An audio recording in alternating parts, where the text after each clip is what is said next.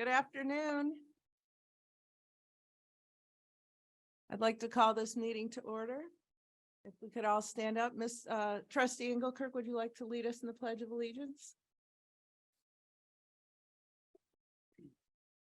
I pledge allegiance to the flag of the United States of America and to the republic for which it stands, one nation, under God, indivisible, with liberty and justice for all.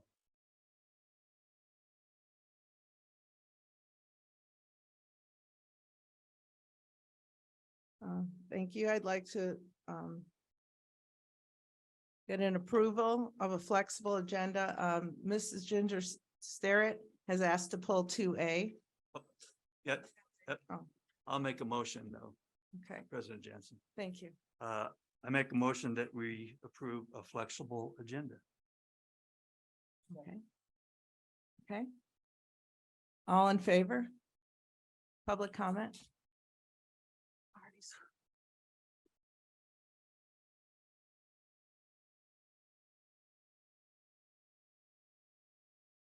Okay, no public, anybody online, John?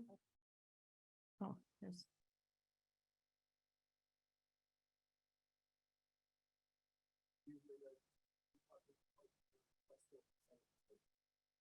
General?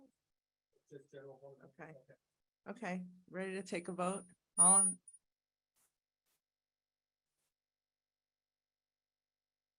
So we pull the 2A now? We have to vote, okay. All in favor of a flexible agenda? Say aye. Aye. All opposed? Unanimous? Okay. Just like.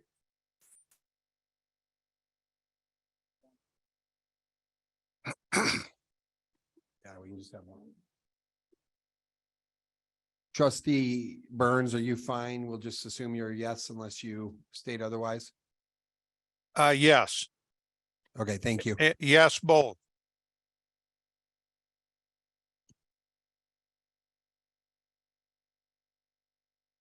Okay, consent.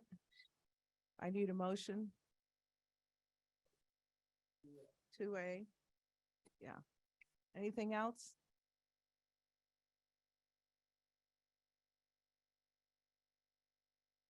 Who'd like to make the motion? I'll make a motion that we approve the consent items with the exception of 2A being pulled. I'll second that. Public comment?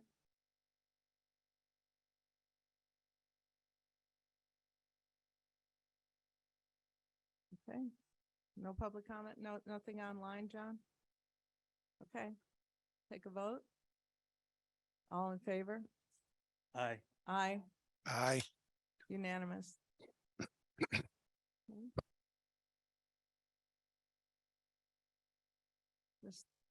Yeah, Ms. Starrett?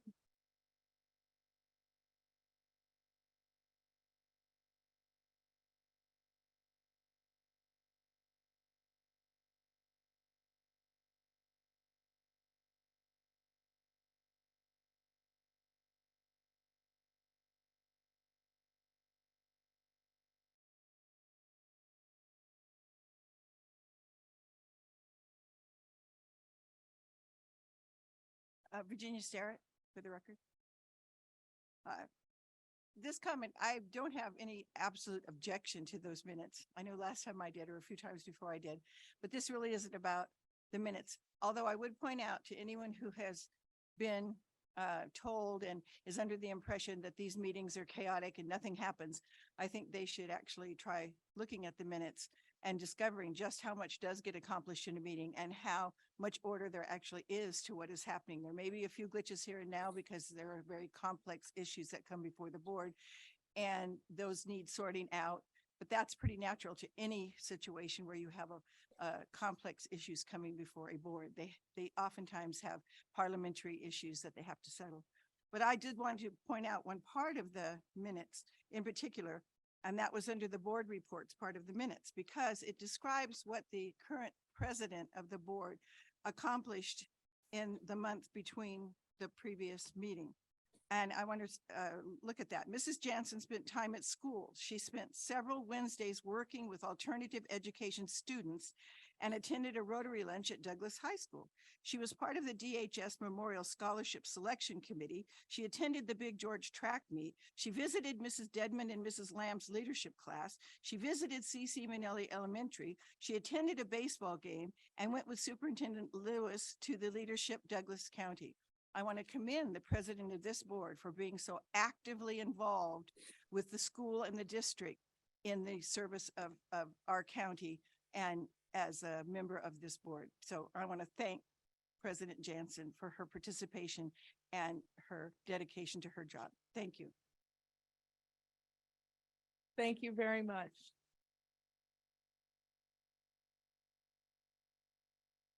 Superintendent Lewis, introduction and special recognition. Yeah. So that Sorry. I'm not sure why 2A was just pulled. There doesn't seem to be objection of the minutes. That seemed like it would have been more appropriate for public comment, but that's my 2 cents. Let's approve 2A. Would like to make a I motion? make a motion that we approve the minutes of the regular board meeting of May 16th, 2023. Okay. All, public comment? All in favor? Aye. Aye. Catherine, unanimous. Thank you. Superintendent Lewis, introduction and special recognition.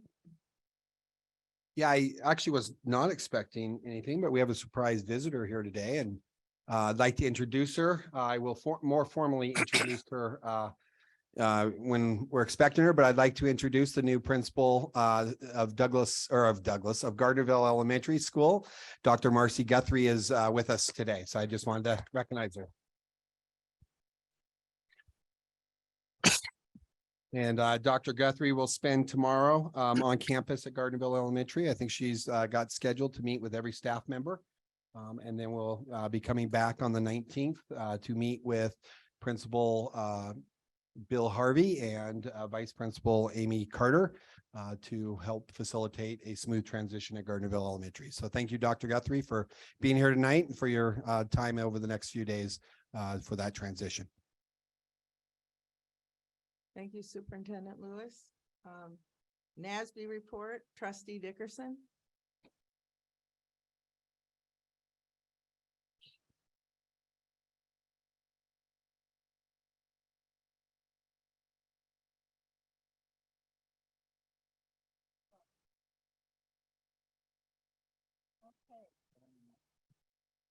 Some big news actually in that regard.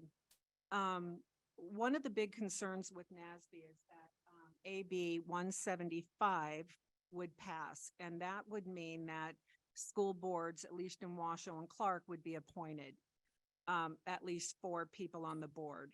And it really does, in NASB's opinion, mine as well, it really hurts the sovereignty of counties to really fully elect their own school boards. So on June 2nd, AB 175 was signed into law. Clark and Washoe counties are affected by this law. However, as we know, it will eventually come our way.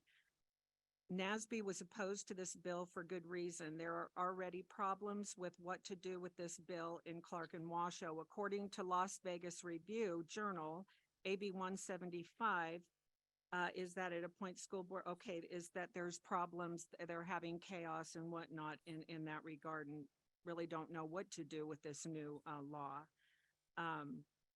So that was the big thing as far as bills were concerned that we were watching in reference to NASB. So that's about all I have. Thank you. It did pass, though. That's sad. Thank you, Trustee Dickerson. And we'll go to board reports. Trustee Kangas.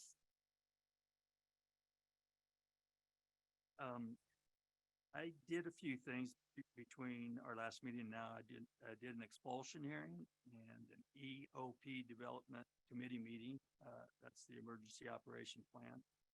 Jacobson High School graduation, cardboard challenge at Menden Elementary School, which is always a gas. It's just so much fun. And, Carson Valley Days Parade just on, Saturday. That's all I have. Thank you, trustee Kangas. Trustee Gilkerson?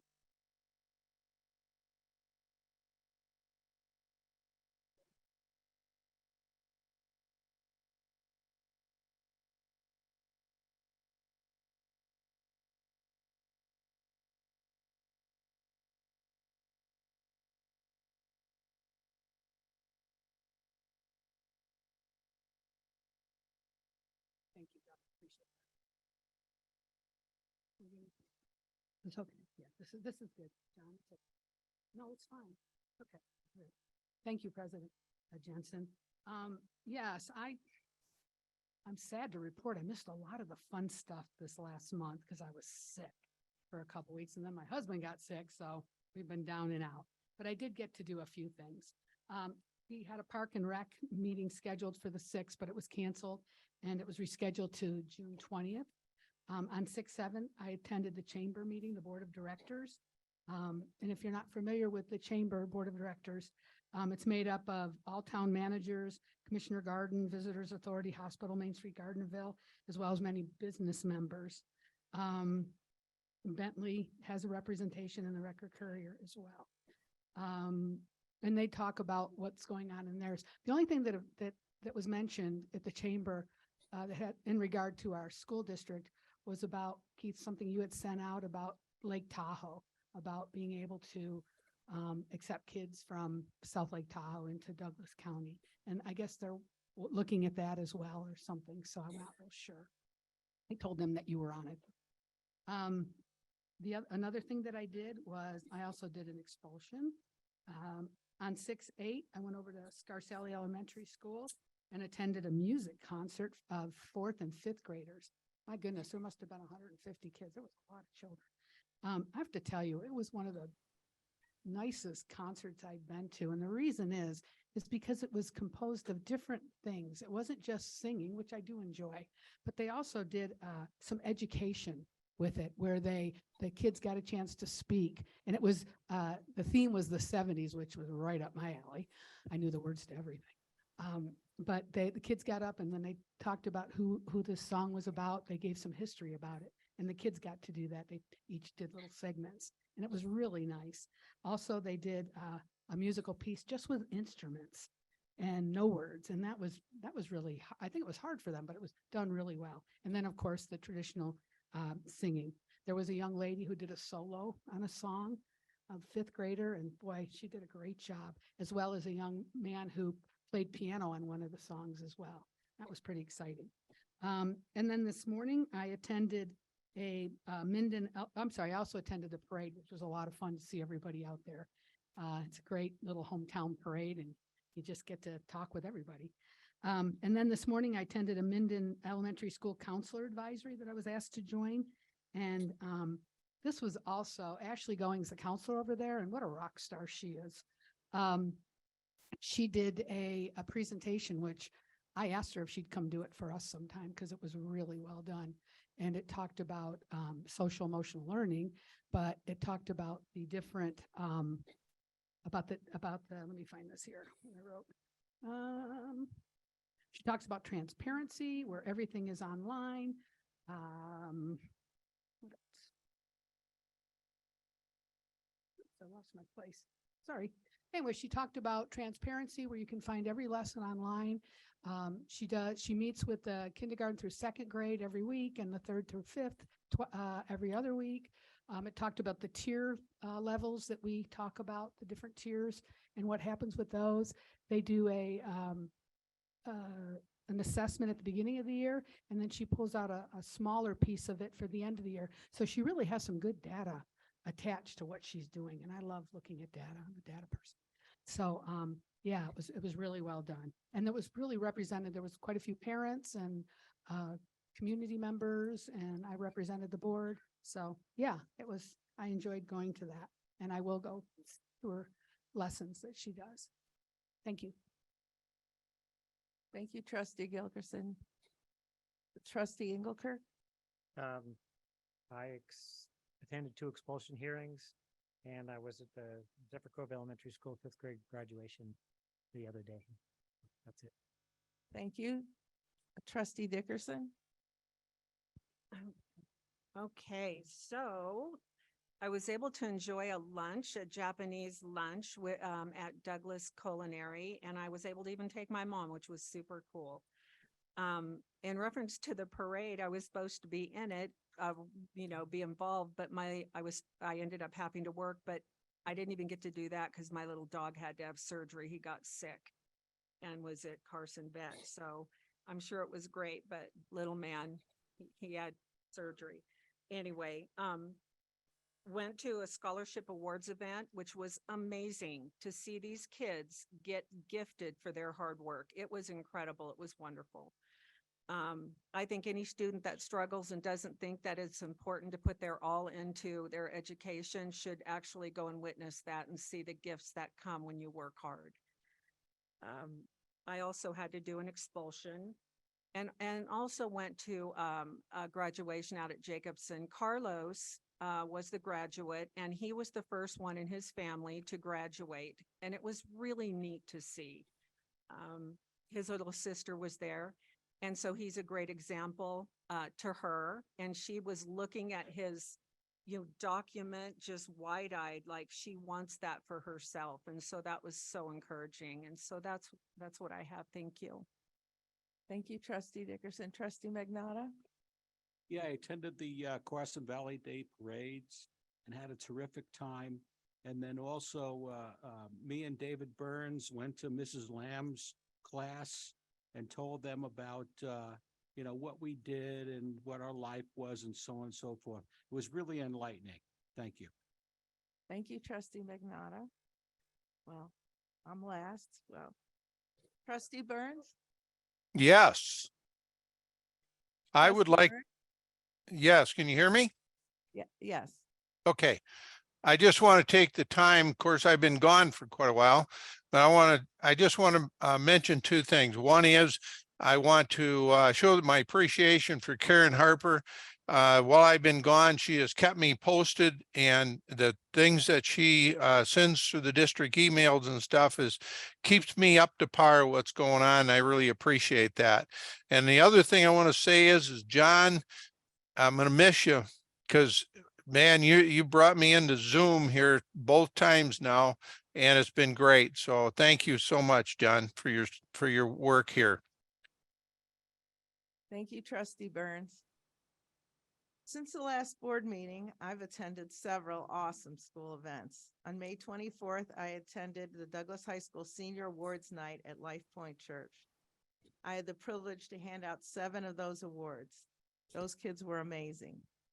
I just couldn't get over how wonderful that event was and how deserving those kids were.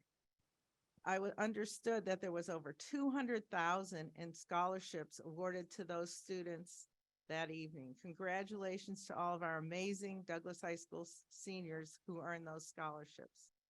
On May 25th, I went with Ms. Laka's 8th grade history class to the local history museum in Minden.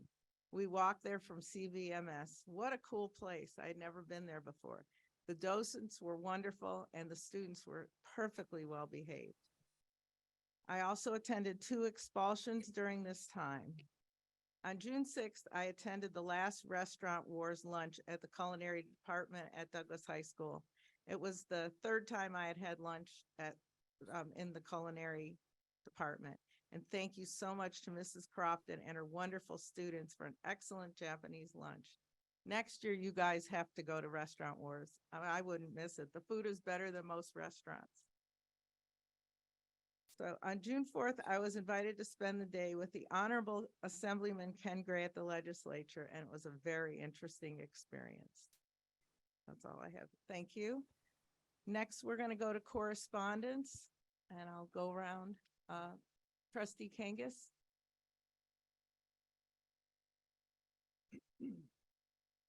I was contacted by Joe Buck. Is that his name? Joshua Buck, excuse me, Joshua. And it was about the lake schools and attendance from California schools. Also, Marty Swisher was in contact with me just asking questions about agendas and things of that nature. That's all I have. Thank you. Trustee Gilkerson? I have the exact same.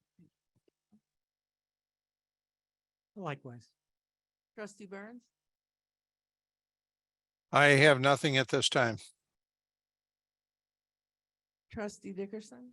I've had several, actually many correspondence about agenda items, but that's all I have. Thank you. Trustee Magnata? I have nothing to report. I would say that I received, after the last meeting, I received many, many emails from parents who were confused about the wording and the meaning of Agenda 19. And most of them were in agreement that girls' sports and safety in their private spaces was a good idea. Now, I'm going to go to the end of the year celebrations for the good news, and there's a lot of good news. On June 16th, there'll be several graduations at the Civic Hall, DNO graduations. This is for the Aspire Academy.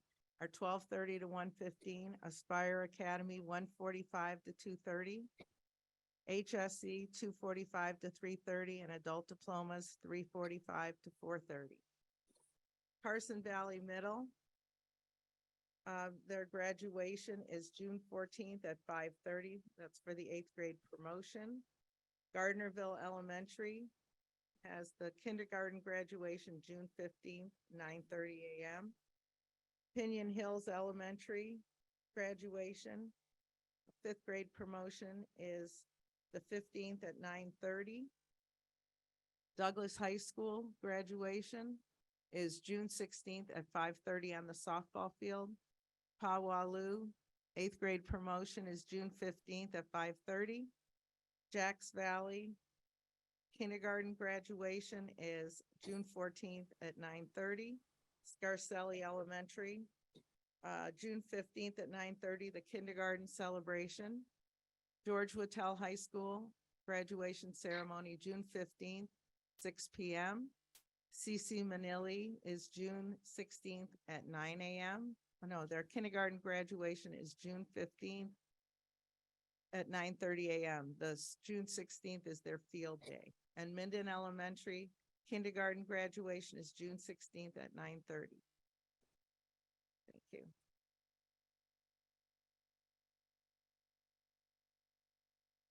Superintendent report.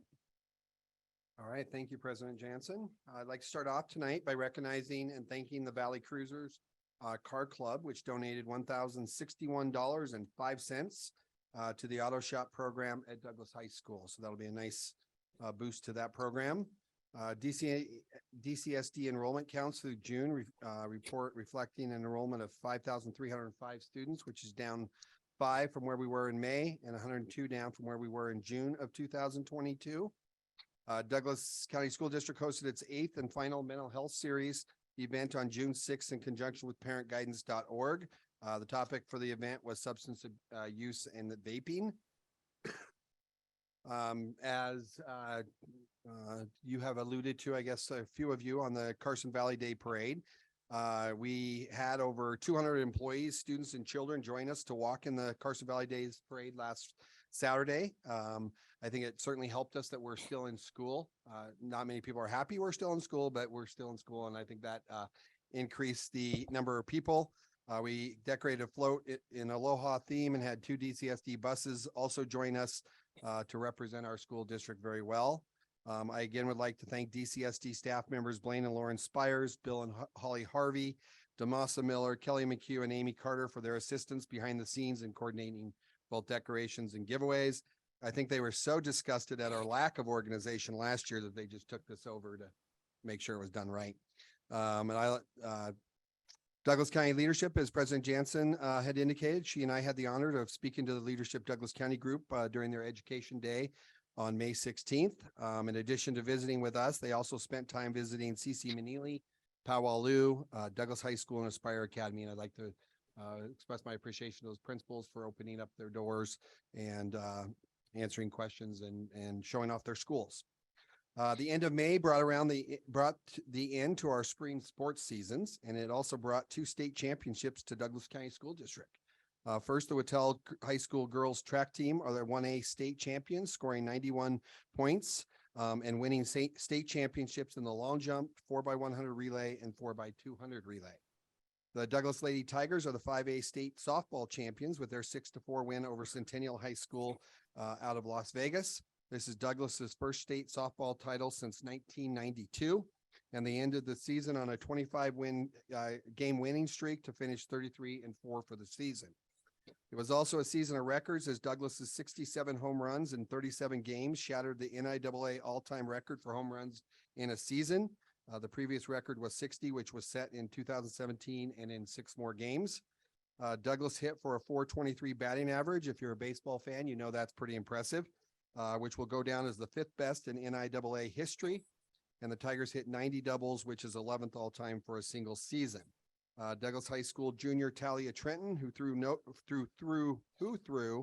4 no-hitters this season, was just recognized as the Gatorade Nevada Softball Player of the Year. Talia is the first ever winner of the award from Douglas High School. I also want to acknowledge a few other student athletes. Whitell High School student athlete Logan Robertson won the state 1A championship in the 800, 1600 meters, and the 3200 meters, and single-handedly finished 8th in the state as a team. And Douglas High School golfer Brock Walters was named the Class 5A North Golfer of the Year, and after winning the Northern 5A title by 5 strokes, finished 8th at the state golf championship. I think he had the highest score in the second round, but just fell too many strokes in the first. And then finally, the Douglas High School girls track and field team finished 6th at the state championship meet, and the boys finished 17th. President Jansen alluded to there's a lot going on right now in the school district. This is a very fun time. We've had scholarship nights, music concerts, art shows, Camp Read a Lot at Jacks Valley, kindergarten, 5th and 8th grade promotion ceremonies, National Honor Society and National Junior Honor Society ceremonies, the Minden Elementary Cardboard Challenge, lemonade stand projects, the hot air balloon demonstrations. And I just, again, want to commend Amanda Johnson. She just did an amazing job with that event and really made it an educational opportunity for our students in addition to the community events. We had an Ag Day, which has been a first for quite a while since COVID. So that was exciting to see come back. We've had a couple career days. If you were smart, you came down and bought some plants from the DHS agricultural plant sale. We had a young author writing project. I proudly boast that my staff and the C.C. Minnelli Elementary staff beat the students 4-3 in Galaxy Ball. And there was so much more. And then the students at C.C. Minnelli were visited by 3-time Olympic medalists. He's earned 2 gold and 1 silver, 6-time X Games medalist, and now a children's book author, David Weiss, who I think was born in Reno and still lives in the area. So that was cool for the students at Minnelli. And then you've already done a nice job of telling when the graduations are, so I won't repeat myself. Shannon Brown, Deputy John Meyer, and I presented to the Minden Rotary on Thursday, June 8th on school safety. As always, it was a topic of interest that we could have probably spent all afternoon talking about and answering questions. The Superintendent's Academy, the past 2 days, or day and a half, I should say, my team and I have been attending the Nevada Association of School Superintendents Academy at Harrah's Lake Tahoe. I was telling President Jansen today we had an amazing keynote speaker, Sam, fill in the last name for me back there. Glenn, sorry. Sam Glenn was very funny, but also as he's talking, is doing art, and he drew this amazing eagle, painted an amazing eagle on canvas as he's giving his keynote address. And I was hoping that we would win it for Jacks Valley Elementary School, but the painting went to Lincoln County in the draw. Grant funding, we're excited to announce that we have received some grant funding to support our ongoing quest to do whatever we can to improve school, student, and staff safety. We have received funding through a state grant that will allow us to do 2 things. One is to replace, we don't have an example, I don't think here, but several doors in our school district. We have both a right and a left handle that in some of the school shootings that have occurred across our nation, the individuals have come in and chained them shut so that people couldn't either get in or get out. And so we will be replacing the left side handle with just a metal plate that'll prevent that from happening here in Douglas County. So I think that's a great safety improvement. Excuse me, and anyone that has been on this campus knows how wide open it is. And so we have secured funding for a wrought iron decorative fence that will secure the perimeter of Douglas High School. And it's nice to be able to fund decorative fence so we don't have chain link that creates an eyesore for our school. Douglas County School District will offer summer school from June 26th to July 20th for students in grades 7 through 12. Summer school runs from Monday through Thursday from 8 a.m. to 12:30 p.m. And it will be held on the Carson Valley Middle School campus. Speaking of NAS, I want the board to know that beginning July 1st, I will be serving as the vice president of that organization for the 2023-24 school year. Lincoln County School Superintendent Pam Teal will serve as the organization's president, and White Pine County School District Adam Young will serve as secretary treasurer. I will also continue to serve on the Council for Professional Standards at the state level, which was a governor appointed position. And then I just want to end my superintendent's report by acknowledging the amazing Douglas County teachers, support staff, employees, and administrators as we prepare to end the 2023-24 school year this Friday. I could never properly articulate how much I appreciate the time, effort, and dedication of our staff that they give on a daily basis for our students. And so one note on that is Aspire Academy is our one school that has to use the contingency days due to our school closures. I'm not terribly happy today because I'm not unhappy with that they approved the state holiday, Juneteenth being a state holiday. But now that forces, we were going to be going to school on the 19th, and now the state's requiring us to move that to the 22nd. So I'm disappointed by that, as our staff was prepared to be done on the 21st, as were our students. So I'll keep you updated if my last final plea to the state doesn't bring around hopefully a different answer. So that's all I have. Thank you. Thank you, Superintendent Lewis. Any questions? Okay. Agenda item number 9, consideration of final 2022-2023 budget amendments and augmentations. Ms. Estes. Hi, Sue. How are you? Okay. Every year, we have to start truing up our actual budget because the violation comes when we overspend functions. And so we carefully look at the budget and see where everything has been spent, and then do a true up to remove money from places that we have an abundance of, and then move it to places that we don't. So the highlights that you can see, and it's a little misleading, where the salaries say that we are down by $4.5 million in the salaries. That's really not down by $4.5 million. We just had to add the special ed to the special ed fund. So we've removed those salaries from the general fund for the special ed, and we have moved those into a transfer, as you can see on the second page. And so instead of the 400,000 that we had for a transfer, we've moved $4.5 million from the general fund to the special ed fund. That's it. So I didn't want you to be thinking that we'd just taken out $4.5 million in salaries, but it is kind of just put into a different place. A couple of other things. And then so any kind of underspending that we've had in salaries usually is the place that we try to pull some of those funds in where we had unexpected expenditures.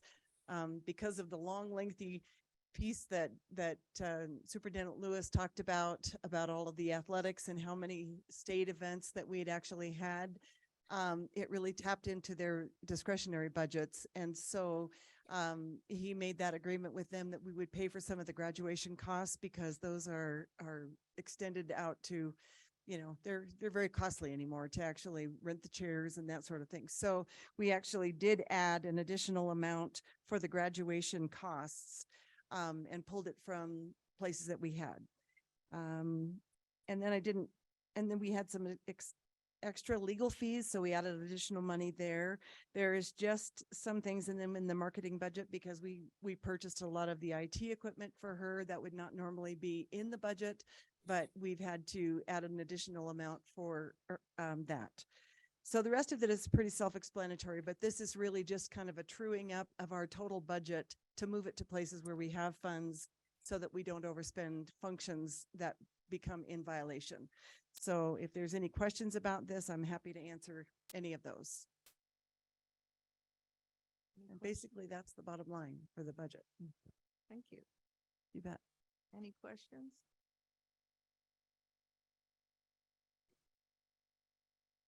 Trustee Burns, do you have any questions? I do not. Thank you, Sue. You bet. So I see we divide this into two motions. Okay, so who would like to make the first motion? Number 23-01.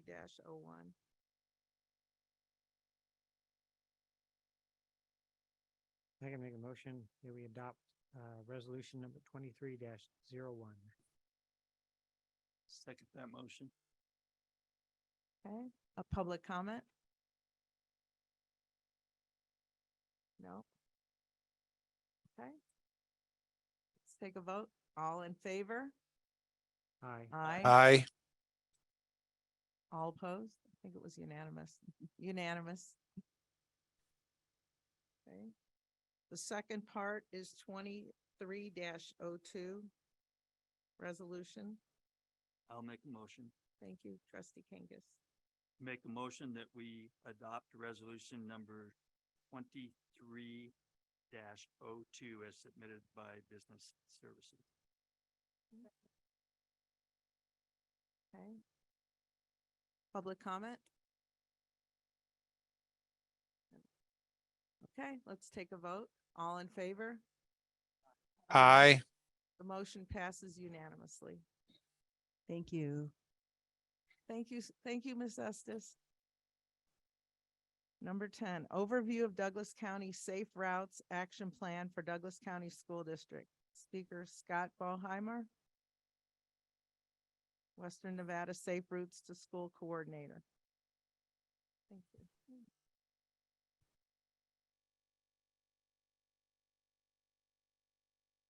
Good evening, everyone. My name's Scott Bohemier, the Western Nevada Safe Routes to School Program Coordinator, and with me is Amy Cummings from Parametric Consulting.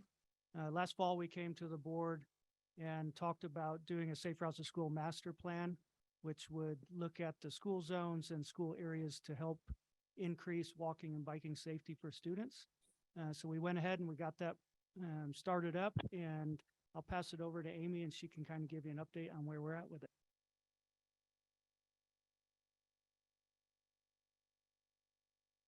Thanks so much. We appreciate you taking time to talk with us today. Our goal for the plan is to improve the safety for walking and biking to school for all the students in the county, and to increase the number of students that feel comfortable and their parents feel comfortable allowing them to walk and bike to school. One of the key components is identifying those construction projects and facilities that can help improve that.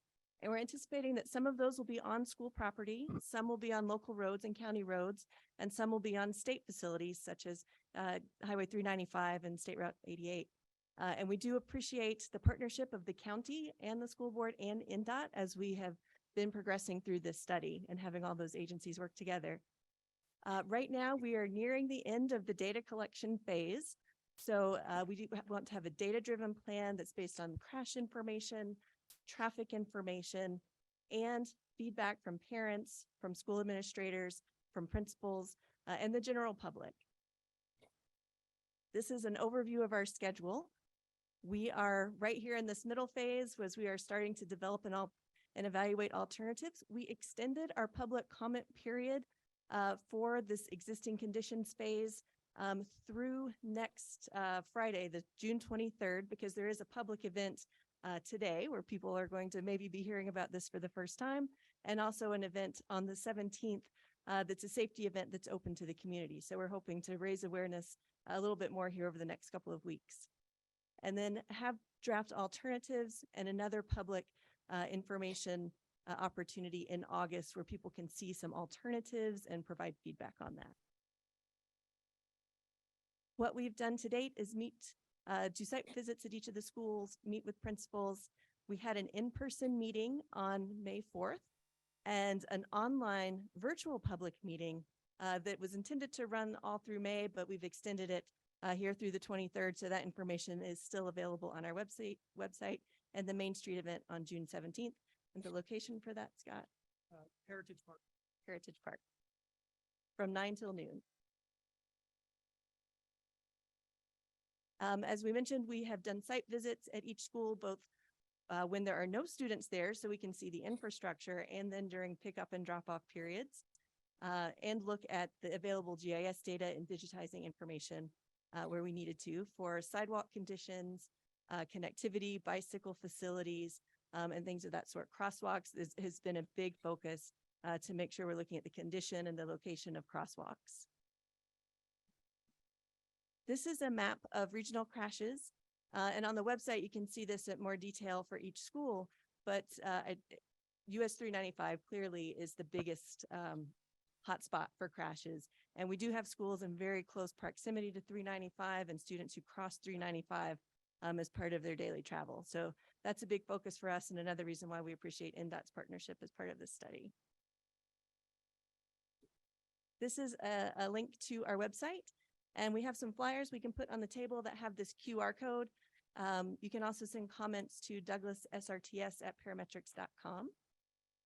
We have online surveys. There's a map survey, so if anyone wants to leave a specific point, if there's a specific location where they have a concern, we invite people to do that and describe that. And then there's a question-based survey as well. So we're hoping that folks will visit and share information about their priorities and the needs that they experience. Thank you very much. Does Thank you. anyone have any questions? Okay, Trustee Dickinson. So from 7-Eleven towards Topaz Ranch Estates in that area, with the road conditions and whatnot, it's such a dangerous road. Do you have any statistics on what can be done to make that safer? It's pretty treacherous in the winter. Is that part of the study as well? We can certainly pull, we have countywide crash data, so we can Yeah. pull that for that segment and share it back with you. Okay, thank you. And that was from 7-Eleven to Topaz? Yes, because those buses, they travel some very treacherous roads out there. Yeah, thank you. Trustee Gilgerson? Thank you, President Jansen. My question is this, do you guys work with Parks and Rec at all? Because they're doing lots of things with the trails. And I'm just wondering if there was a way to be able to collaborate somehow. I was just curious. And we have not up to this point, but I appreciate that recommendation. That's certainly something we can, folks we can reach out to. Could I get some information maybe on how to reach you that I could give to them? You get that first? Thank you. I appreciate that. Thank you. Thank you. Any further questions? Yeah. Trustee Engelkirk? Yeah, hi. I'm just wondering what the big areas of concern you guys see, just for how far you've gone in your studies.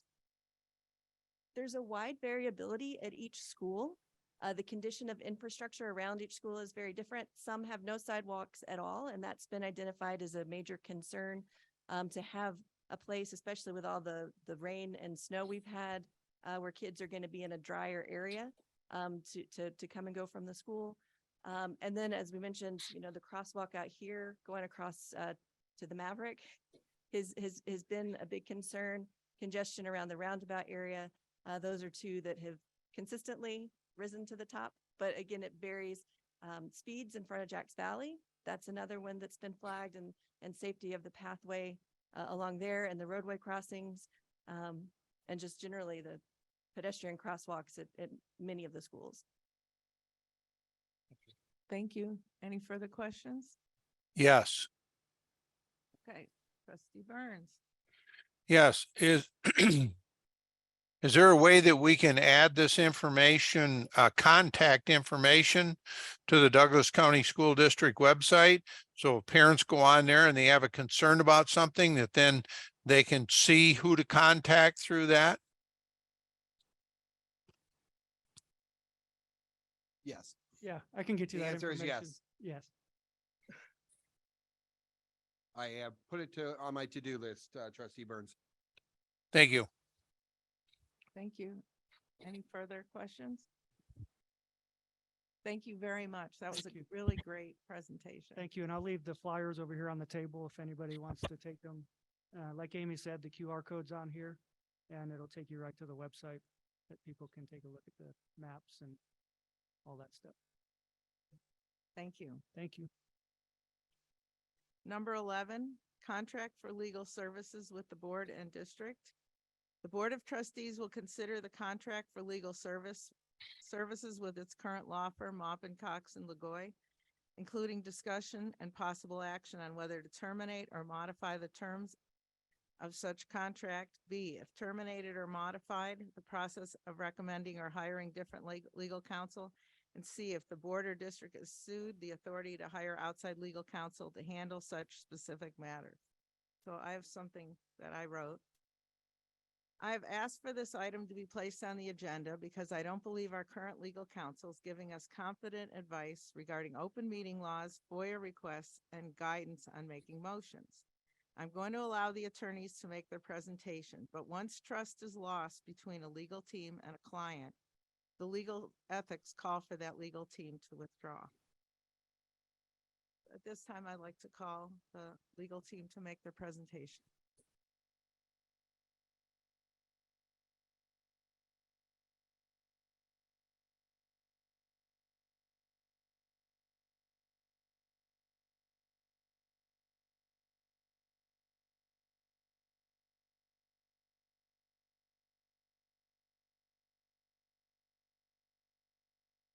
Good afternoon. Thank you, Madam President, members of the board.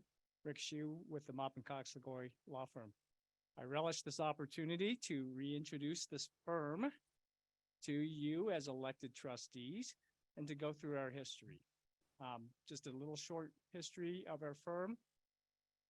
The firm started in 1972 when two third-generation Nevadans, cowboys, named Steve Walther and John Key, left their big law firm jobs and created the firm known as Walther Key. In 1980, when my mentor, Bob Cox, joined the firm, he brought with him a tremendous practice of representing school districts throughout the state. Same thing in 1986 when Don Latin, who's still at our firm, not retired, came to our firm. Fallon Boy, he brought his Churchill County School District account with them. This firm has represented school districts from 1980 to the present, 43 years. We have the reputation of being a school district, a school and education law firm. We have the distinction of representing every school district in the state at one point in time during our history. Now, I joined the firm in 1994, and what does it take to represent school districts? It's pretty broad range. You have to be familiar, become familiar with complex federal and state laws. On the federal side, the special ed laws are very complex. IDEA, Section 504, the Rehabilitation Act, the ADA, also the Family and Educational Rights Privacy Act. That's student records.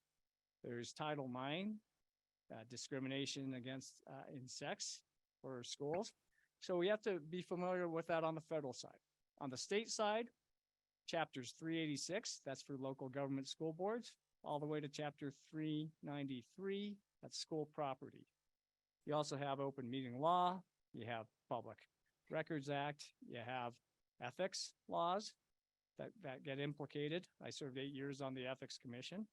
You have the Local Government Employee Management Relations Act. That's labor relations. That's chapter 288. So it's a wide range of matters that you have to become familiar with. Now, I actually had some fun preparing the history of representation in Douglas County School District. So in your materials on the second page, I'd like to draw your attention to that. And I'm not going to go through each one of these things, but I just want to highlight a couple of things. And I don't know if John can put that on the board or not. Maybe you can't, probably not. That's all right. You don't need to put it on the board. The best I could come up with, the earliest electronic archives date back to 1995. Bob Cox was the lead for the school district. I was 1 year out removed from law school, and my first involvement was in 2000. Now, what I want to point out on the first page on this history of representation, it sounds kind of nerdy, but it's very important to understand. And that's the Nevada Rule of Professional Conduct 1.13, organization as client, where it says a lawyer employed or retained by an organization represents the organization through its duly authorized constituents.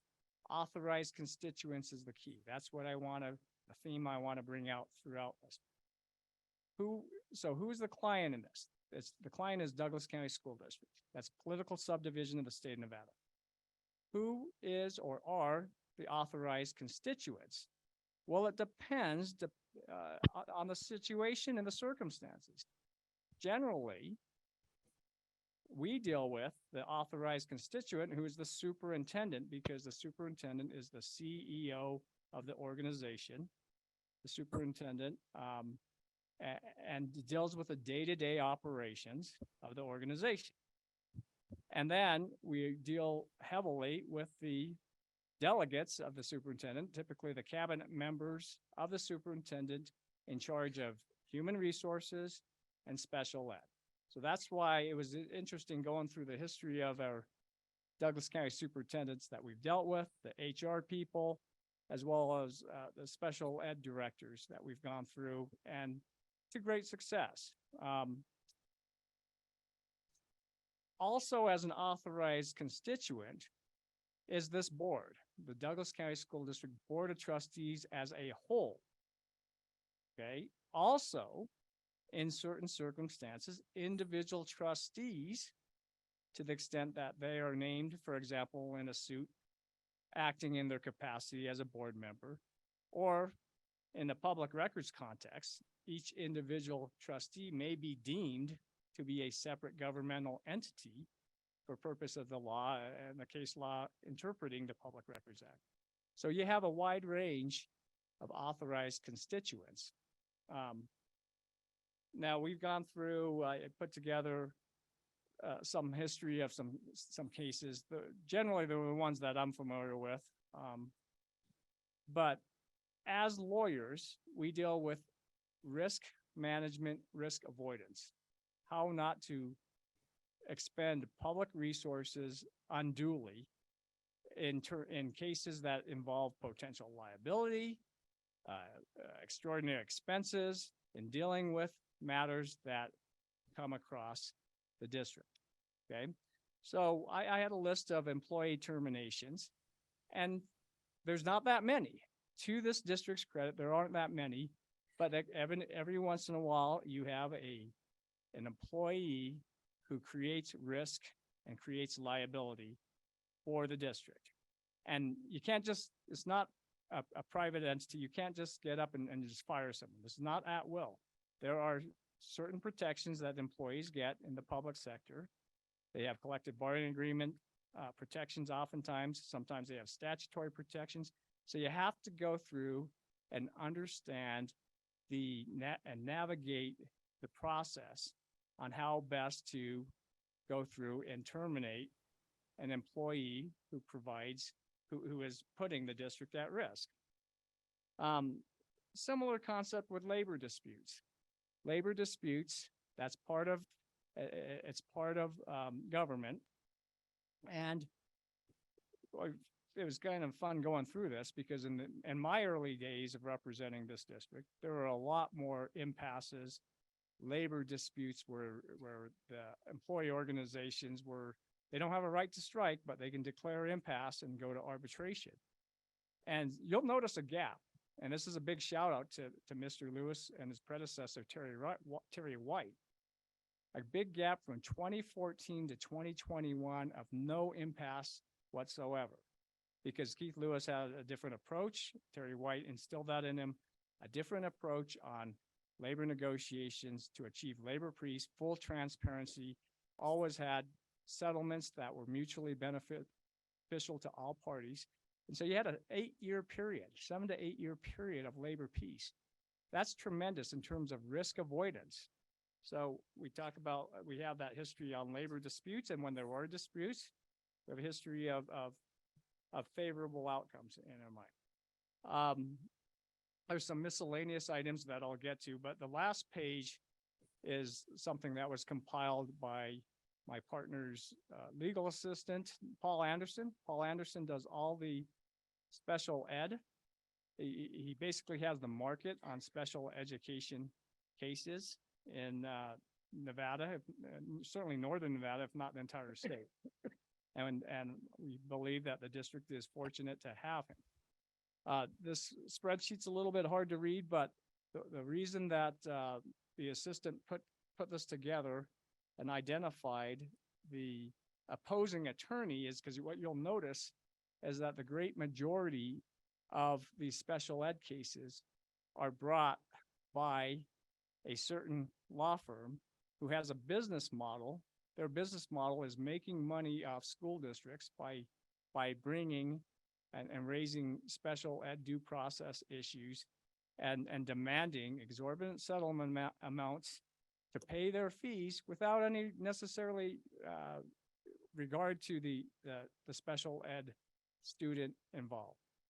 Now, in this district, through Paul Anderson and the special ed coordinators or the people, the authorized constituents here in the district, they've taken a different approach.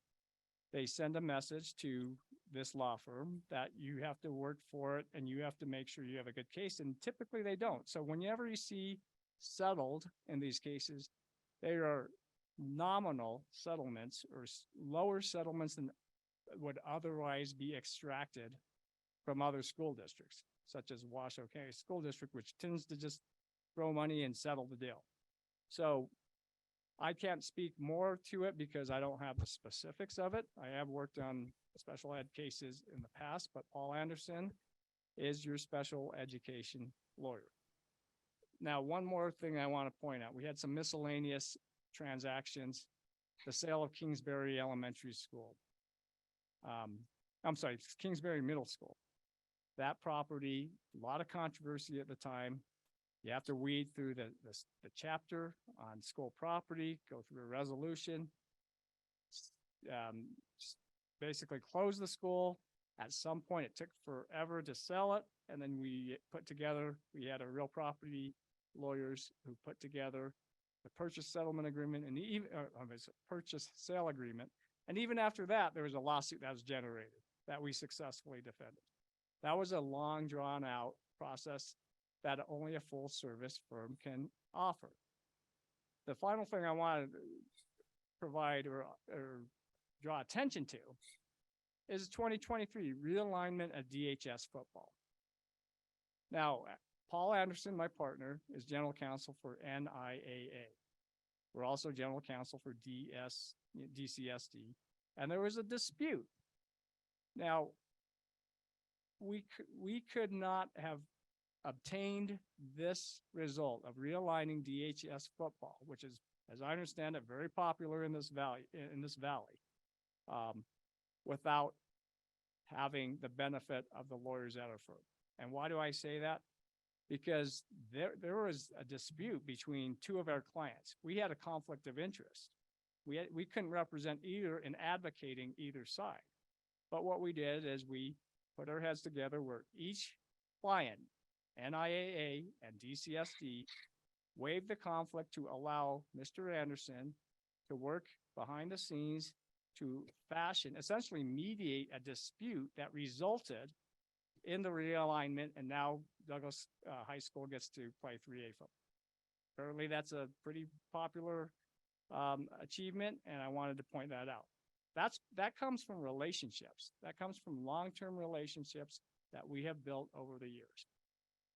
So with that in mind, I want to draw your attention, again, going back to the concept of authorized constituents. The staff recommendation is not to terminate our contract, which is 10 years old. Discounted rates back then, $225 an hour. That's severely discounted. It's almost 50% discount at this point. We have not asked for a raise during that time frame due to budget issues all throughout. We've done it out of a sense of loyalty and because genuinely, we like the people we work with in this school district. It's good work. It's fun work. It's rewarding work. We have a contract in 2014. The staff, we believe the authorized constituents who are the staff, meaning the superintendent, HR, and special ed.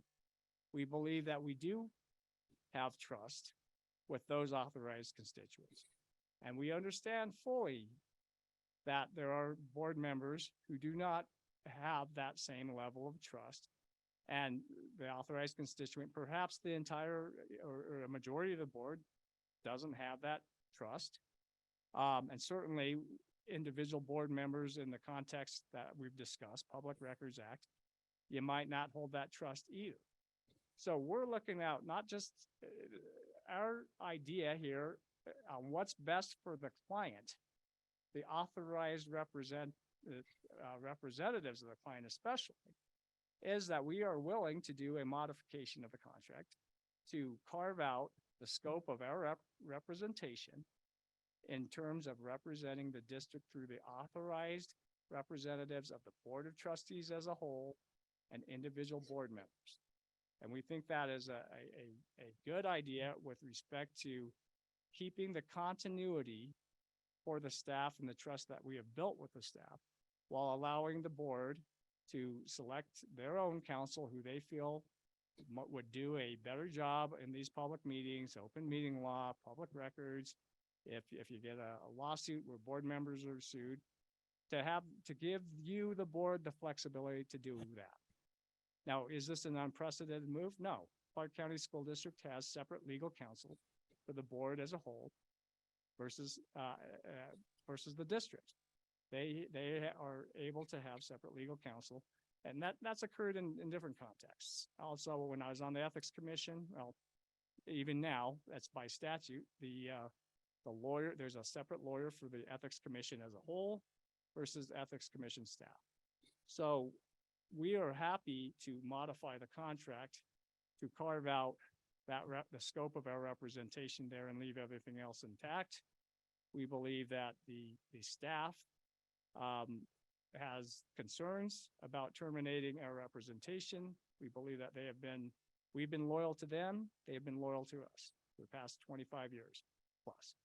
So thank you for the opportunity, and I'm happy to take any questions.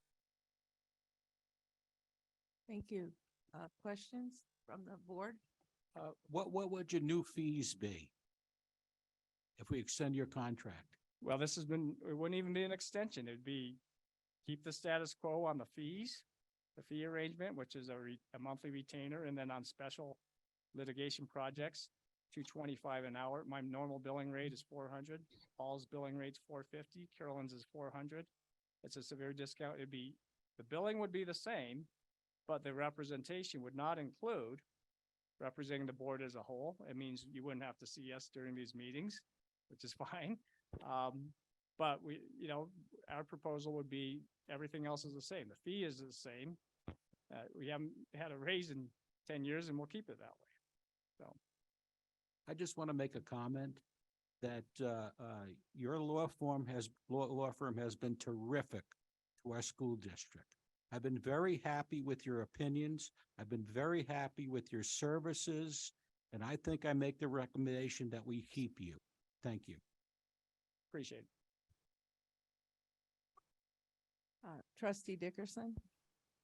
So I hear a lot about, not just from you, but, keeping your head under the radar, not making too much noise about this and that to draw attention and all. And I understand that.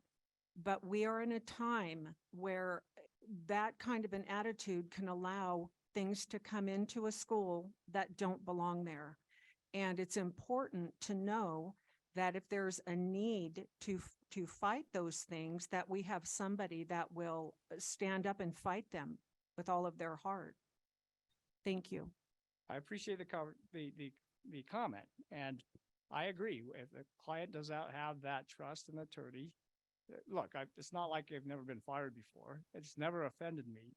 But in a situation where you have several different authorized constituents and who have different expectations, to me, this is a win-win, modifying it and allowing you guys to hire whoever you want to hire to provide whatever fight it is that you want to fight. Trustee Engelkirk? Yeah, Mr. Chu, so if we had, like what you're offering, another legal counsel, they would sit with us here at the board meeting and say, just taking a hypothetical, last month's meeting where the ACLU is calling and threatening to sue, this other law firm would handle that type of thing? Is that how you would see that?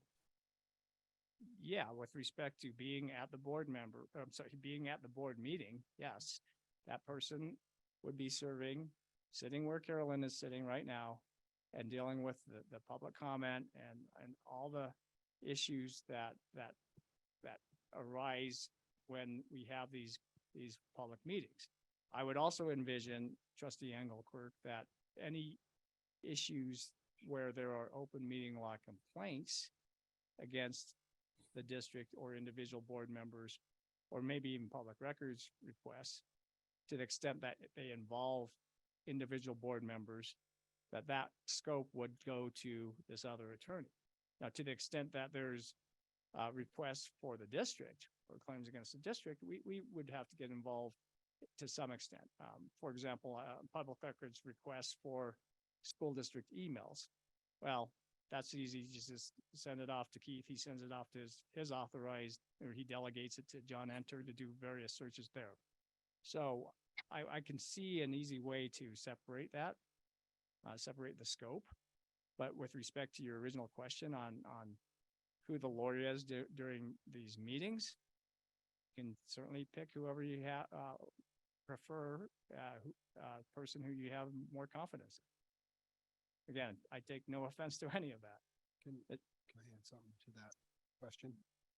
So I think the other thing the board has to consider too is if you do find yourself in a situation of where you're being sued, Pool Pack is our risk provider. And so in a situation where there's a lawsuit that could be a payout, Pool Pack is going to assume legal responsibility for that lawsuit. Because we have a deductible. So let's just say we were to lose a $800,000 lawsuit. Douglas County would be on the hook for 25,000. Our insurance provider would be on the hook for 775,000. And so they have a say in who that legal counsel is. It's always been great. It's typically Ann Alexander or Becky Brew who represent us in those cases. But so that's another aspect to this. Trustee Kangas? I just want to say that I honestly struggle with why this item is even before this board. We have a firm that specializes in education, been by our side for 23 years, been on this board since 2017. I've never had a single issue with the way we represented it. And they're a bargain.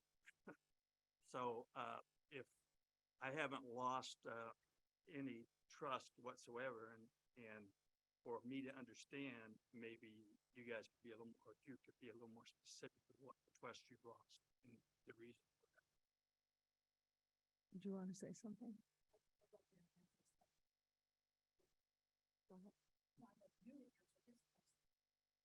Can't hear it. I'm sorry, I apologize, Dave. I would like, Trustee Kangas asked President Jansen a question, and can you repeat your question? I said that I have not lost any trust, and I would like to hear more on specifics of why President Jansen has lost her trust in our law firm. Well, one thing is the amount of FOIA requests and open meeting law violations that we have. I don't feel that they've fought for us. I feel that we've been berated and inappropriately, people using the words from our emails in these meetings. Also, when we were attacked by the ACLU, I don't feel that they would want to fight for us against the ACLU, or a lot of these woke agenda things that have come up that people don't seem to think are happening, but they're happening. Just look at our legislature. The legislature's passed many awful things that are coming here. They want us to have Planned Parenthood in the schools. I would want to fight that. I don't believe that they would want to fight that. Just to start with. Trustee Gilgerson? Yes. I hear what you're saying, but I still think that open meeting law violations will occur if they're really occurring, and I think they are. I don't know that a lawyer, having a different lawyer will change that. The ACLU, if they sue us, it's going to come before, will it not come over to, Ann, who you said, the pool pack, if we get sued? It would that's the way it would typically go, yes. Okay, so that, Where there is a settlement of which an insurance company is going to have to pay, then they're going to want say in the legal representation of that. right, so that doesn't change anything. Rick and Carolyn, you can weigh in Oh, no. on that if what I'm saying is not accurate. Well, I haven't actually studied the policy, but typically lawsuits against the district of this nature, even employee discrimination and civil rights type violation, lawsuits go to POLPACT and they accept the defense and defend it. So I'm usually I'm removed from that process. But yeah, typically that's how that works that's why you have insurance. Mhm. But then on the other side, I know you guys have other questions with the board members up there. I would caution that no discussions or no privileged communications between myself or Carolyn and these individual board members, we're not going to disclose that one way or another in answer to your That's what I question. was asking. And I appreciate, information. and I appreciate Miss Jansen's answer because she didn't disclose any information. Right. She has her opinion and I appreciate it. I've told you before privately, I said that I take no offense to that. The fact that you don't have trust in us. I think that with respect to my political views are, I can tell you that personally, they probably align a lot more with yours, but I still have a legal framework that I got to deal with and advise you guys on risk. It really makes no difference in terms of what my political views are. That being said, it doesn't hurt anybody's feelings in our firm if we have lost trust or you guys have lost trust in us. So. Can I Thank you. continue? Continue. Thank you.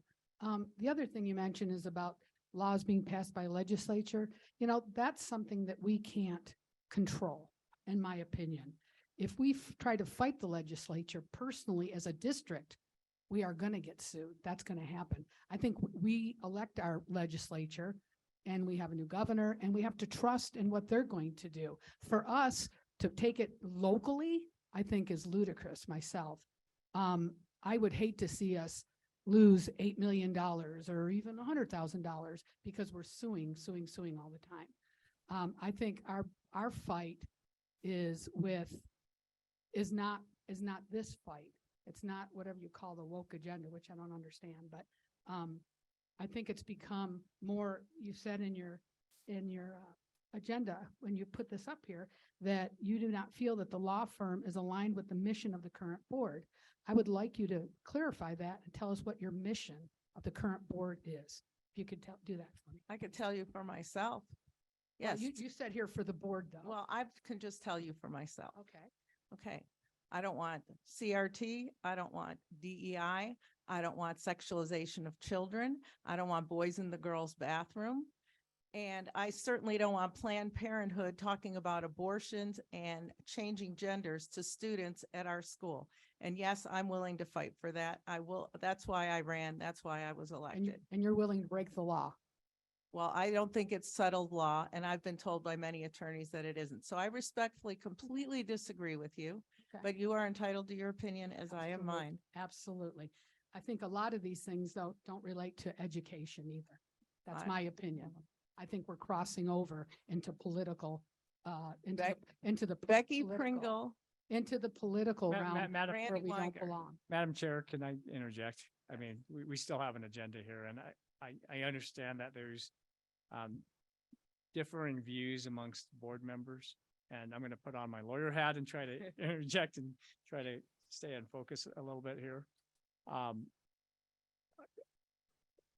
Also allows me to interject on people who might not want to, might want to keep the contract in full altogether without any modifications. The reason I said that we are happy to do the modification as suggested, where the authorized constituents of the boards, the board as a whole, and the individual board members, the reason I have I'm in complete agreement of that is because the attorney-client relationship goes both ways. You know, if board members don't have trust in you, there's also the other way around. We may not necessarily have the same trust in the individual board members. So this is a way to make everyone happy, all the authorized constituents of the school district happy, and we're happy to accommodate that. So I just want to make that clear. I mean, I'm not here to lobby against no change whatsoever, because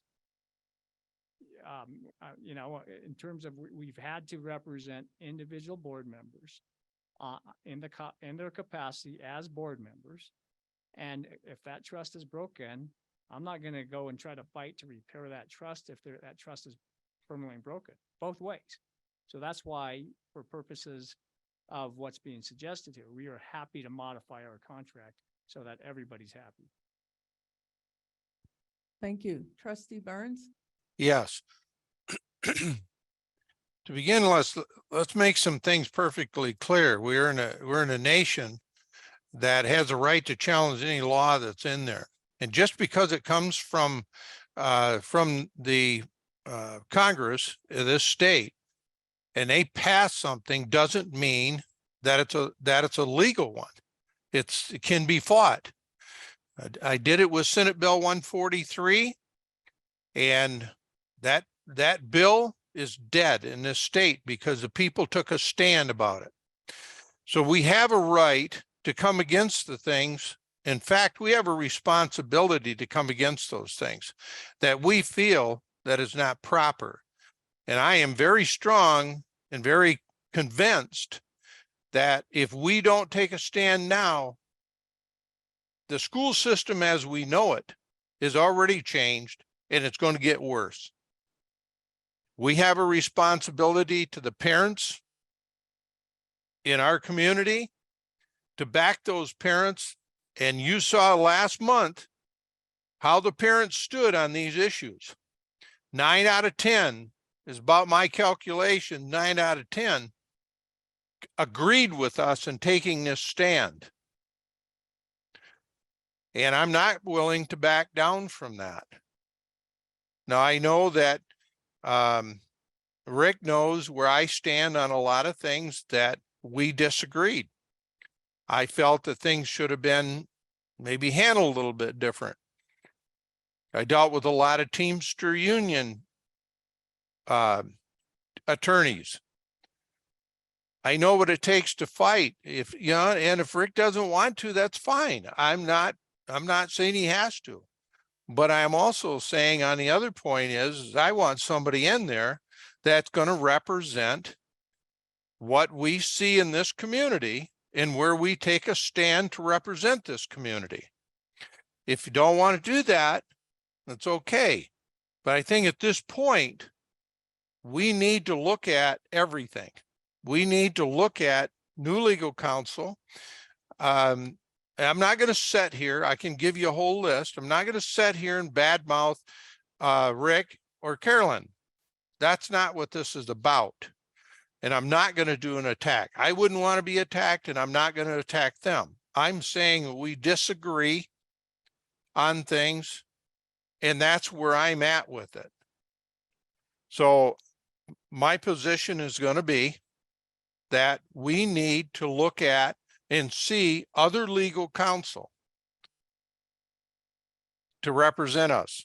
Now, I've never experienced, and just don't. I'm not convinced that you take legal counsel and you mix them with two firms. Maybe they're doing that. I'm just not comfortable with that. I just see it as another disagreement between two legal counsels, and we're caught in the middle. So my position is that we already put out the invitation. Anybody can come and submit to this board. And I'm willing to say, we need to hear from other legal counsels. We need to hear what they have and what they represent. We need to make a decision based on that. I think for us to sit and say everything's hunky dory, I'm not in agreement with that. I'm not in agreement with it. So I have a motion when the time comes. Yeah, trustee Burns, you said you've already put out information asking for, did we? We even- did last month. No, we didn't. Trustee Burns, that That's was not not true. board action. That was a future agenda. I item. didn't say it was a board action. Well, then I we have said put out- it we was have not put out there. Request. And if you did Okay. that, you did that without the board behind you, because we did not bring it up and we did not vote on it. So you're going out on your own. Didn't say we did. I said it was put out there. I didn't say we took it as an agenda item and that we voted No, on it that's or not what I'm anything. saying. You said, Carolyn, can you read back what he said? Carol, you didn't get, can you, Trustee Dickerson. he Okay, did say that Okay. you put it out. I think it's per our last meeting when it was said that on the agenda, we would like to put an option for Keith to come up with some names and whatever. I think that's what this is about, not so much that anyone's soliciting and getting business cards. That's what I think is being So I said. think what I want to clarify is whenever you put something as a future agenda item, that's all you're doing. There's no action taking. You haven't decided even a process. So I don't want anyone saying that we've put it out there because it implies that we've taken action. All that happens on a future agenda item is that it will be on a future agenda item, which just came to the next meeting. Right. And at some point, I'd like to speak.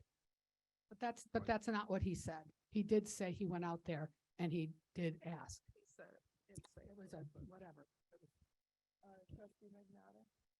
I would just like to make a comment. You know how difficult it is to hire a law firm with their expertise, which is in educational law? You know how difficult that is to find a law firm that'll even do the job for us? Very difficult, very difficult. I had a business that represented thousands of lawyers and thousands of companies. And this is a specialized educational law that I think will be extremely difficult to find somebody that would give us this expertise and this grace representation. At $2.25 an hour. Thank you. Which is extremely reasonable. Is everybody on the board? Okay, go ahead, Superintendent. I guess I find it extremely disappointing that we sit here today and no one has come to talk to me as superintendent of schools about my view. And I asked the board officers to speak to Joe Gerdner and speak to Jeannie Dwyer, who on a day in and day out basis alongside me work with our legal counsel. You unfortunately have had to work with our legal counsel more in the first 5 months than I'm sorry that that's had to happen. But on a day-to-day basis, my staff has worked with Paul Anderson, with Carolyn Renner, with Rick Shue. They are amazing educational attorneys who have represented Douglas County School District. And in our world, we don't take on fights in our employee world unless those fights need to be taken on. And I think it's why we have the morale and the culture that we have in this school district is because we pick our battles wisely and we don't just pick them to pick battles. And Rick talked about in 2014, there has been a shift, been a huge shift in this school district in terms of how we do that. And so I would implore this board, and I support, if you want someone else to represent you, you by all means do so. But please listen to my staff and please give Joe Gerdner and Jeannie Dwyer an opportunity to speak to you tonight, since their input was not solicited as I had hoped it had been prior to getting here tonight. But I believe very, very strongly in our law firm for the day-to-day operations that I generally deal with them. And that's all I have to say. Thank you. Trustee Engelkirk. I would like the opportunity, and I don't know if this is possible, if this is a question for Keith Lewis or Rick Shu, the opportunity to hear from potential new law firms to determine their qualifications before we decide one way or another on this issue. Correct. Because I think just go ahead and firing counsel or agreeing to two different legal counsels without knowing or having a chance to talk to new legal counsel is perhaps not the best way to go. Trustee Kangas. I agree with the superintendent that if Mr. Gardner and Jeannie Dwyer would speak to the value of our current law firm, I would like to hear it.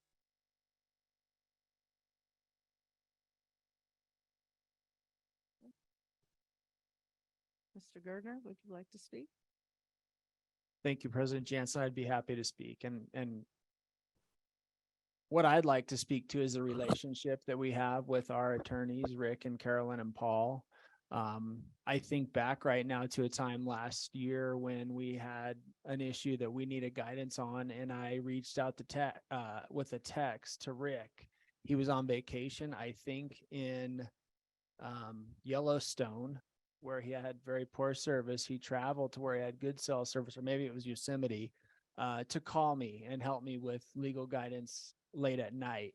And he left his family and he got to where he could make a phone call and reach out to me to give us that guidance. And that's the kind of relationship where we have, where we could reach out to Rick or Carolyn or Paul at any time. And they support us when we have questions or need guidance on legal matters. And on top of that, Rick spoke to the history of their relationship with our district. Rick and Carolyn are probably more knowledgeable about the history of our employee relations than anyone, because they've been involved with all activity that's taken place. Now, they don't sit on like negotiations typically, but they're often involved with advising us if there are issues that come up. And they've been, in my time in the district in the 9 years here, they've been extremely successful in helping us prevent litigation and solve problems in the most cost-efficient, employee-friendly way. And so I strongly endorse Rick and Carolyn and Paul and Maupin, Cox, and Lagoy, and hope that we are able to continue to work closely with them as we deal with the legal matters that we face on a day-to-day basis. Thank you. Thank you. Jeannie? So I agree with Joe. The relationship I have built with Paul over the last 4 years, and actually prior to me coming to Douglas County School District, Paul has been a special education attorney for over 40 years, or almost 40 years, which is pretty impressive. Special education law is hard. It's not something you can read and school yourself on. We have had 19 due process cases in the last 4 years that I've been involved with Paul.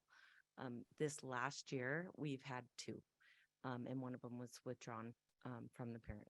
So we've worked really, really hard against this firm that has been picking on us for years that Rick talked about, and we have significantly decreased the number of cases that they've brought forward that really are based on no fact. I'm terrified that if Paul's not representing us, what's going to happen.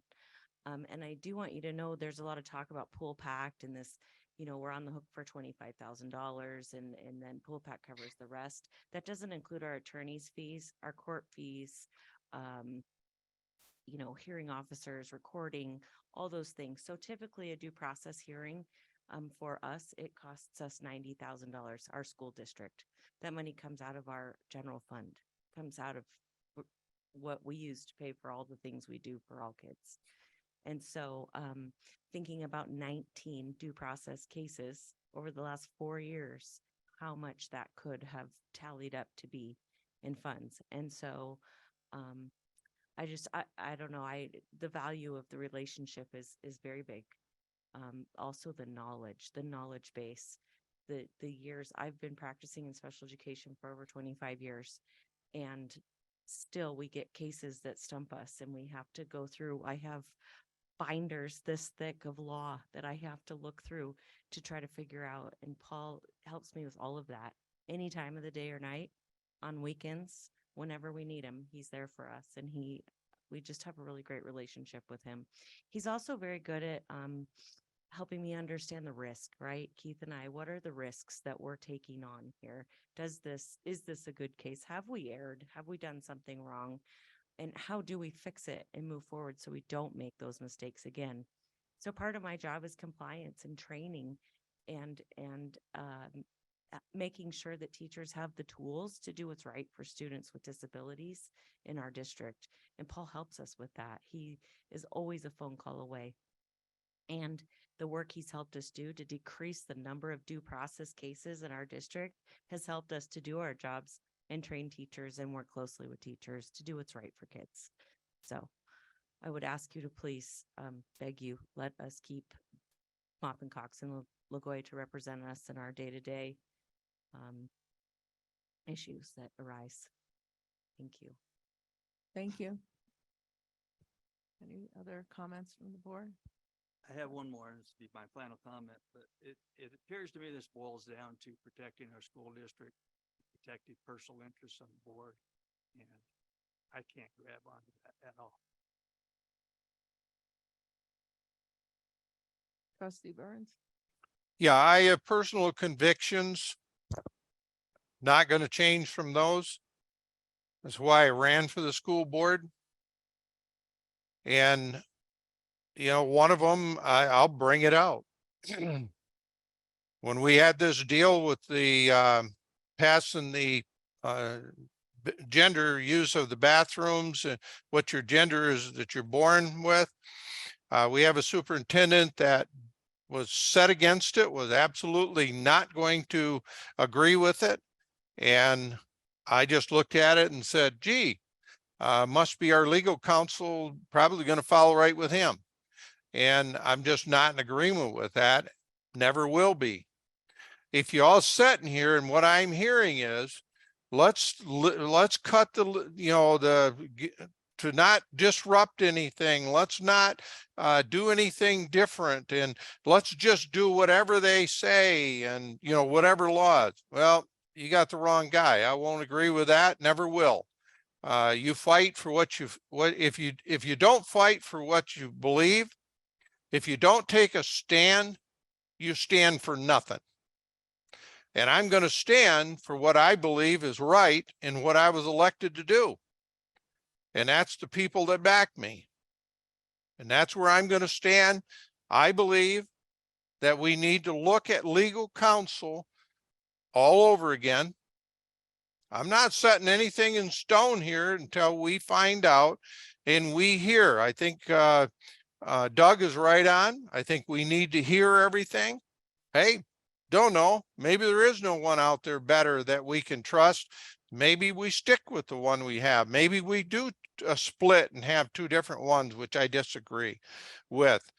But the fact is we need to hear the entirety from everyone. We need to make a decision as a board based on what we hear, what we see, whether it's a decision of whatever it is. But at this point, I believe, and let me know if I can make a motion. Can I make a motion? Not yet. President Jansen, it's 5:30. We need to stop, pause. So we're gonna stop for public comment. Someone bring me the list.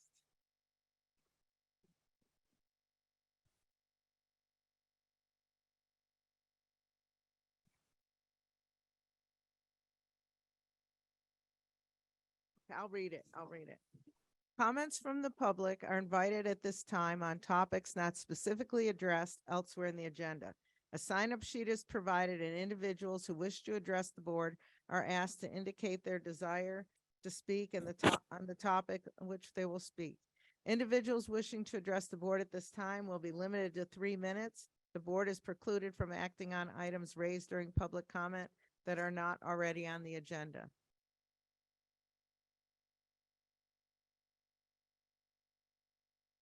Okay. Let's start with Charlie Holt.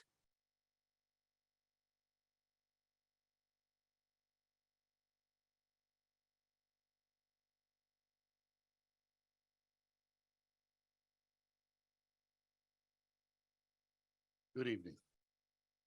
I hate to admit it, but my first school board meeting was in 1972. Here in California, where I got approved to be a aide on the playground. Well, I've been in these schools all the way through and finally volunteering here at Douglas County School District. I'll say this is the best run school district I've ever seen. And you should be proud of it. I'd like to commend the custodians, bus drivers, everybody, all the way down to Keith Lewis, for God's sakes, and the board. You're doing a great job. Don't fix what ain't broke. I can't believe what I'm hearing all the time. So I did a lot of research. I found out something. There's too many letters in here for me to keep track of. But 25% of the country's children in high school identify somewhere in this LGBTQ, whatever the heck it is. I don't understand it, but they're there. The school has to deal with the people as they are. 1.4% are transgender. Well, that equates to less than 20 in this school district. Now, everybody on the school board wants to protect the kids. I understand that. I agree with that. The superintendent put out on Facebook on 5/15 a message pertaining to this. There are two different things that he came up with. The NAC 388.880 is legal law. You got to follow that or you're faced with the ACLU coming after you. I don't understand why you would risk that.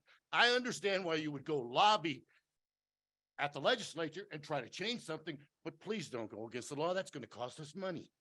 It's going to cost this district money. We're going to lose our insurance if we have too many lawsuits. There's another one that already says what we have to do with the Nevada Interscholastic Activities Association. You really can't go against that unless you are wanting to have. I'm done. All right. So 1/9 of the girls are molested or raped in high school by the time they're done. That's bad. But guess what? The LGBTQ, 78% are assaulted or molested in high school. You're protecting the wrong people if you put rules in that are trying to keep them out of the bathrooms, do this or do that. There are 4 bathrooms already in this school. Let the LGBTQ, transgender, whatever, use them. Trust these people in this school district. They're doing a great job. Thank you.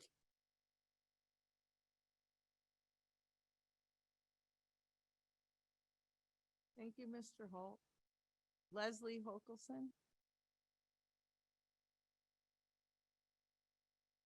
I actually have a lot more to say after I've been listening to this. I was at the meeting last month and I left at about 9:45 because I'd been here since 3:30. And I just found out that apparently Mrs. Jensen is having a hissy fit and she wants to fire the attorneys that they have. To me, that's just a hissy fit because apparently she didn't like what was going on at that last meeting. Well, believe me, a lot of us didn't like what was going on at that last meeting. Also, David Burns, why aren't you here? You haven't been at the last 2 meetings. I don't understand that. If you're so involved, your ass should be right here. That's all I got to say about that. Okay. Can you try to be a little nicer, please? Okay, I'll try to be a little bit nicer. Okay.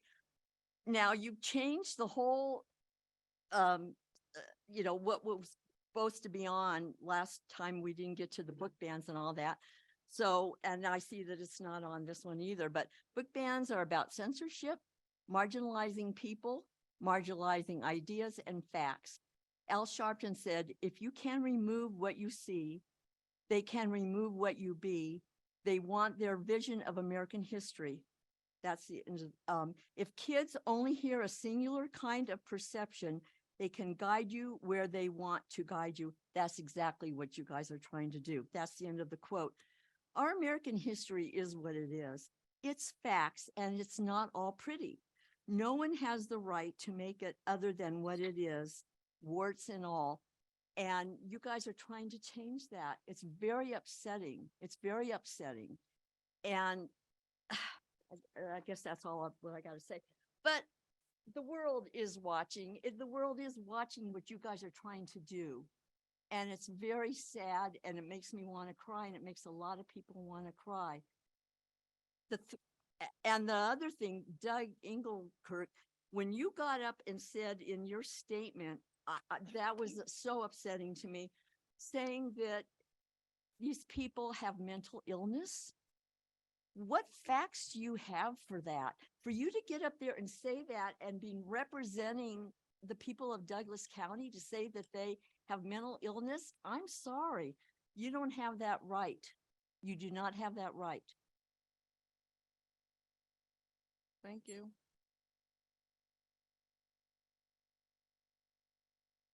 Ginger Nicolay Davis.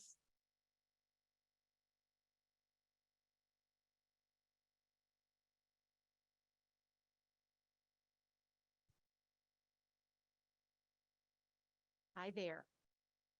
I am a parent of 2 Douglas students. I'm a public school educator for 24 years and a former school board member. And I share that with you because I want you to know that I know how hard the job is. Very, very hard. 2 years ago, my husband and I made a really hard decision to leave the community where our kids were born and raised. And we left that community because of the schools there. We felt like the schools were not doing service to the children. So it was a really, really hard family decision for us. We did a ton of research. We both own businesses in the community that we lived in. So to pull our kids out and commute to our jobs was a big deal for us. And so we did a ton of research. We talked to current students in this county. We talked to parents, we talked to graduates who are now attending med school and vet school, a PhD candidate. And all of them said, we had received amazing educations, rigorous educations. And that really spoke to us. From there, we talked to teachers, a lot of teachers. We did not take this decision lightly. Teachers that reported they love their jobs, they love their communities, they love their schools, and they could be making a lot more money just driving a little further, but they stayed here. Our biggest takeaway being collectively, my husband and I have been in education for over 30 years and being a school board member. My biggest takeaway was that the teachers loved their superintendent. And I'm like, what are you talking about? You don't have a huge group of teachers, one after another. Susan, you're from education, so you know what I'm talking about. You don't have huge groups of people that love and respect and support their superintendent. So thank you. That was the big impetus for us to make the move. So we've been here for 2 years. We have been so thrilled with the education, with the discipline, the overall school community. Last month's school board meeting was very disturbing to me on so many levels. And I've got to tell you, I couldn't even sleep. Like, I was up all night, didn't go to work the next day because I was so disturbed. I'm like, I said to my husband, what have we done? Like, we have uprooted our family. Very, very disturbing. The school board is a non-partisan role, and we feel like that you guys are really going in a partisan direction, and that is not the role of a school board. I believe that you guys are all really good people and want to do the right thing. And I think that there are political agendas that are working behind the scenes. I just beg you guys to do the right thing. We have a really good school district. Thank you.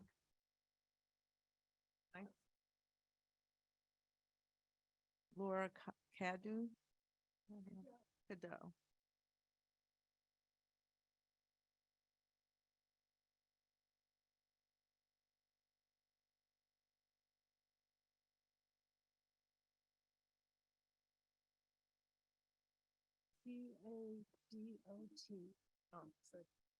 And That's why I I'm said- Debbie Silva, and if she's not able to finish, I'm going to finish it for her with my 3 minutes.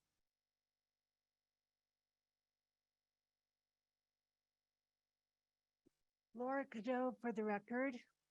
I'm here to discuss SB Policy 621 entitled Grant Application and Authorization and Possible Procedure Violations Relating to SB 621 Policy Implementation.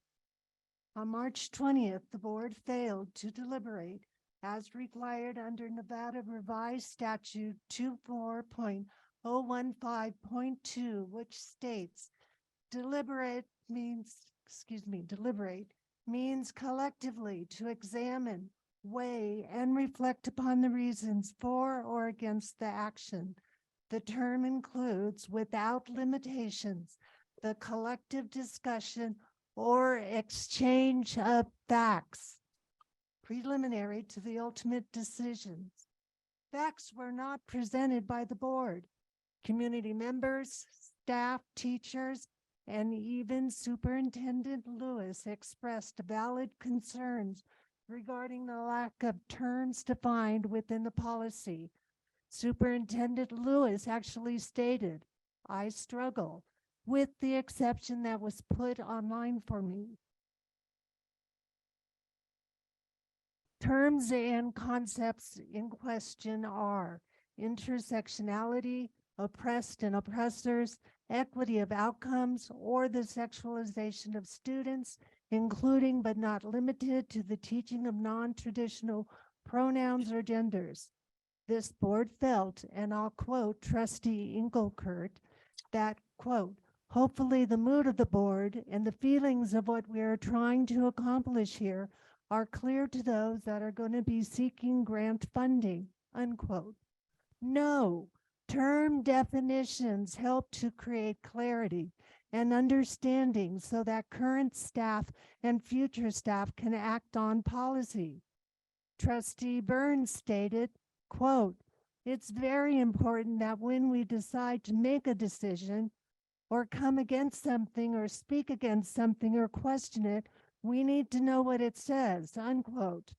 I agree, my point exactly. Yet he offered no facts. He continued to say, quote, "We do get a lot of these questions and we explain it," unquote. Again, no explanation was forthcoming from the board. Instead, Trustee Burns directed non-board members to do their own research. No, it is your job to create a clear, concise policy, and a failure of your duty as school board trustees, and it is a failure of your duty as school board's trustee to do anything less. It is your job to bring forth facts which would include term definitions. Time. Go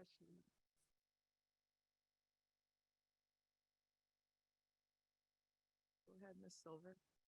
Silva, Hispanic, Silva. Okay, well, the way they're written on, it's very hard to read, so I apologize. Where am I starting?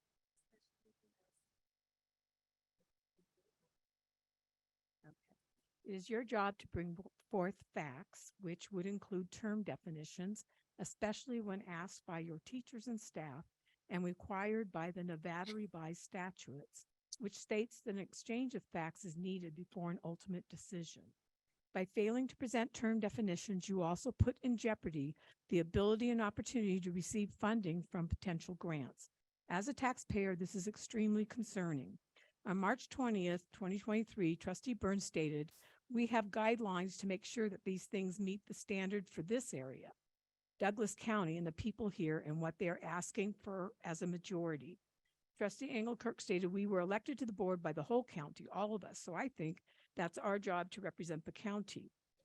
According to DCSD Code of Conduct, Section K, you are supposed to refuse to surrender independent judgment to special interests or partisan political groups, or to use the schools for personal gain or for the gain of friends. Basically, you are supposed to remain impartial, nonpartisan, and weigh and reflect on all opinions and not just those from people who agree with you. It is your duty to represent students, teachers, staff, and taxpayers, whether they voted for you or not. The board agrees that student and teachers are the top priority of this board, yet no facts were researched or presented by the board from teachers. Numerous teachers say they felt policy 621 was restrictive. Yet 4 board members determined that it wasn't necessary to address teachers' concerns and went ahead and passed SB 621 without determining how the policy might hamper the jobs of those who this policy should support. Again, violating NRS 241.0152 by not exchanging facts and moving forward with an ultimate decision. NRS 241.015.2 isn't the only violation involved either. The DCSD Code of Conduct, Section 1 states, arrive at conclusions only after discussing all aspects of the issues. All board members agreed that this policy is only insurance and that currently nothing is in jeopardy. So there was even time to go ahead and do it correctly. Finally, no policy should ever be written that might be in violation of the 14th Amendment. Honestly, I can't tell if you violated this clause because facts are unclear. Saying you aren't trying to discriminate doesn't mean you aren't discriminating. In conclusion, NRS 241.036 states, the action of any body taken in violation of any provision of this chapter is void. Based on your actions, we believe, or lack of action, this policy is void. We're done. We're done. Thank you. Maddie Kennedy.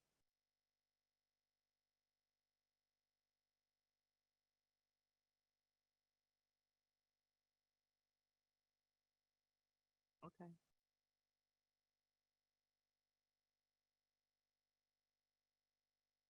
I'm here today to once again discuss student representation. At the December 13th board meeting, a motion was carried 4-2 for staff to create a plan for adding a non-voting student representative and to implement that plan. Since then, there has been no revisit of the topic. Apparently, it was shut down, but there's no record of it on public records since that meeting. I also understand that we have 3 new board members who needed time to adjust, but I'm asking what has happened in the past 6 months between then and now. I understand there are other important topics and policies to discuss, but I can't fathom why on earth you create policies without student input. I realize that this is not how it's been done before, but it's time for change. The superintendent and all of the board members should engage in dialogue with students about what problems they face. I admit I didn't pay attention before. I thought it was out of my hands, but I've realized I need to be better. I need to do better. All of us do. Once you acknowledge that, we can do some pretty amazing things together. Thank you. Thank you.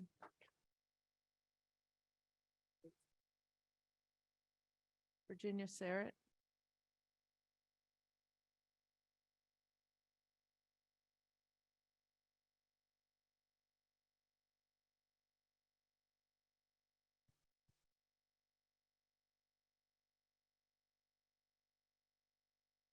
Virginia Starrett for the record.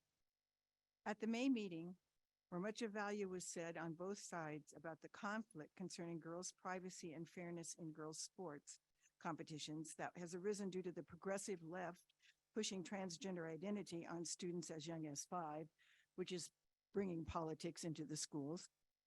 Some of the comments made included the argument that transgender boys and girls, if not allowed to be treated as if they were the sex with which they identify, would resort to suicide. Besides the falsity of that statement, many studies have confirmed that suggesting suicide as an expected reaction to a perceived wrong actually opens the door to young people considering suicide. As one researcher put it, suicide is a socially contagious behavior, especially in youth.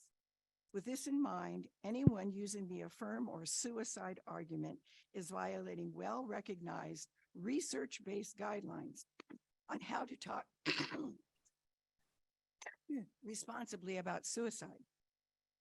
A Finnish psychiatrist recognized for her superior expertise in the field of gender affirming care recently stated that even putting social pressure as seemingly simple as asking a young person who believes he or she is cross-gender or gender variant to choose pronouns is sending the message that something is wrong with them. She made clear that this is not a message society should be sending. She also made a point of explaining that when these young people are left to develop naturally, the vast majority, research shows, 4 out of 5, come to terms with their bodies and learn to be content with their sex. The outcome using puberty blockers and all is not so good as that. In contrast, virtually no young people come to terms with their biological sex if they have been socially transitioned. None, once they've been socially transitioned. We as a society and you as a school district should not be putting your foot on the scale in stirring up gender transition, nor should you be falling into the trap of the bogus argument that you are contributing to young people committing suicide if they are not accepted in all the ways as transgender. Thank you. Thank you. Casey Rogers.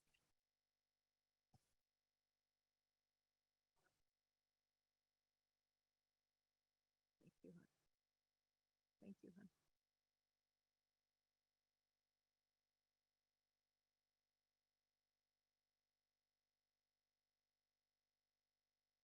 Ready? Yeah, Casey Rogers for the record. I am appalled by so much in these conversations. It's like people do not realize that this is a full communist takeover in our country happening. You can laugh all you want because you're ignorant. Please be respectful of the speaker. Because you're ignorant. Agenda 21. If you Stop haven't for heard a of it, second, Casey. If you can't conduct yourself in a proper way. you can laugh you all could- she wants. You can please leave. Thank you.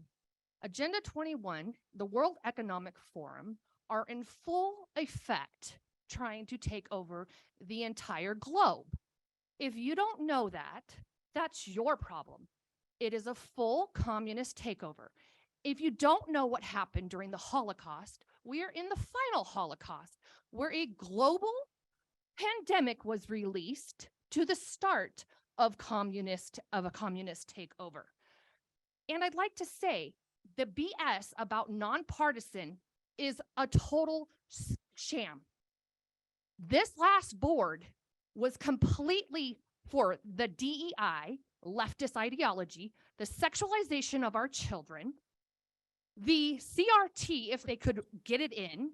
Even Keith Lewis said, are you sure you don't want to get this grant? Because you know CRT is so broad, our SEL could be affected. That's not a perfect quote, but it's pretty close. You exposed it.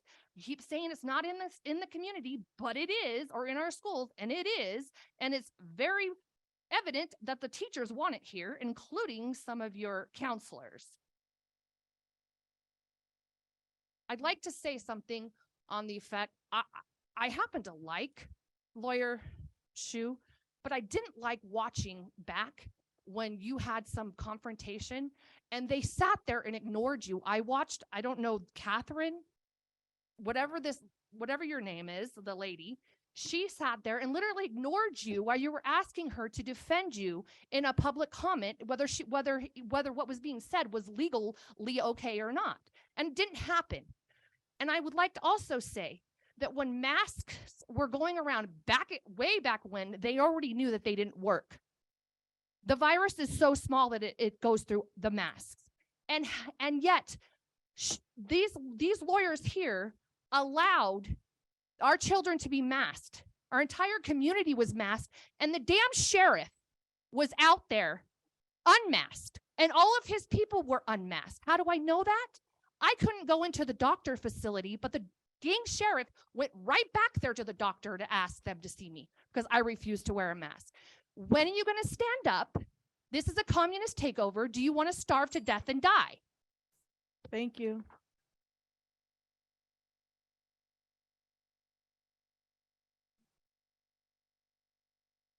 Tom Starrett? Okay. Okay. Thank you. Marty Swisher, you want to come up now?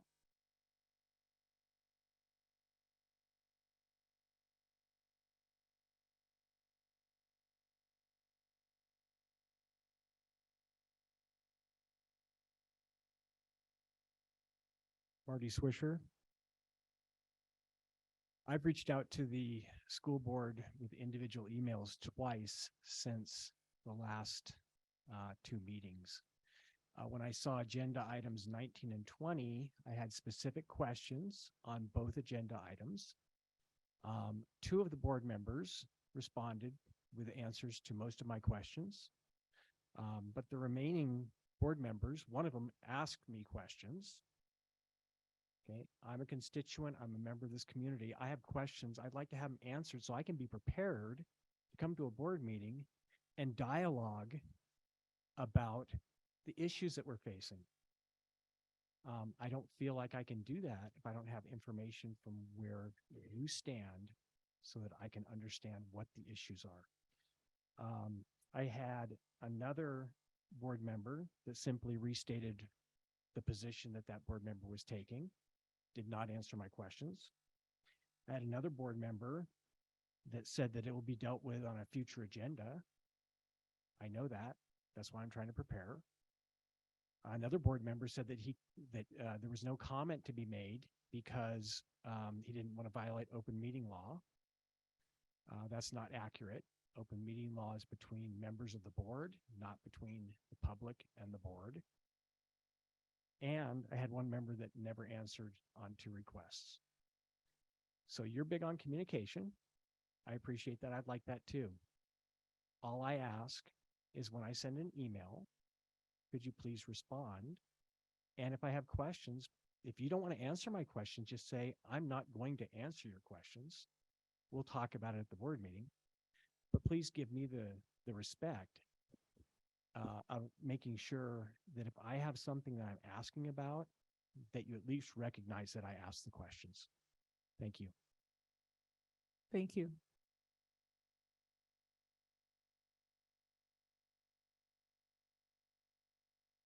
Okay. Yes, John?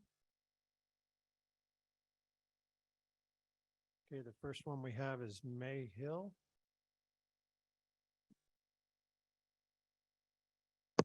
Hello, can you hear me? Yes, we can. Hi, this is May Hyatt.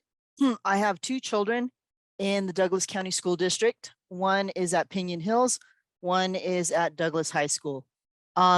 Before I start my time, am I allowed to speak on agenda item number 11 today?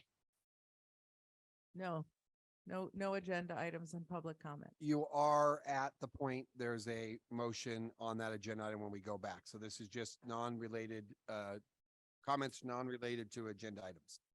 Okay. So one thing that I want to talk about is I want to reference Trustee Burns and his comment earlier with talking about agenda item number 19 from our previous meeting, our last session, where he, in my opinion, inaccurately stated that 9/10 of the audience were in support of his beliefs and comments. I find that to be grossly inaccurate. I do not find that his beliefs are representative or indicative of the entire Douglas County. So please don't get that twisted. There are many, many people who are in support of the community of LGBTQIA individuals. So please don't get that twisted. 9/10. That's a ridiculous number. The other thing that I want to talk about is I feel like this board has their priorities mixed up. There are 46 vacancies, 46. As we enter this summer, we have to make our priorities change and focus on what is important. A lot of people in this community and our board members themselves are so worried about items like agenda number 19 in our previous meeting. And that represents less than, 2% of our student population. And yet we have a community where we need to focus on hiring qualified SPED paraeducators. We have 6 vacancies. We need to focus our efforts, our time on hiring qualified teachers and retaining them, not spending 20, 30 minutes debating on whether or not we're going to fire legal counsel. Let's focus on our efforts on doing what's best for our children in this community. And in my opinion, that is hiring and retaining classified staff and certificated or certified staff that are going to be willing to stay here. I speak from experience. My son at Douglas High School, for the better part of his freshman year, had rolling, basically revolving door of substitute teachers. Thank you very much. Do what's best for Douglas. Thank you.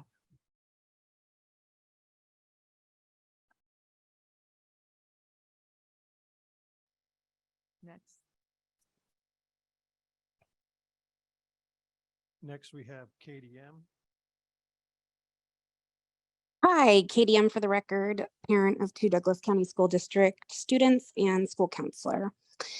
So the most basic understanding of the role of a school board member is that a school board member must be able to back up his or her decisions and actions with facts and data.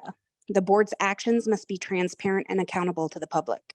To be effective as trustees of the school board and making very important decisions for an entire school system here in Douglas County, members are to be collaborative and must work with the community, school staff, and stakeholders. They must be advocates for the collective. I did not make this up. The aforementioned roles and responsibilities of a school board member can be found just about anywhere, and it is consistent in our school districts across the nation. But at this point, you should only be concerned about our Douglas County School District, who you represent. Nowhere in my searching did I find that school board members are supposed to collude and advocate only on behalf of small factions of our community who agree with them. Nowhere did I find that school board members are supposed to collaborate covertly and only with a specific few other school board members and predetermine the way that they will vote on agenda items. In fact, it is ethically irresponsible to predetermine any vote and clearly ignore public comment. Nowhere in my searching did I find that one can simply excuse colluding behavior because, quote, we were new, Trustee Dickerson. You board members are responsible for this mess, for these 7-hour board meetings that spew pure hate. The complete disregard of law and justice because your beliefs don't align is beyond alarming. Trustee Burns, in the board meeting in April, you said that you're going to question every penny that the district spends, yet now you want to throw away money simply to hire people who align with what you believe. You brought in hysteria to push a politicized agenda, even though your job is supposed to be viewed through nonpartisan eyes. Being new is no excuse. Your behavior brings out people who do not actually care about the well-being of our entire school community.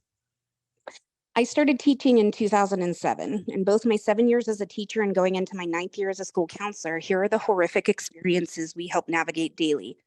Helping uncover the reason and then creating plans for the steady, scary increase of violent behaviors and use of controlled and or illegal substances that lead to expulsion of our students.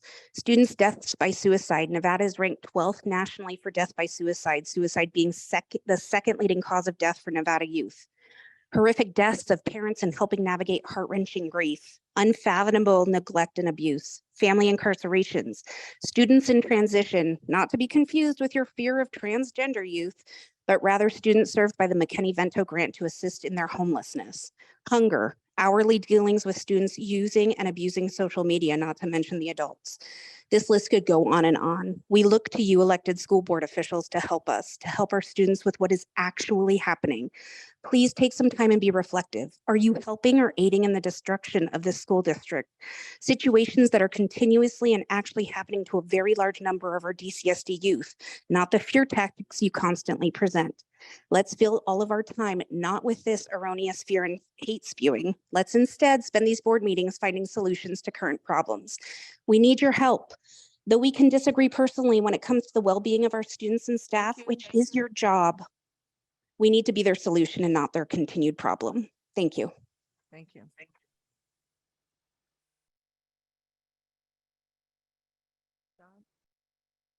Next, we have Katie M.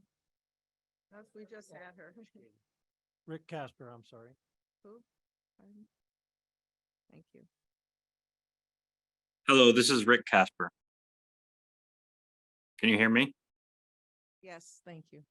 Thank you. So I just wanted to speak about my experience in the Douglas County School District. My family and I, we moved here a little over 10 years ago. From a little jaunt back east, but you know, I was born and raised in Northern Nevada. Grew up in Carson City. I was born in Reno.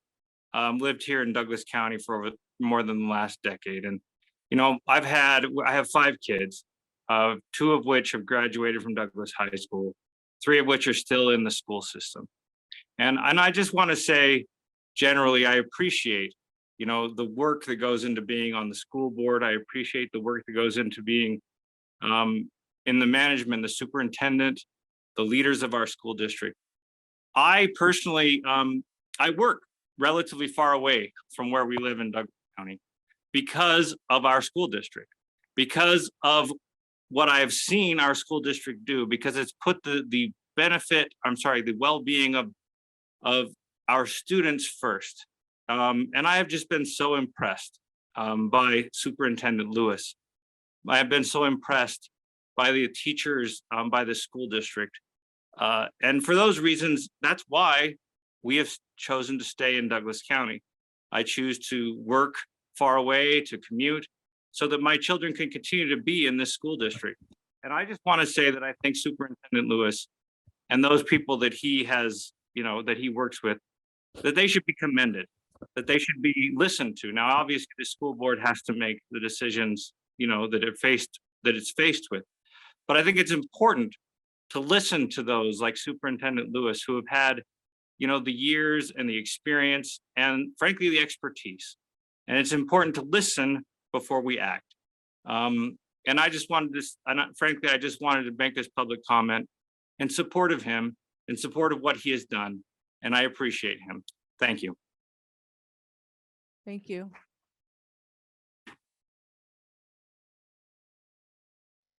Anybody else, John?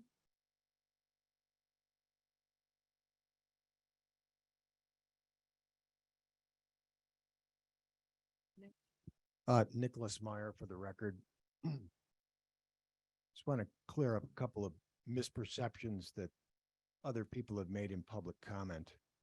Number one, it's not the board's responsibility to hire teachers, okay? That's the superintendent's job and his administration to do that. So trying to put that on this board is a misfire. And these insinuations of collusion by the board, where they have an agenda and they're doing things together and breaking open meeting laws, is completely and 100% false. And if you need to provide evidence to that, otherwise you're just making a false accusation. I attended the last board meeting, and at least 3 out of the 4 speakers spoke in support of protecting girls' sports. And at least 6 parents said that they would remove their children from DCSD if trans boys were allowed in girls' locker rooms or if they were allowed to participate in girls' sports. So there is a large majority in the community in DCSD, okay, that's very concerned about that issue about protecting girls' sports. Members of the community and parents have been sounding the alarm for over a year about the woke agenda, including CRT and transgenderism, being pushed down into school districts in Nevada by the federal government and the Nevada legislature. Previous board members like Robbie Lehman and Heather Jackson and current board members Kangas and Gilkerson all poo-pooed this idea, stating over and over that it was not an issue for Douglas County schools. Well, here's a little wake-up call for these board members. The Democrats in the Nevada legislature this session proposed a bill, AB 423, that would fine a school board $5,000 a day if they don't allow transgendered boys to participate in girls' sports and use girls' locker rooms. That's right. Our Nevada legislature, controlled by Democrats in both the Assembly and the Senate, want to destroy girls' sports and subject our girl students to dangers because they worship some strange philosophy of gender fluidity. They want to punish any school board that dares to defy this nonsense. Message to Gilkerson and Kangas: wake up and smell the coffee. Your protestations that this is not an issue at DCSD are false. The radical left is in control of the teachers union, the Nevada legislature, the Nevada Board of Education, and the Nevada Association of School Boards, and they intend to force their radical agenda on every school board unless we push back. Thank you. Thank you.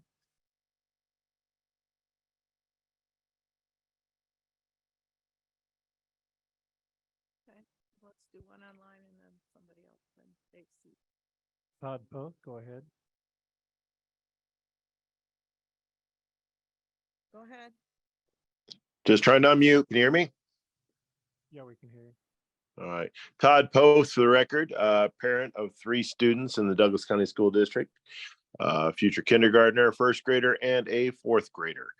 I just have a few different comments. One, I agree with the speakers before. I think this board was definitely misguided in passing a board policy 621 about the grant applications. I think that has the ability to make us ineligible for almost any grant out there. The language is very confusing for staff and for anyone trying to apply. I mean, as a staff member, if you're in charge of grants and you're seeing anything about equality, why would you even apply? You could lose your job because you're in violation of a board policy. I think a better way to handle it would have been for the board to rescind that policy because it's way too broad and very confusing, and simply look at each grant as they're as we win them and see if the policies and the restrictions are too much for you. At that point in time, you could refuse the money. That would be the best way to do it. That's the first thing I like to say. Number 2, last board meeting, you had 2 very contentious items that were on the agenda. I know that we did not come to a conclusion on either one of those.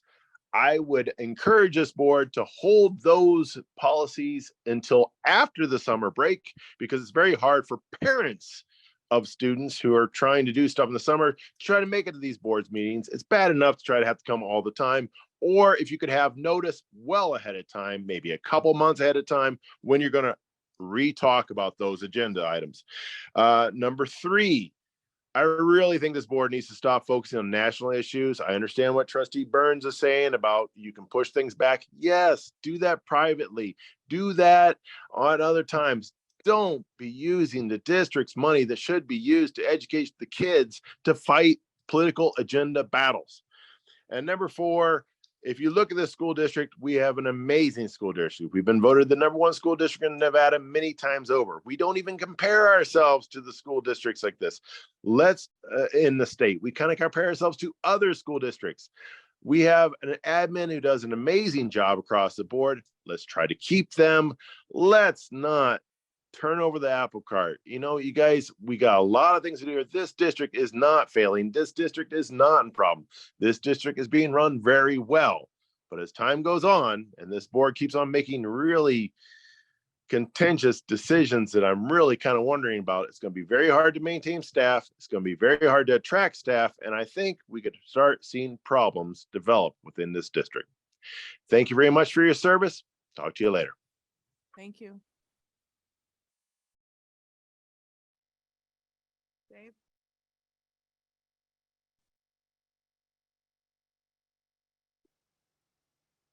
David Sheet for the record.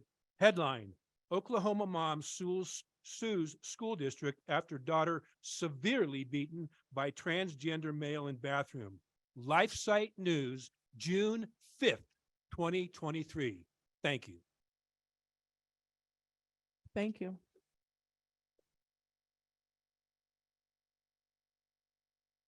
Yeah.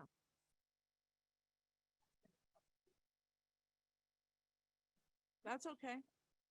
Just tell it. Yeah.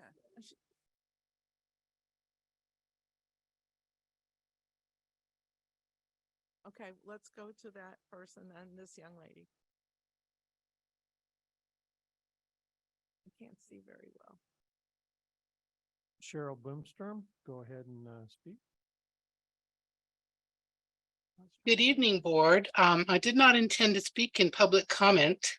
However, Mr. Meyer addressing misperceptions added to the misperceptions. The bill that he talked about, AB 423, was actually a very good bill that got amended while this board was taking the actions that they took.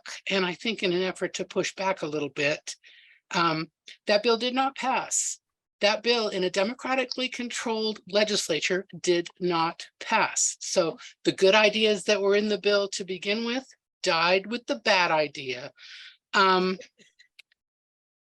I think it's been well stated that you need to listen to the people that are interfacing, people that are talking to your kids on a day-to-day basis, people that are making the decisions on a day-to-day. And I will talk to you some more about that when we get to public comment on item 11.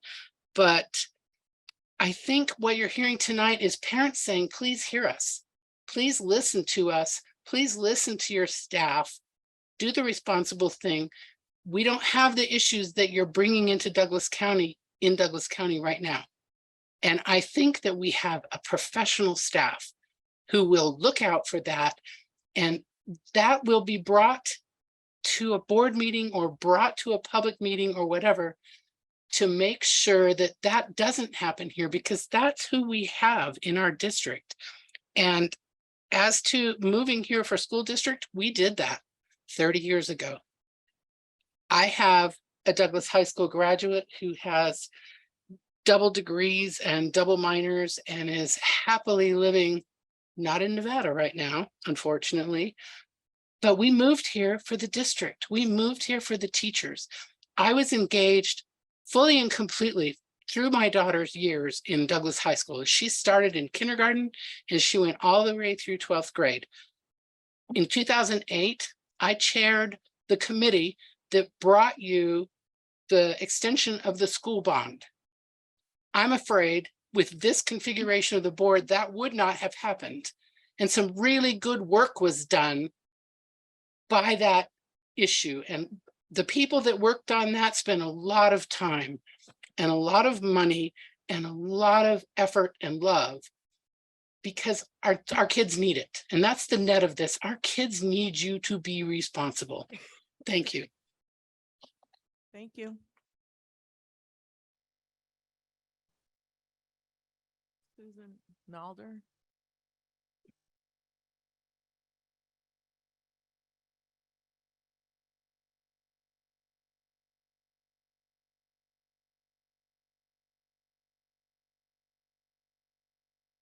My name is Susan Nalder.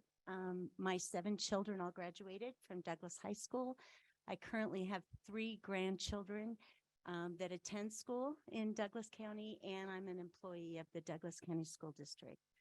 I'm here today to speak in support of the students and the educators of our district. As was mentioned previously, we have been rated the #1 district a number of times this year. We are for sure. My concern is many folks, myself included, are concerned that we have a certain number of school board members who are more concerned with some national political movements than they are with the welfare of our students.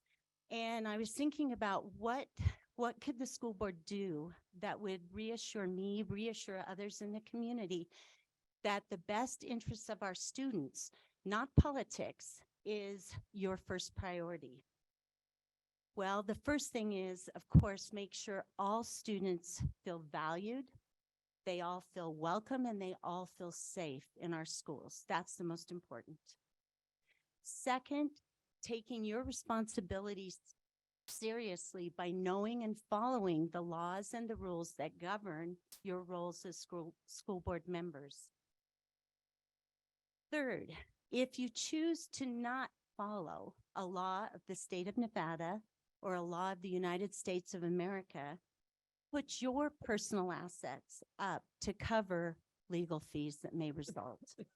Gambling with assets that are intended to support the education of our children would be irresponsible, and it would undermine the financial stability of our school district. Finally, support our dedicated, hardworking, and highly effective Superintendent Keith Lewis. His vision and his years of service to our district have inspired countless educators, have made a positive impact on innumerable students. We that work in the district, we know Keith's highest priority. We know it is the well-being and the academic success of every student in our district. To reassure this community that your highest priority is our students, make sure every student feels valued and safe, follow the laws, and support our superintendent, Keith Lewis. Thank you. Thank you.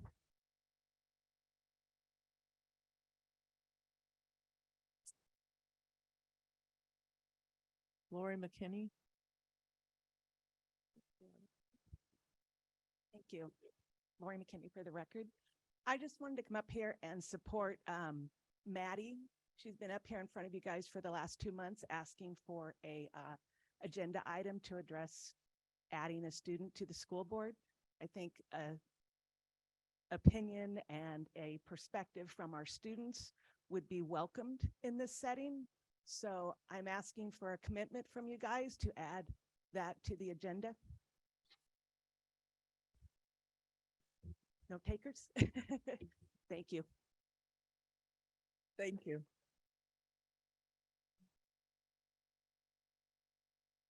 Adrian Sawyer.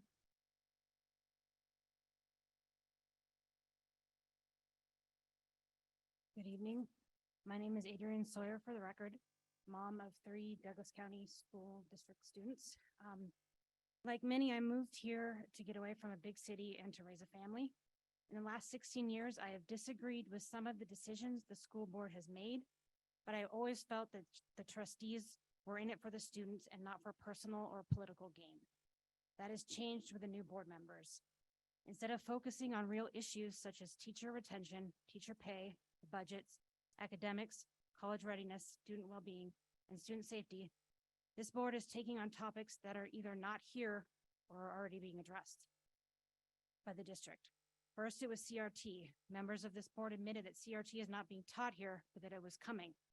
You know who brought CRT to Douglas County Schools? This board. It was not an issue until the board made it one. Then there was item 19 relating to a potential transgender policy. Parents and students were confused, scared, and angry thanks to the general dysfunction of this board's lack of context in the item, who the policy applied to, and what was currently happening in the district. With CRT, teachers were vilified. With item 19, students were vilified. Board members saying that being transgendered is a mental illness is unacceptable. This board is supposed to have every student's best interests at heart. Some members of this board seem to have a predetermined agenda set by unpaid political consultants and those who finance their campaign. They have used the public trust to further their own agendas without regard for the actual human consequences of their actions. This is personal to me. Your actions directly affect my children. This is an amazing place to live. The district is the best in the state. All the board is doing is dividing the community and sowing distrust. It is not too late to start taking on real issues and using your positions to make the district even better. Thank you. Thank you. Melinda Mattis.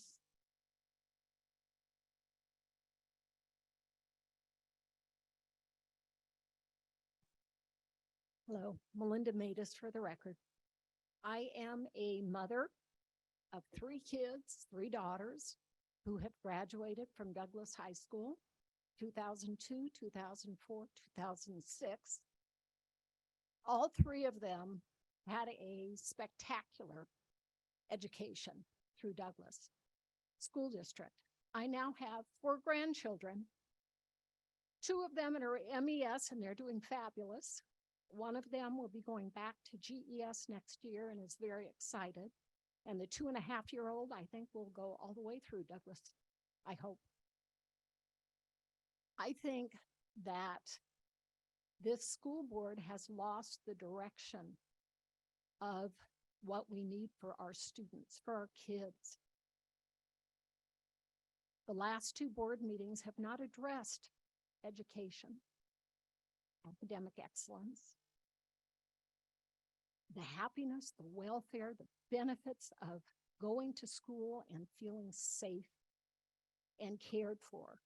My kids felt safe. They felt cared for. I've discussed this with my adult children now. All of them are graduates of the University of Nevada or went to the University of Nevada for some period. They didn't face these problems.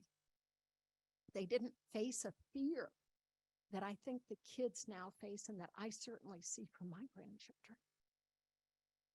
Keith has been a fabulous superintendent. And I think that watching this board just lose sight of the benefits of what Douglas County School District can bring to the next generation of people going forward who have to learn to grow and to be kind and to be educated, yes, but not to be threatened. Not to be threatened. Your mission statement, we will inspire, empower, and prepare each learner to achieve his or her life aspirations. That's what you need to do. You need to set aside political desires. It doesn't belong here. You're trustees of our kids. I am absolutely opposed to any lawsuit that you would like to see happen because you want to see how you can do it. I am in favor of the current legal group to stay here and to perform and to protect and to save the district money. Thank you. Thank you. Mr. Under, anybody else? Anybody else for public comment? Now, would you object to us taking about a 10-minute break? Okay. 5-minute break.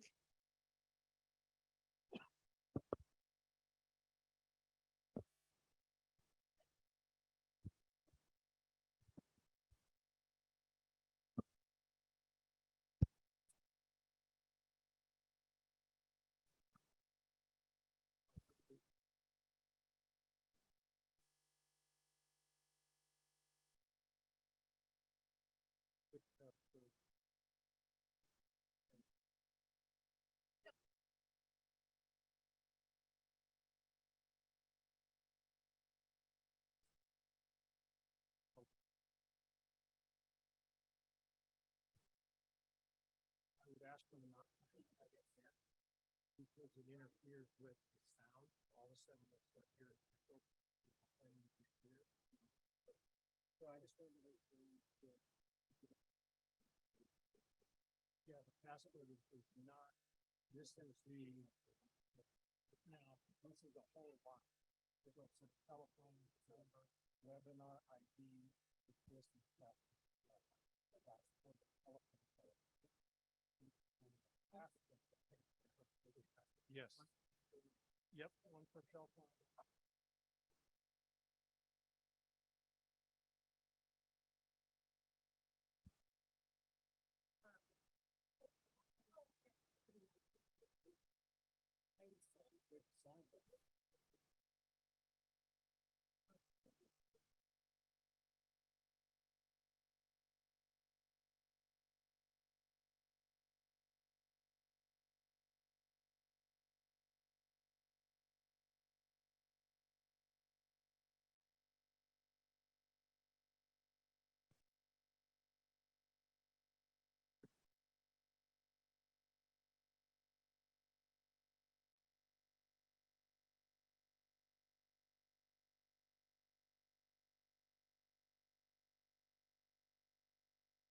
and we're having, the board is still discussing.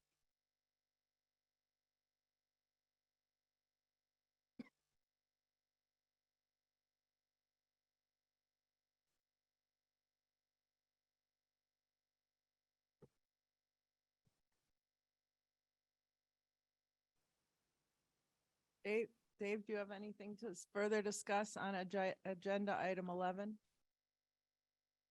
Just a motion.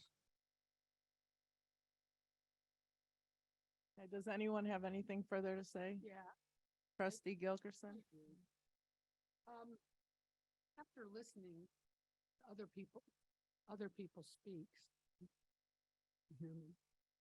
some things came up that I think are really important for us to look at. I think looking at a legal service, our counsel, I think a lot to be said about how long they've been serving our district. Listening to our SPED and our HR person, I think what they said, I think has to weigh very, very heavily on what we decide to do. Because they're the ones in the trenches that deal with this. One of my biggest concerns is the money it's going to cost us. One of our public comment talked about that, about, making decisions and doing what's best, but also the fear of getting sued.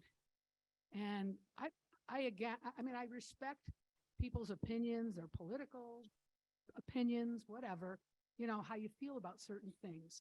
But to purposely say or to know going in that you're going to die on a sword regardless, and know that it could cost the district money. It's money for our kids that we're talking about, money for our teachers. And I'm really very, very concerned about that in changing our legal. I think there's other ways that were brought up where you can lobby and go to the legislature and talk to your representatives. That would be I think, a better way to address these things. And I know that Trustee Burns said that he did do that, and they threw something out. I'm not sure which one it was, but so there are ways that you can express how you feel. You can let the public know how you feel, but to totally upset the apple cart for this, I don't think that's a wise decision, prudent decision, and something we should chance for our school district, for our kids, and for our teachers. Thank you. Trustee Dickerson? Yes, this whole business about it being political and everything's political, no, they are, I do have a concern for children, and I think that it is putting upon them things that they shouldn't. Morality is taught at home. Respect, responsibility, turn in your homework, kindness, compassion, those things are school. There's I don't disagree with that. But we're in this business, it seems, of trying to decide how to shape children. And that's my concern. So it's not political for me. It's how I see things as far as good or bad for children. I'm honestly coming from that place. And I want someone that will fight to make sure that children are protected and their little minds can learn what they need to learn that has nothing to do with social justice. Thank you. Can we have a discussion? Is that okay? I mean, I keep going, but I'd like to ask you some things, I respect how you feel about that. But if you knew that it's a possibility we could get sued and it would cost the district money, does that not weigh into how you feel, Catherine? I look at what is the cost of a child? I guess everything is wrapped around money. Oh, we do Google Classroom because it's free. We do this, we do that because it's cheaper. What is the cost of a child? I mean, that's what I ask myself. So I'm not trying to destroy anything. I'm honestly did this. My goodness, this is not paying me a ton of money. I mean, this is out of my heart is in this. And I believe this with every ounce of my being, Linda. Thank you. And you know what? And I believe you. I kind of know who you are and I know where you come from, but I wish we could just take a step back. You know what I'm saying? Take a step back. Again, in my opinion, we are constantly placing policies for things that aren't broken, that don't need to be done. We talk, again, it was brought up about the national, talk and all of that. You know what? We need to just deal with our school district and what we're doing right and continue to do it right and continue to do what's best for our kids is how I feel. And I do believe you want to do what's best for kids. I would never say that that's not in your heart. But I am very, very concerned that by not keeping our representation, our legal representation, that's going to open up a whole can of worms and a whole bunch of money that we don't want to spend on. Not that our kids aren't worth whatever, but I would rather have it on our teachers, raises, classrooms, things like that, that really make a difference in academic excellence, make a difference in these things that we talk about, mental health. Well, what's being put in our children's minds, sometimes quite indirectly, is very important, and that is what I'm focusing on, and I'll address that further in 15. I'll have more to say about that. But And when you so say are putting in children's minds, can you be more specific for me, please? I'll go ahead and address that in 15 a little more to give you more of Okay. an idea. Because I'm Yeah. talking about the lawyer Right. situation Right, right now right. and Yeah. trying to understand why we want to have a change in our legal. Okay, and that it's not politically motivated, that it is really what you feel is best for our kids. I to do. Do that. I Okay. do. I want whoever it is, them, someone else, that will fight for what is right in our children. We are at a turning point. There have been people that have had many good experiences in Douglas County. My sisters and brothers went through, my sister and brothers went through Douglas County, every last one of them. In fact, when they went to what's now a museum, that they went to school there. So I understand there was a time, my sister's an engineer. There's a time when, yeah, but there's a lot of things coming quickly down the pike that need to be addressed. And that's how I feel. And yeah, I will die on that sword. Okay. Thank you. The other thing question I had, I want to have a conversation about is, we're looking at possibly trying to change legal or whatever. What people have you reached out to that you know that would be willing to do this? That goes to anybody. Susan? Doug? I don't really want to talk about it. I'd like to have a special meeting where we have the candidates come and we get to listen to them, talk to them. Have you reached and out to question them. someone? I have. Okay. I have. Have you, Doug? No? Could I speak? I had said this earlier. That I'm not comfortable just because of the appreciation that the current district administration has with the current legal team, just terminating their contract. I would like to, if it is a concern that we consider the idea of having new legal counsel, I would like to perhaps interview potential candidates before we decide anything about current legal counsel to determine if we have a viable replacement. So rather than making a motion to terminate, I would perhaps consider having a, at our next meeting, have candidates come. Well, I think we should have a special meeting for that. It'll be small, not big meeting with everybody. I feel we should be transparent with the public. Well, That's they would my be invited. It wouldn't be a closed meeting. So It always It would is an just open be meeting. dealing with the one subject, but it would be an open meeting. And would we be, can I stop you real quick? I think you're moving on to B. And we need to resolve A. Well, Okay. but can I Rick, you could add.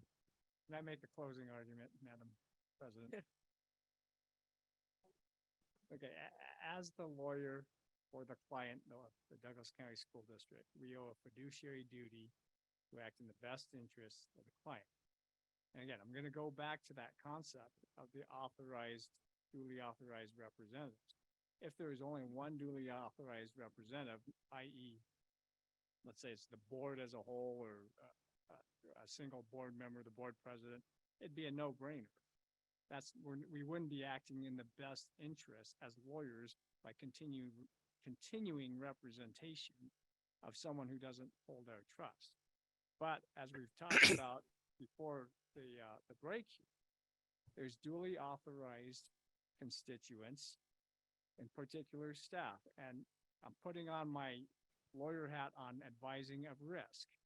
If if, and I'm just gonna talk about special ed, even though I'm not the special ed lawyer.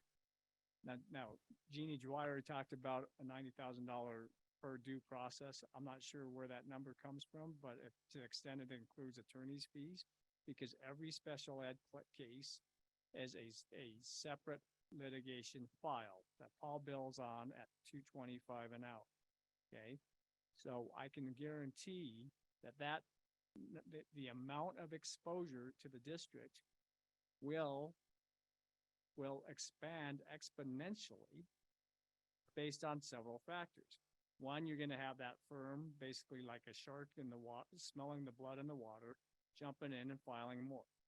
Two, you're going to have a legal counsel who's going to bill at a higher billing rate. And three, there's going to be more time based on the learning curve associated with learning this specialized area of law. So that's three different dynamics where there's additional risk to the district. That's why in terms of our view on this issue and acting in the best interests of the client, the idea of having a modification to allow you guys, you can open up your scope however you want to do. You can have a scope for the entire representation of both the authorized, including representation for authorized constituents on the staff side, superintendent and staff side, and the board side. That doesn't matter to me, but my point here is that the best interest of the client right now, because of there's ongoing cases and there's continuity, would be a modification concept. And then you can see who all wants to sit through these board meetings and represent board members and do what essentially you need a full service law firm to do, which is the behind the scenes staff. So to me, I have advocated something where you can still terminate this at 90 days. That's fine.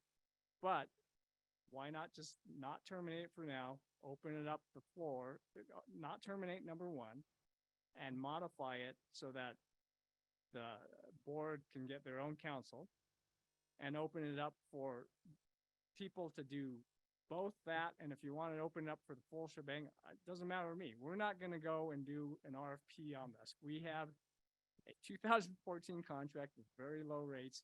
And if you're going to ask us to submit an RFP on it, we're going to be adjusting our rates and seeing and going head to head with whatever firm wants to get this work. That's fine. Competition is great. But for now, for today, my suggestion is going ahead and modifying it so that you can get separate board counsel, because that relationship between us and at least the people that we've been dealing with on the board, where we have to represent you, that's irreparable. That's broken at this point. And so we have no problem doing that, because that's in the best interest of the client. At least the authorized constituent, meaning the board. This is in the best interest of the board to get new legal counsel. We don't have any problem with that. Again, so this is to me, in terms of what's in the best interest of the client and its authorized representatives, a modification to allow you guys to seek whoever you want as board counsel is perfectly fine. And I think it is in the best interest. We're not fighting this we don't have a financial incentive to fight for this. We're not making money off this. We're doing this under a 2014 contract out of loyalty and because we have a special affinity to the authorized constituents of Douglas County School District, and we've done that for 25 plus years. So that's my closing argument. Thank you very much. Thank you, Rick.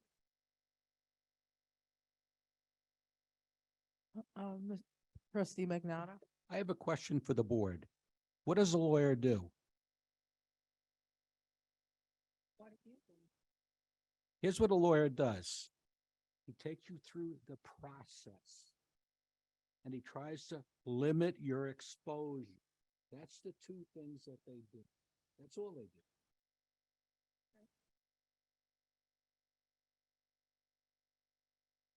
Trustee Dickerson. I'm just really agree with Mr. Engelkirk, trustee Engelkirk. I'd like to just interview others and look where we're at in a special meeting. Trustee Kangas? Yeah, just to review where I'm at in my mind is, this came on very abruptly. I'm not a fan of anything. I think that our legal counsel does a fine job for the board and for the school district. I understand what Mr. Sue is saying. However, I don't think we need to spend a lot more money on what they can do and what Pool Pack can do for us. I'm at a real quandary with the fact that we want to protect the school district, not our own personal interests. And I just can't come to terms with that. And that's where I'm still at. I'd like to make a motion. I'd like to say. Otherwise, we can keep talking about this all night. I'd like to say something. It's something new. Something new.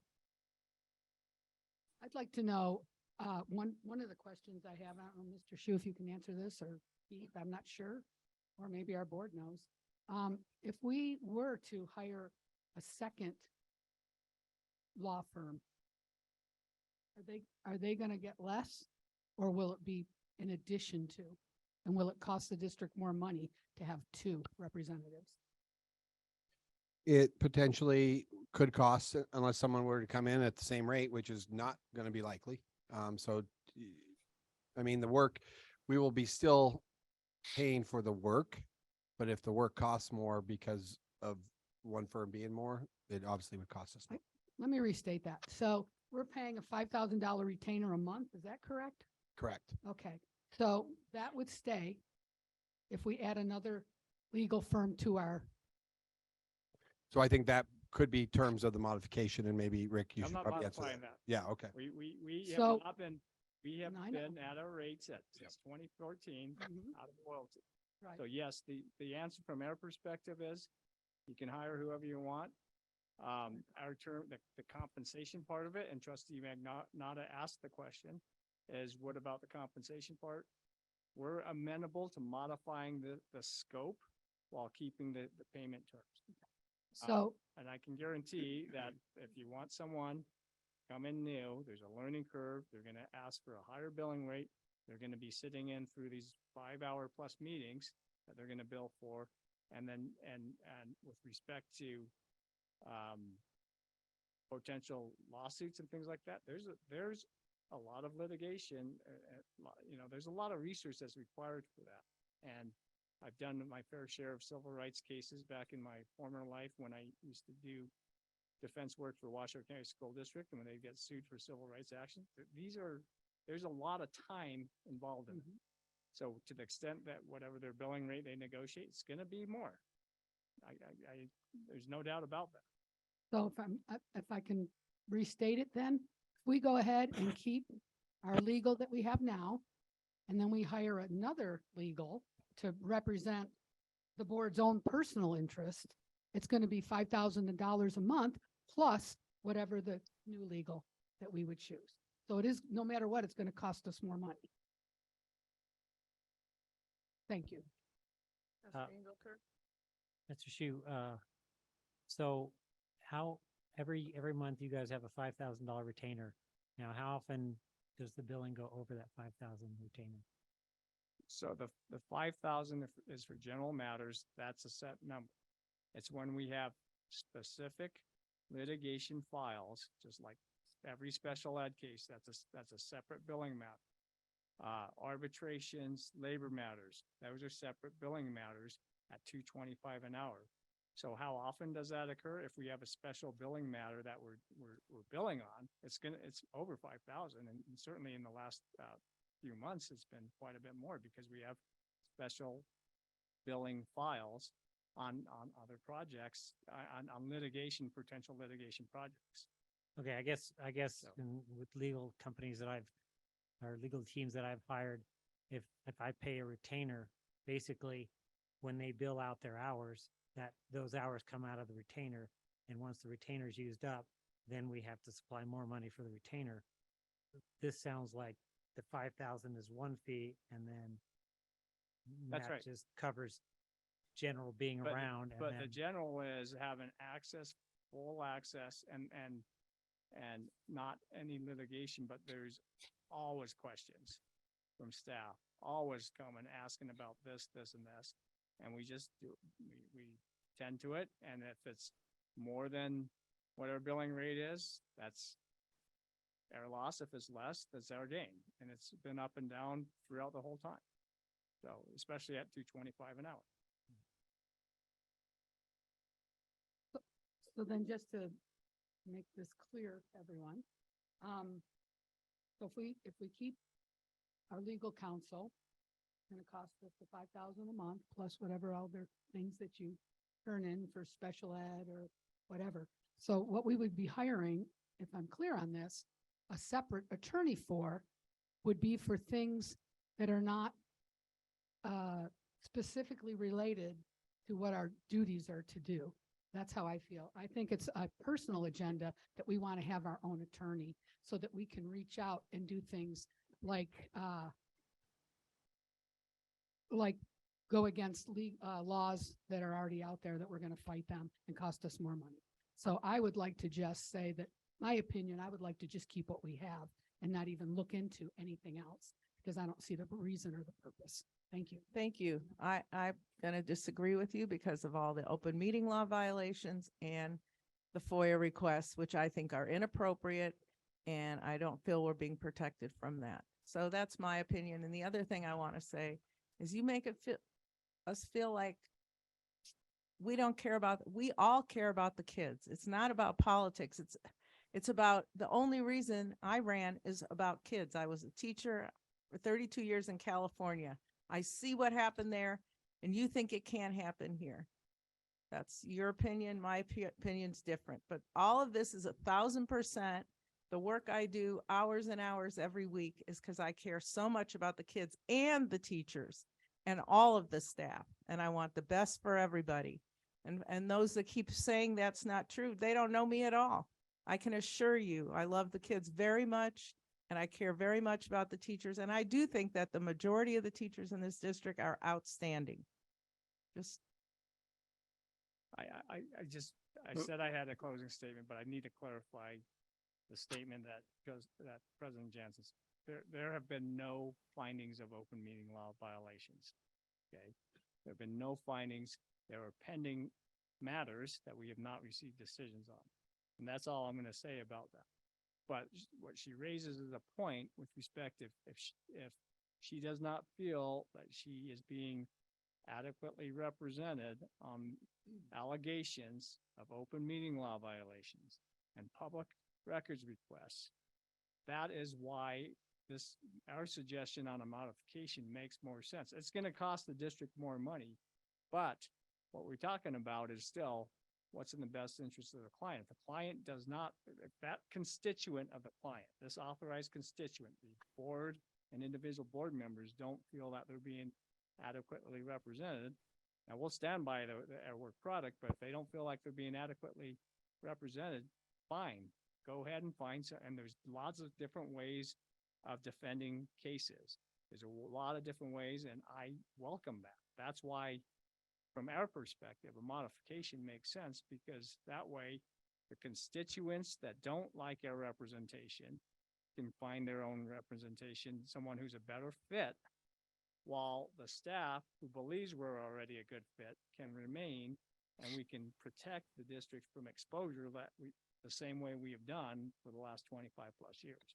But it's going to cost us. Of course. Okay. Any new council is going to cost you money regardless of what the scope is. And one last thing, I have a question. You talked about open meeting law, and I know we've had a few. If someone does put forth an open meeting law, would that go to you or to the new council? And would they have to follow through with it? I think it'd be a coordination of divvying that out and determining which council should handle. If it's allegations of certain board members, then that would go to the new council. because they would. And do they have to once follow through with it? They would have they would be the ones who would have the better relationship with that council. And then, and to answer your question on would they have to follow through with it, I'm not quite sure what I mean by that, but you know, any ruling is what the ruling is. So I don't know. I mean, that would be between that council handling. But certainly because of the relationship where if they don't feel adequately represented, and again, I take no offense to that for you guys, that is fine. That's perfectly fine. We can have someone else do it. And again, it will cost extra money. So I would just ask, the win-win solution here is 3 of the constituents, myself, Mr. Gardner, and Ms. Dwyer, are asking you to allow us to continue to work with the legal firm that we have been successful with, that we have properly managed the district with, and not put us at risk. And I think there is a vast misunderstanding of the relationship and the amount of time that we work together. And you are putting this district, not only with Rick and Carolyn, but in the special ed world as well. You are not going to find, you can put out an RFP, you are not going to find a better special ed attorney than Paul Anderson. And that's where a lot of our legal time is spent. And so if you're willing to listen to staff, which I hope you are, then I would ask for a motion to at least modify the contract. You've heard from our legal counsel. They're okay. They're okay losing the representation of the board. You've heard from the 3 of us. We're not okay. And we ask you to please consider that when you make a motion.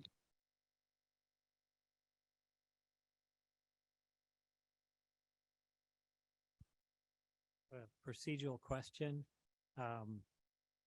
Is there a way that we can, I don't know if you call it table or postpone A until another meeting and then consider at the next meeting having any other legal team come in and present proposal and we can ask questions to them? You don't have to take action on A, but I'm asking you not to do that, but I want to make a we're asking you to motion. modify the that'll- contract. I want to make a motion to clear this all up. We're going to spin wheels all night. It's very simple. It's not a complicated thing. You just all want to back and forth and try to make it more complicated.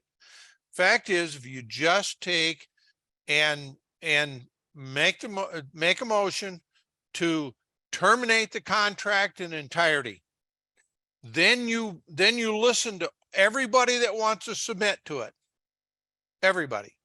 And then the board can sort it out in discussion, because now you know what the other legal counsel wants, or what they're offering. And then when you hear all of that, then you can sit down and otherwise you're just how do I want to say it? You're trying to search something here, or make a decision on something that you have no knowledge of anything else. So the termination doesn't mean that they can't come back and and we give them that part. But you have to have an open slate. In my book, you have to have an open slate that gives you the right as a board to listen to all legal counsel that comes in and submits. If you don't like, if you see it and it says, oh, gee, we should have them for the staff, a separate legal counsel, then you can make that decision. But if you don't terminate, your other legal staff coming in is not going to present the total package of what they want to do. So that's why I think the motion that I would make is to terminate the contract in its entirety. Then you listen to all legal counsel that wants to come in on a special meeting. Then you discuss what everybody has said, and then you make a decision of who you want or don't want. Otherwise, you're just going to sit here and do hypotheticals all night. Well, in all due respect, trustee Burns, there is another option, is to modify. So it's not just your option. There are other options. I know what you're talking, Mr. Lewis, but the fact is, other legal counsels see that and they may not even submit. I'm saying you open it up, you make a decision based on everything. And if the existing legal counsel is, you want to give them part of it, that's based on all the decision of all the board members, the majority, then they get it. If you see something that's better, you like it better, you want something better, then you have a right to do that. But you can't make hypotheticals off of stuff you don't know. You have no idea what else is out there. Maybe not one law firm will come in and offer anything. That's just, you have to be able to have an open door and a clean slate in order for them to come in and discuss it with them. Thank you. So Mr. McNaught. that would be my motion, terminate the contract in its entirety at this point. David, you're interrupting. Raise your hand and get acknowledged. If you don't do so, we're not going to acknowledge you. That's the way it is. I want to make a motion that we retain the current law firm with their current terms of their contract. I'll second that. Hang on, I'm sorry. There was a motion made. I didn't hear a second on the first one, but I'm gonna step away. I get, there needs to be a process. And again, there was a motion made. Is there a second to Dave's motion? If not, Tony has made a motion and there's a second potentially, but you got to go in order. So is there a second to the trustee Burns's motion? I don't think he made a motion. I think he said that's what he was considering. Well, he actually No, said I'm making the motion. So I'm not hearing a second though. He said hypothetically. I made a motion. He made the motion. So is there a second? Okay, it sounds like that one dies for now. So.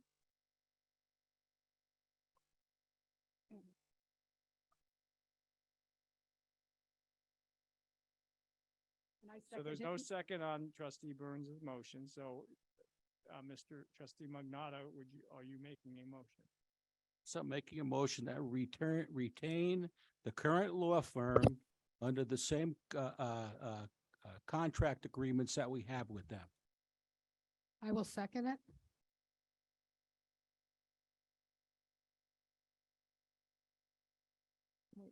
I'm going to step aside.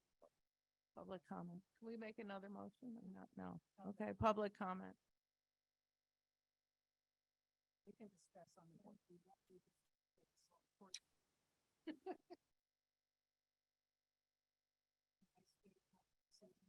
Yeah. Trustee Dickerson wants to speak.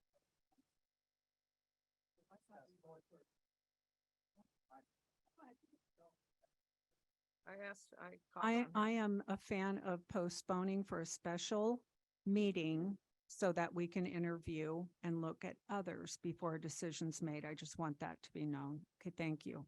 I agree with trustee Dickerson.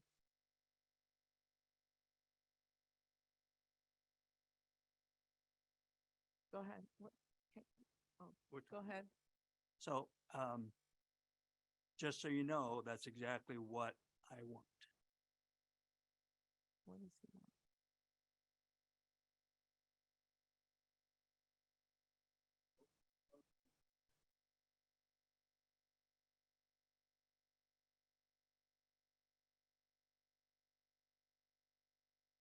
The motion was made by me and it was second. I'm asking for a discussion and then a vote. Yes, I asked for public comment. What's your name? Yes. Hi, my name's Amy Carter.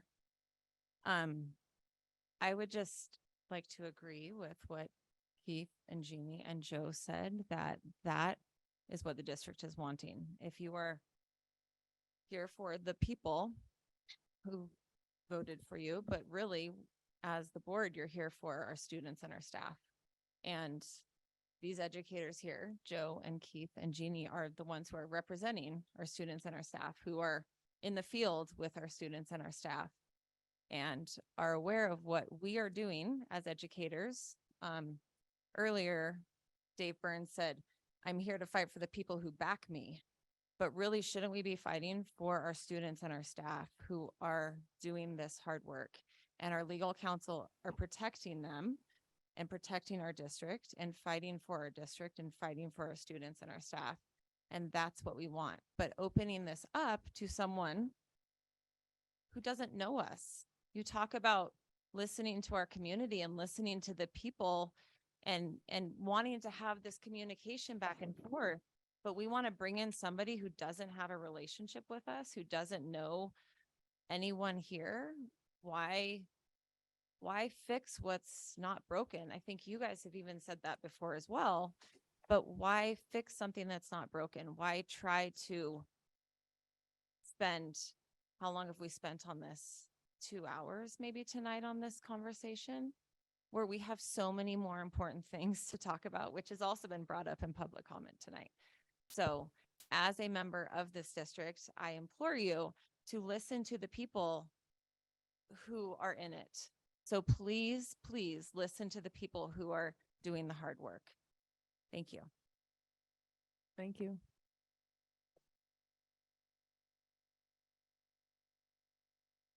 Leslie Hokinson.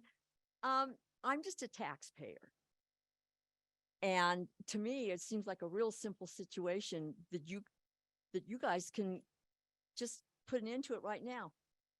If you want legal representation for yourselves because you're going to be sued by who knows how many people because of your political views, just say you'll pay for it. Write it down, say you'll pay for it. That could end this right now. Are you ready to do that?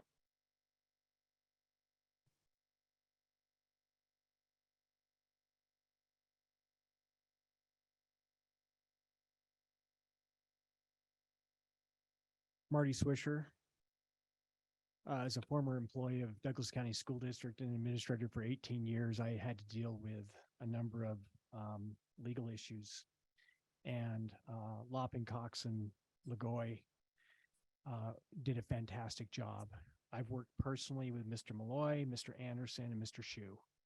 And I can speak no higher in character and integrity than the work that they've done for this district. I've witnessed it firsthand, whether it's special education, whether it's trademark on items, whether it is a family suing us over a discipline issue.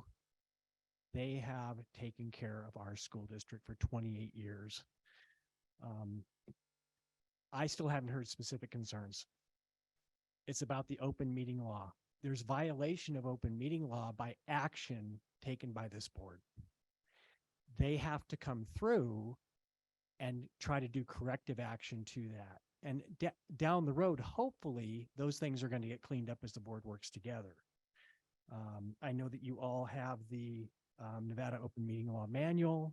It's available online. If you haven't seen it, you definitely want to follow that. This seems haphazard to me. Very haphazard. We should be about relationships with kids, families. We should be a relationship with staff. I have had a great relationship with the legal counsel for our district personally, and I think they've done a fantastic job. I think you're doing great harm to that relationship right now by your action. I wouldn't be surprised if 90 days notice came from their legal firm to us saying we might just break the relationship here. And then the irony would be if we had to get someone back with their skill and their expertise, and maybe it's them, they'll probably charge us quite a bit more. That's ironic to me. We have issues with open meeting law. Let's solve those and move forward. I don't think that breaks the trust for the district between the legal counsel that we currently have and the school district. I would advocate for the motion that Mr. Magnata made and that we should maintain the legal counsel that we have because they do a fantastic job for our school district. Thank you.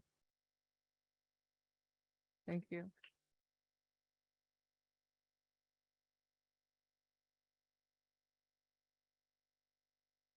Tom Sterrett. I've been an attorney for over 50 years. I've watched this discussion.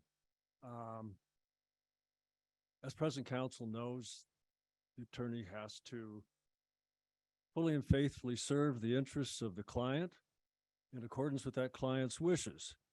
If he's not able to serve that client in accordance with the client's issues, then he should withdraw, or as in this case, be dismissed.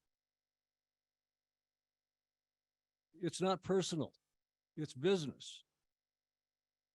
It's not an issue of whether or not present counsel gets along with everybody. Perhaps that's the problem here. This board needs a warrior to back it up. It's a tough world out there.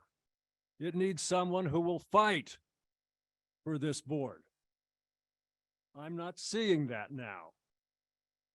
Being a nice guy who gets along doesn't cut it, no matter what the superintendent says. Times have changed. It's a tough world out there. We need counsel who can match that toughness. Hold in mind that cause for dismissal does not have to be shown. This is a decision for the board, not the superintendent and his staff, but this board. Another aspect of the agenda item that did bother me was in the recommendations. In accordance with the discussion by Commissioner Burns, look at the time we have spent with respect to whether or not this contract should be modified and how should it be modified and how many nuances can we inject into this and how much of our own personal philosophy can we inject. That's simply not proper. I doubt very much whether or not this modification idea was ever on the agenda as President Jansen requested. I don't know. But to me, the issue is it's either an up or down issue. Either you terminate or you don't. The gratuitous recommendations, I assume, of Superintendent Lewis in this instance, which constitutes his advocacy of the result he wants to see on this case, tends to muddy the water a great deal, as we have seen over the past 3 hours. His job is as an employee of this board, not the other way around. The recommendations themselves, if implemented, would bog this board down in needless cost and minutia. Look at the cost and minutia that we've spent just over the last 3 hours about this matter. It seems to me that this matter was not agendized properly. It should have been agendized as an up or down issue. Thank you very much. Thank you.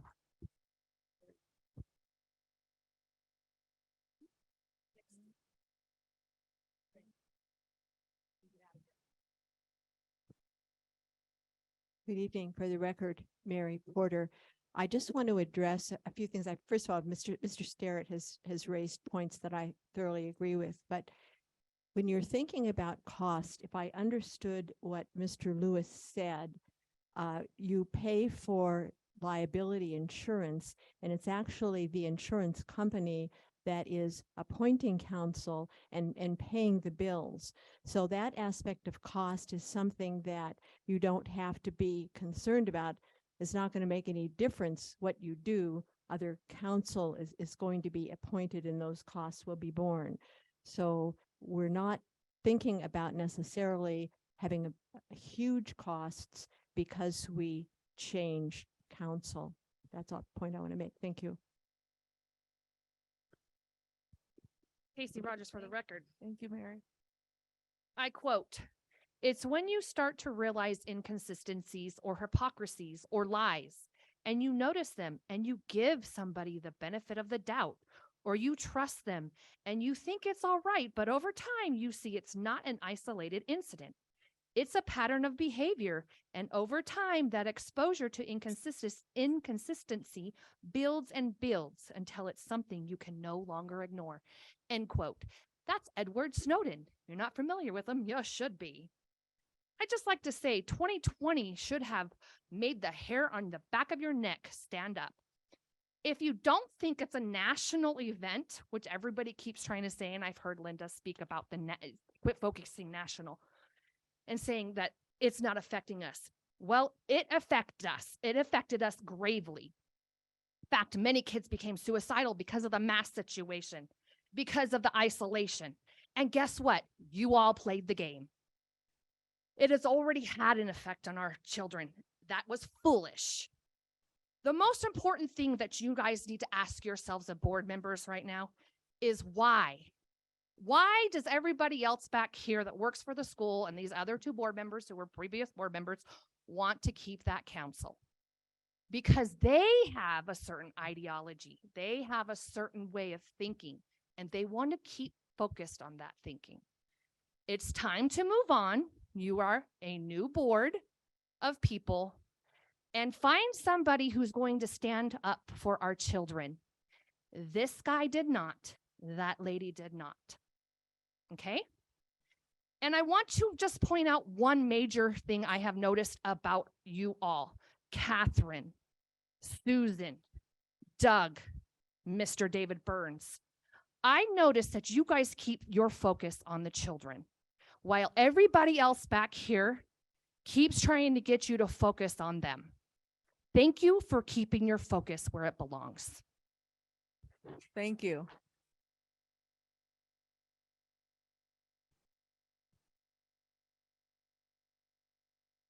Charlie Holt for the record. This whole issue is disturbing to me. No matter what action you take besides retaining this council in this current contract is going to be way frivolous fiscally. I had confidence that you would be conservative fiscally and look out for this school district. This school district does a phenomenal job with less money than I've seen most districts use. Again, why are you trying to fix something that's not really broken? As far as we have insurance, the last time I had a car accident, my insurance was jacked up. If you get involved with numerous lawsuits, what do you think is going to happen to our insurance for this school district? You're really gambling with our money from our district. I don't understand. Please be fiscally conservative. Thank you. Thank you.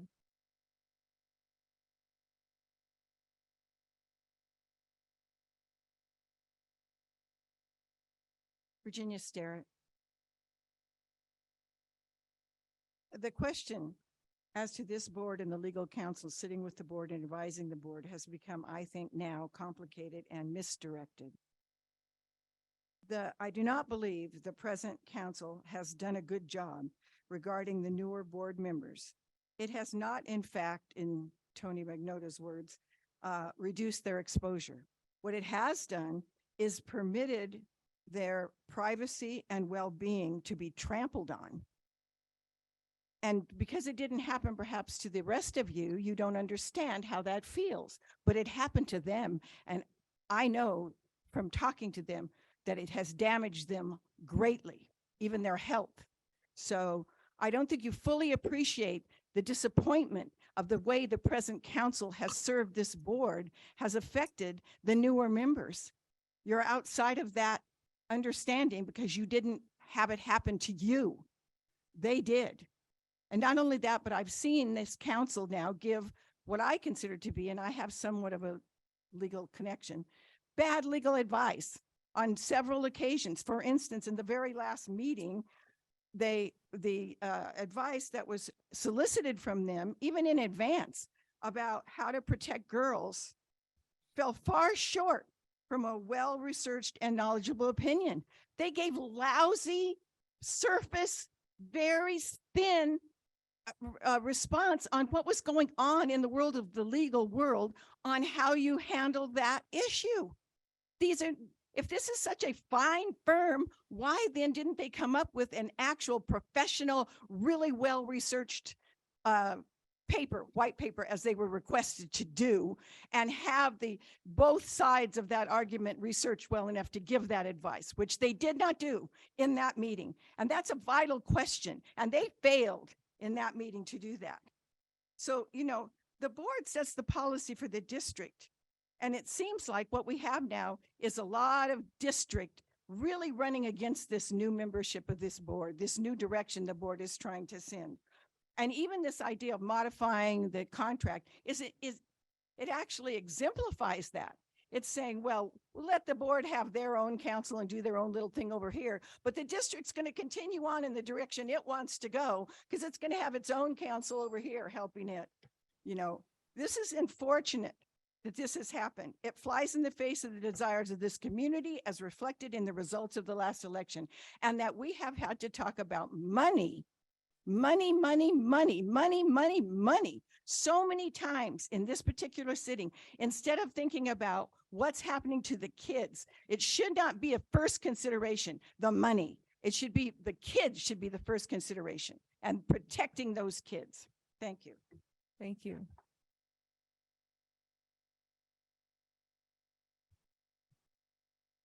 Maddie Kennedy for the record. I commend you all for thinking to hire a legal counsel to represent the board, not the district. It's really smart. It doesn't hold the district liable for the actions of 7 people. However, I think you've overlooked a problem with your plan. The board doesn't have its own budget, so if I'm correct, you would still be using DCSD budget to pay for your own legal counsel and if you get sued. I'm just a little confused, and perhaps you can explain it to me, but why are we using more money that could be allocated to other resources like mental health and bettering schools for our kids to do the same things the same way we have been? I understand there are pending lawsuits that we don't want to hand over. I also get you want legal counsel that aligns with your ideology and what you want to accomplish on the board. But let me remind you that the board has a nonpartisan position. Also, if you terminate the contract and then come back to the legal counsel, if you don't find anyone as qualified, I suspect that they would probably significantly raise their costs. Additionally, the law firm has done an amazing job, and it will be quite hard to find legal counsel as experienced and knowledgeable about education law as them. I just really don't get why you would use more money and resources to do the same thing. Thank you.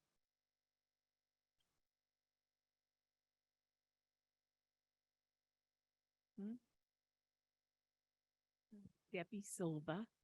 I want to start by apologizing for my outburst earlier in the meeting. That was really not acceptable. And so it won't happen again. I just have a short comment, which is that I hear that some of the board doesn't trust current counsel. I don't hear that all the board mistrusts current counsel. So my concern is when you, if you were to go forward in hiring an attorney for the board, how will that attorney be able to represent everyone on this board? Because it appears that some board members want an attorney that will back them up. But how is that attorney going to back up the other members who may have different positions than you? So then we get in a situation where some other board members might want to propose having their own attorney paid for by taxpayer money. So that's just one other thought. I haven't really heard what that trust issue is. I heard another speaker up here say that there were some issues, but I don't know what those personal issues were and what happened to the board members. It was so vague. But again, you have to follow the rules and the laws. And so if you violated the open meeting law, it's not a big deal. You just take, you let that play itself out. And if there are consequences, okay. You have said before, you were new. You didn't know everything that you needed to know. And now you're learning that. So I don't understand why you would want to switch attorneys over that issue. Thank you. Virginia.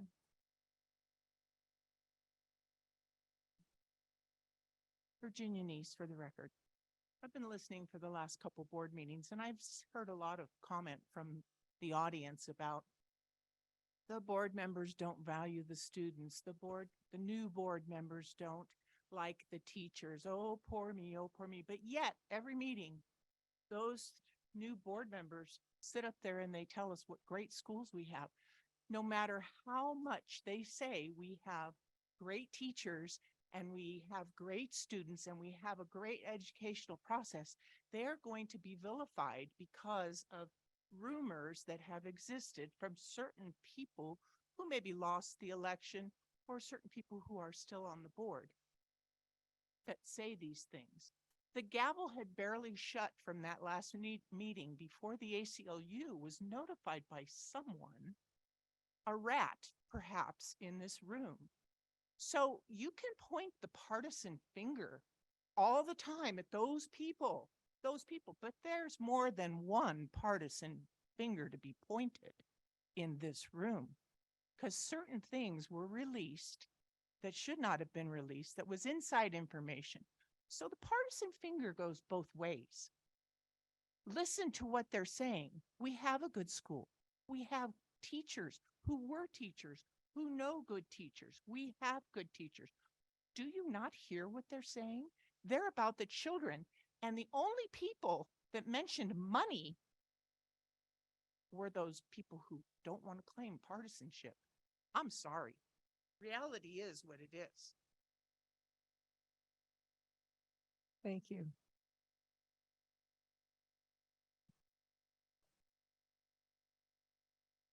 Greg Clausen, President Jansen. First, thank you for your leadership. Second, what Mr. Starrett said. The present motion is to do nothing and retain present counsel. Please vote no. As I stated at the May board meeting, when a retired attorney can provide both sides of the argument while paid counsel cannot, termination sounds most refreshing. So after you vote no to the present motion, please make a motion to terminate counsel and begin a search for new counsel. This will be an immense service to the citizens of Douglas County. And after an open and rigorous search, Douglas County citizens will be confident that the best counsel represents our school district. Thank you. Thank you.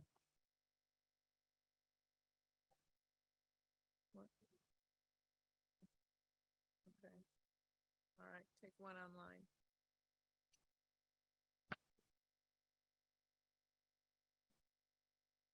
Cheryl Bloomstrom. Go ahead. Good evening, board. This is why I'm on the phone. You've heard a cogent argument made by your district staff tonight why they appreciate and value the district's current legal counsel. Listen to them. Education law is incredibly complex, particularly with regard to special education, and that law is an exponential difference from everything else you've heard. This district has achieved really, really good results due to our staff, our superintendent, and our legal counsel. It isn't broken. Don't fix it until it is. Thank you. One more online.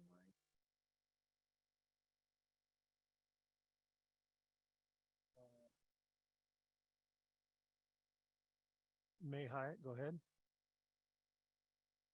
Hi, this is May Hyatt. Malpin, Cox, and Lagoy, forgive me if I mispronounce your names. These folk, can you hear me okay? Yes. These folks have been with this district for more than 20 years, specializing in education law. They have fought for the true clients, the district, the staff, and the interests of the students. I don't believe we should terminate our contract with our present legal counsel. They are doing a fine job as it is. The way I see it, being with our district for this long, over 20 years, they've seen board members come and go.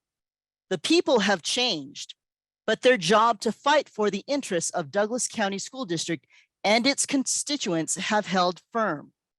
What we have here now is a newly elected board who have already made quite clear what their agenda is. One that I feel does not accurately reflect the needs of this district. We don't need to address CRT.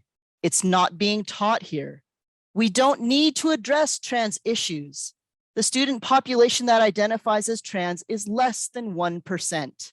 Less than 1%. No one is pushing a quote unquote woke agenda in Carson Valley. I feel that this board is creating unnecessary hysteria within this community. Our superintendent and our staff are doing fine. They're doing wonderfully with addressing the needs of this district and the students and families of Douglas County. When I spoke earlier about focusing your efforts on teacher hiring and teacher retention, let's talk about the responsibilities of the board. If we do go into lawsuits because we are being sued, that, in my opinion, is a poor allocation of public funds. Yeah, we are talking about money for those of you who are complaining about it. I've been a teacher for over 20 years myself. You know what makes good teachers want to stay? Competitive salaries. Let's talk about money because that's what makes them want to stay.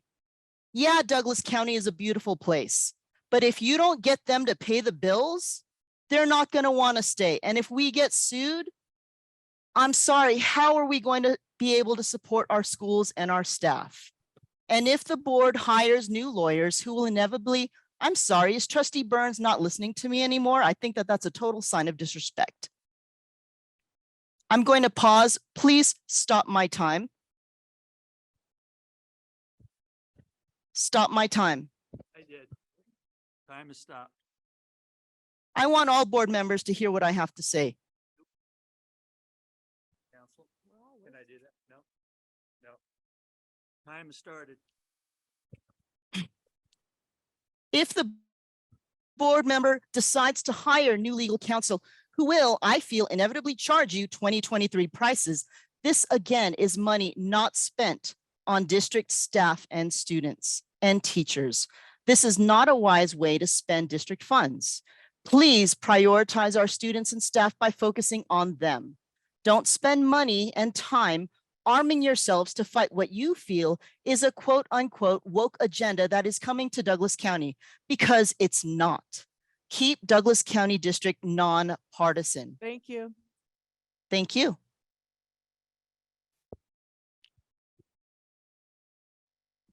How many more online, John? One more, and then we'll come back. Todd Post, go ahead.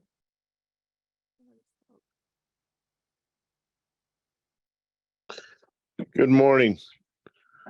Todd Poth for the record, Douglas County student, Douglas County parent, 3 students, kindergarten, 1st grade, and 4th grade.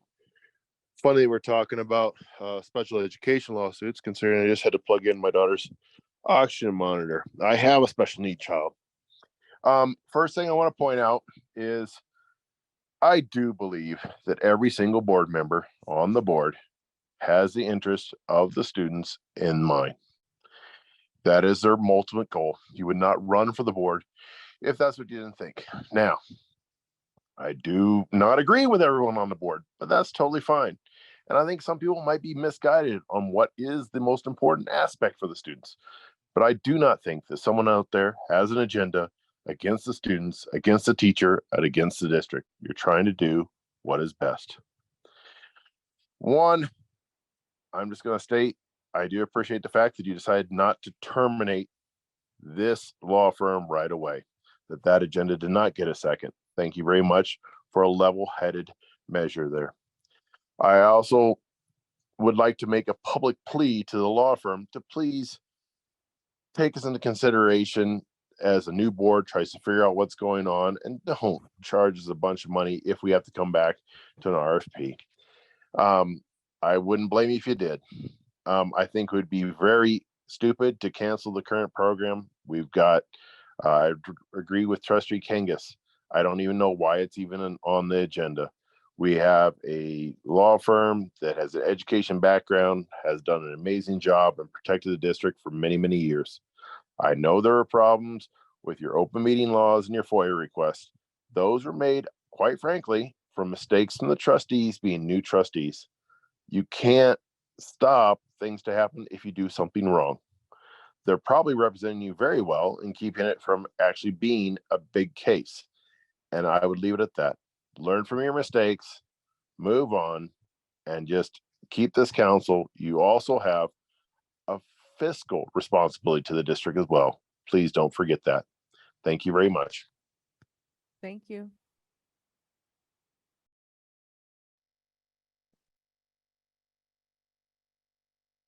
Jan, please go ahead, Jan.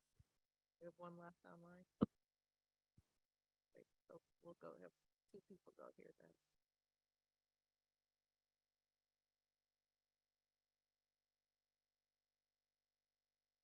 Good evening, Board. My name is Jan Muzzy. I was busy scribbling some additional comments that I wanted to make sure that I did not overlook.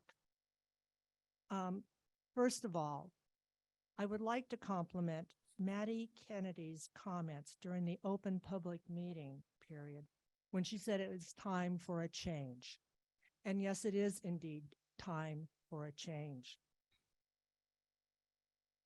I support that there be the special session and that other potential legal counsel be invited, or those who apply, to be interviewed. I think that is prudent of this board to do that rather than stay with something that just seems to just keep on dragging along and the counsel that I've seen has not seemed to be as good as a number of people here have claimed they are. And I say that because tonight there's been two instances of when seated counsel, I believe Carolyn is your name, should have interceded.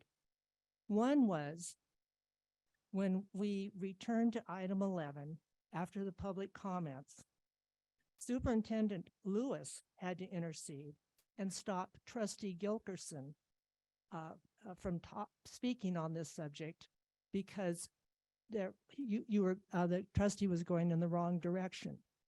So Mr. Lewis stopped. That is something that council should have interceded and stopped that from going on. Just now, when the previous speaker on the phone, I believe her name is May Hyatt, was speaking, she asked that her time be paused. Again, the seated council did not prevent that from happening. And Trustee Kangas, did pause the time and for 5 seconds. However, it was Mr. Shu, who was not the seated council tonight, that had to say, no, you can't do that. So those two instances just this evening have shown me that perhaps this legal counsel is not the best and that it should be others should be looked for. My third comment that I wanted to say was that there have been a number of people speaking here tonight saying that the board must listen to all people. However, those particular people tonight do not seem to care what the majority of the board thinks, because those people do not agree. So they themselves are acting as what they are accusing the board of doing. Thank you. Thank you.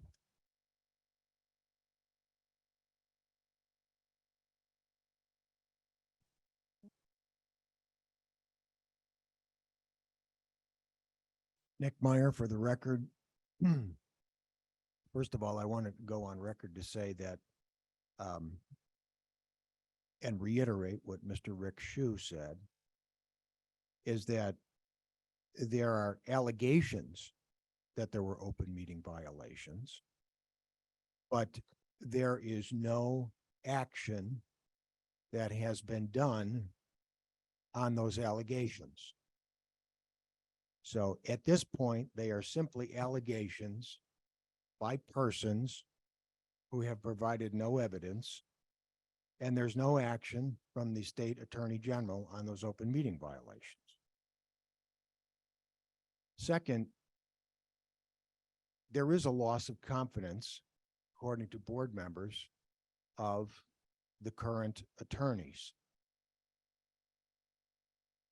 And one of the primary reasons for that is regarding the issue, item 19 in the last meeting. It was requested of the attorneys to provide a balanced assessment, a legal assessment of the arguments that are going on nationwide regarding policies protecting girls' sports and protecting girls' private spaces. The board did not feel that they were given a competent, thorough evaluation of cases that are pending throughout the United States on this issue from current counsel. Current counsel failed in their responsibility to give a very balanced pro and con on this issue to the board. Therefore, the board does not have confidence in the legal opinions provided by the attorneys. That in and of itself is reason to terminate their contract.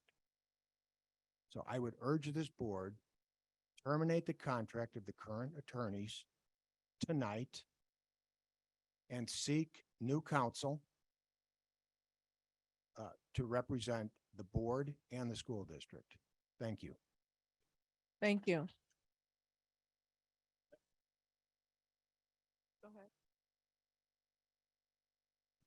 Hi, my name is Jeff Bonner. I'm a parent of 3 students in the district, and I would just like to ask that you not terminate the contract with your lawyers tonight so that we can move on and address other issues in the school district. It seems like the reason that some of the members of the board want to terminate the contract is to be able to fight back against a state law or a national law. And those laws are laws. They're in place, and they're based in anti-discrimination. So I think that that's the wrong battle to try to fight. I think that it sounds very expensive. I think that it's misguided, and I think that it's unnecessary. I would request that you please listen to your superintendent and listen to the staff that deals with this law firm on a daily basis and support what they want and what they know is best for our students. Thank you. Thank you. John, 2 online? Okay.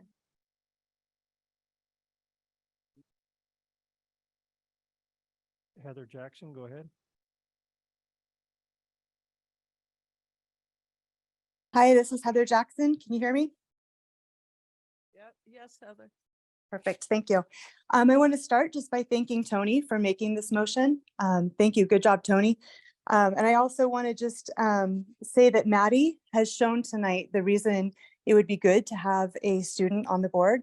Her clear thinking and her well articulated words were great. But I would also ask that people don't misquote her and quote her lines trying to go towards a different than what she meant and intended and what she was saying. I just want to say that the reason why there are many of our teachers and administrators and staff are asking us to keep them is because Mr. Shu has been a warrior and he has fought for us. And that's what they like about him. Not that he's a nice guy, though he may be, but because he has fought for our district, he has fought for our students, he has fought for us. And that's why we want to keep him. And so he's great and just what we need. There's always going to be open meeting violations. We had several against us, and he fought for us the same way he has fought for you, that they didn't go anywhere with it. And they just stayed as allegations because our attorneys are working for us. And so I feel like it's just like maybe a misconception that you feel that he is not representing you guys well, but that he actually is, because that's why there haven't been further complications with the open meeting violations. The other thing I would just like to say is this is an opportunity for you guys to show that you do hear and support our teachers and our staff and our parents.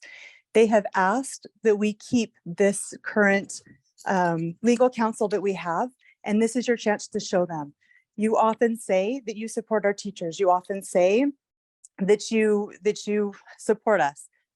But tonight you have the opportunity to actually back your words with action in this meeting and show that you do support, you do hear, you do understand, and you know that this is what is best for our district and it can keep us safe. Thank you very much. Thank you.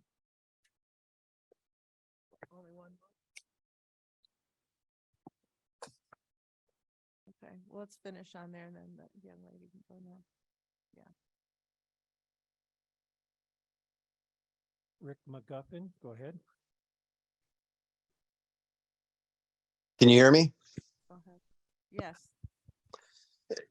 Just a few comments. I've been watching this entire meeting this evening, and a few things stood out to me.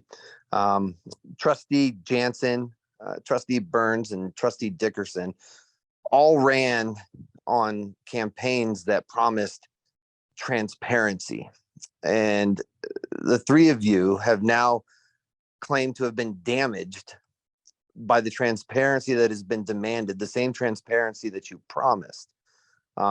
If you don't want open meeting law violations, don't violate open meeting laws.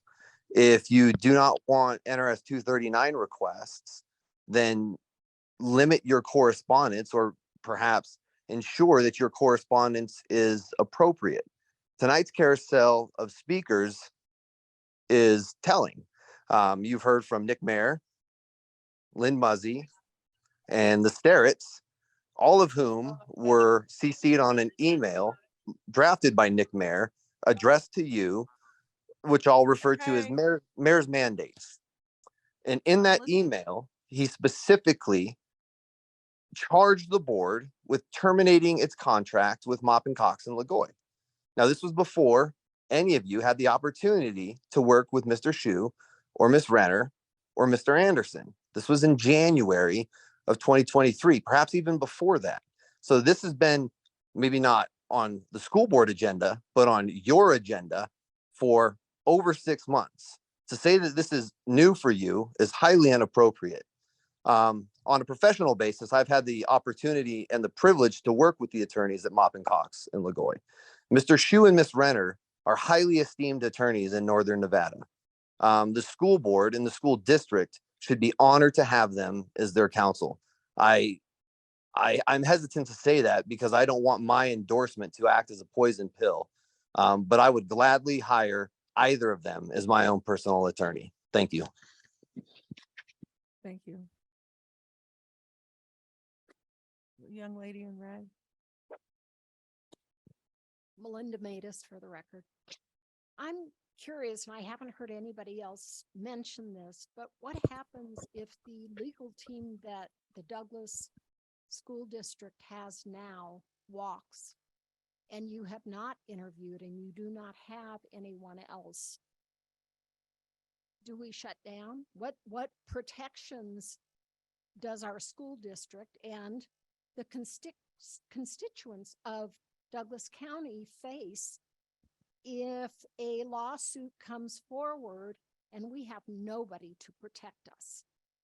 It seems that we're putting the cart before the horse tonight, and that we need to make sure that we've got all our ducks in a row and make the right decision for the Douglas County School District and the protection of all of you and all of the people that pay the taxes in this district. Thank you. Thank you.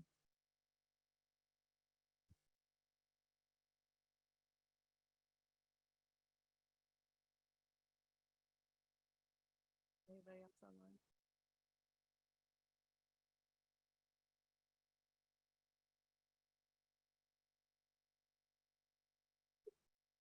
My name's Rob Lehman.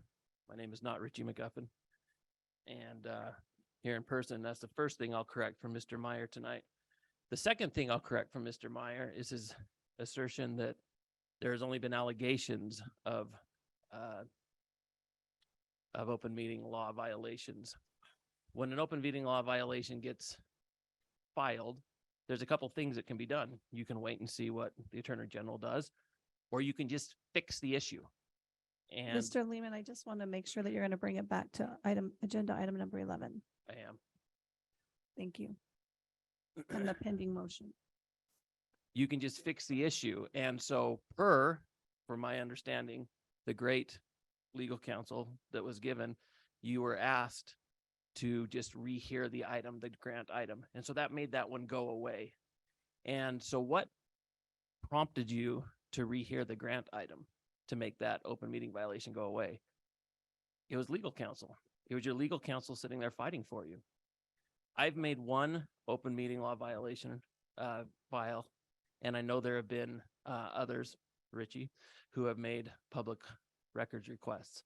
I can assure you that these two have fought really hard for you. I've seen their responses. I've seen them backing you up. I've seen them trying to not share things that we think you should share.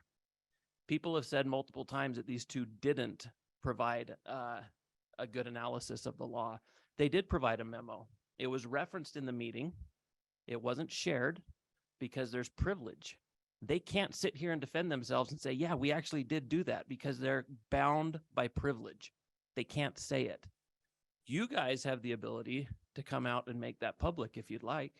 You can say, hey, we'll make public this memo that they made, but they can't do it. They can't say that. So to sit here and say that they didn't give you advice is just wrong. They did. We haven't seen it because it hasn't been made public, but you can make it public. And Trustee Jansen, if you don't want to have open meeting requests, don't text other people during the meeting. Thank you.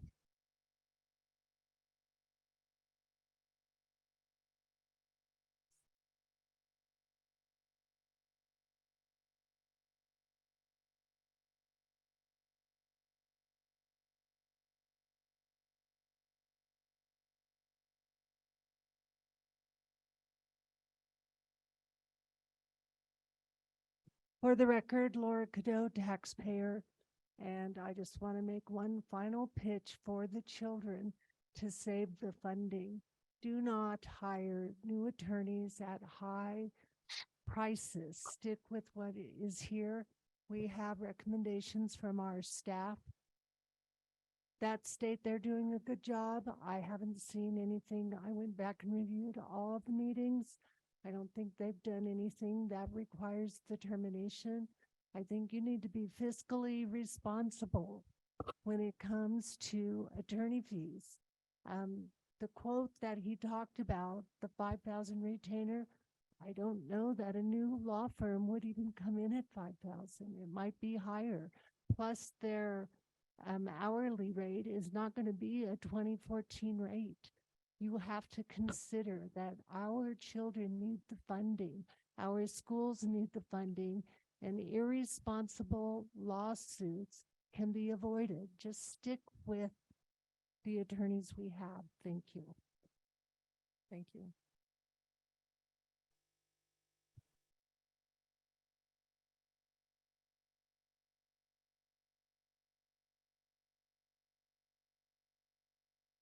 So there's a motion on the floor. We're going to go to that. I just have a question. It's been alluded to here tonight that our legal counsel was asked for a legal consideration for protecting girls. Who asked for that? You, no, our legal counsel, President Jansen, suggested a litigation meeting. You didn't want that. And so in the absence, they did a legal memo. There was never a request made of me for a legal opinion on protecting girls. And so if that information is out in our community, that's not accurate information, and I want to clear the record.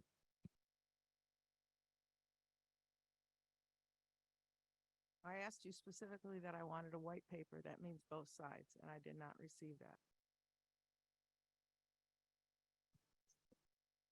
Okay, are we going to the motion?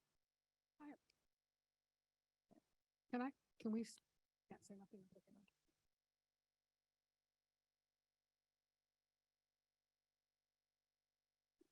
Okay, Tony made trustee Magnata made a motion to keep the legal counsel the way it is. Is that correct? Okay. All in favor? Aye. All opposed? Aye. Okay.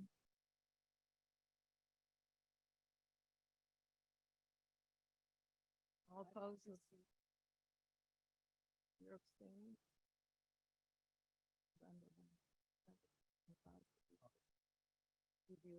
You can only abstain from the vote if you have a conflict.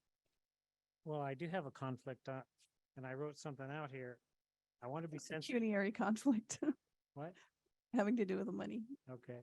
All right. Well, then. Okay. Okay. What? I'm not at all. What? Oh, whatever. I think a lot of things you say are wrong. Okay, all opposed? All opposed?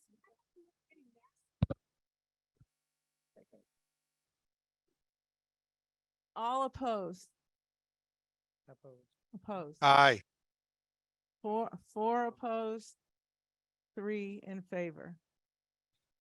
So the yeses were Gilkerson, Kangas, and Magnata, and the noes were Dickerson, Jansen, Engelkirk, and Burns. I'm going to make a motion that we take no action on A, because I believe we're back to where we started from, and we bring in possible new legal counsel and interview them at the next board meeting. And at that point, we can determine what we're going to do about current legal situations. But I cannot make a decision on this until I know what other options are out there. I second that. I second. Can I take, okay, let's discuss. Yes. Okay.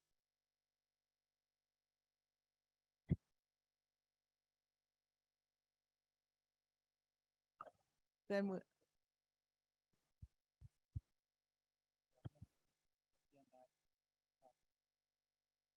It would be a future agenda item whether we decide to terminate counsel based on what legal counsel come in. So I think we can just say, I would make a motion that we bring in any interested legal counsel to interview at the next meeting. And I second it.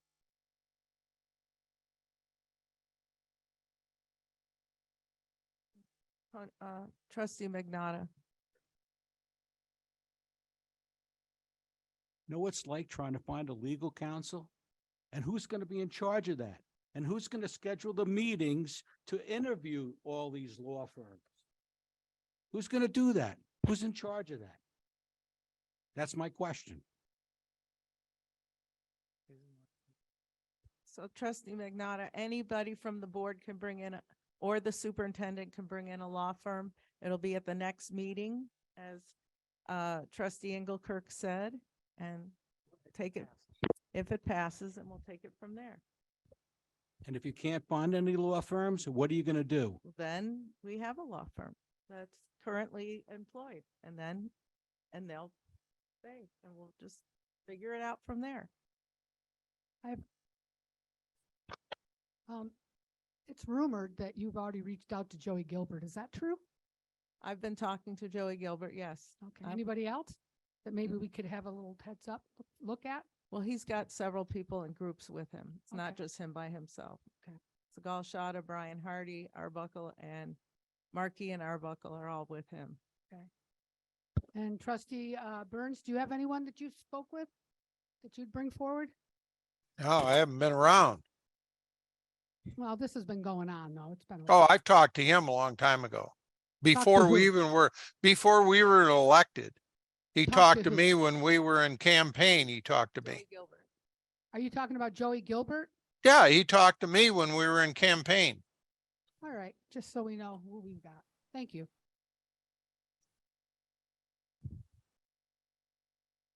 Okay, Just let me make something clear. He reached out to us to talk to us.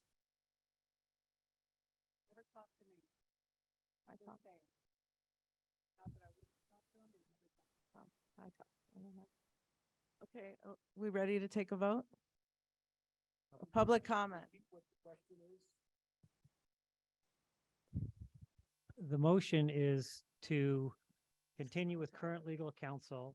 And at the next meeting, I mean, that's not part of the motion. The motion is at the next meeting to bring forth interested legal parties in representing the school district for interview purposes. And who's going to do that? We're going to interview them. We are going to interview them. We have somebody that we're bringing in. And if the superintendent or any of you want to bring in other counsel, you may do so. Can we vote on this and then talk about a process that would be somewhat logical and not shotgun? That would be great. I'd love that. Okay. Public comment first. Hi, Leslie Hokinson. I'd like you to really clarify something for me, okay? Because I was at the last meeting, and like I say, I left at about 9:45, and then looking in the notes, it said that you'd brought up about getting different counsel.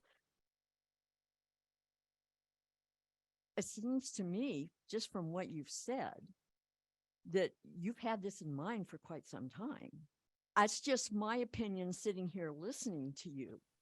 I kind of thought when I read it after being at the meeting for almost 7 hours, that you were just very unhappy with the way things were going, that it wasn't going the way you wanted it to. But now it seems to me this is something that you've been thinking about for quite some time.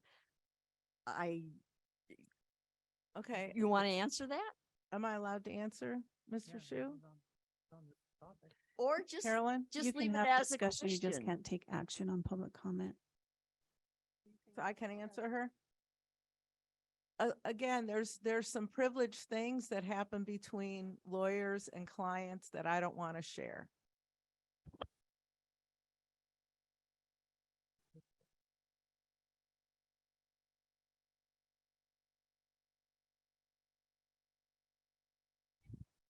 Marty Swisher. I had communication from one of the board members who has voted against Mr. Magnotta's motion, who told me that he didn't bring this forward.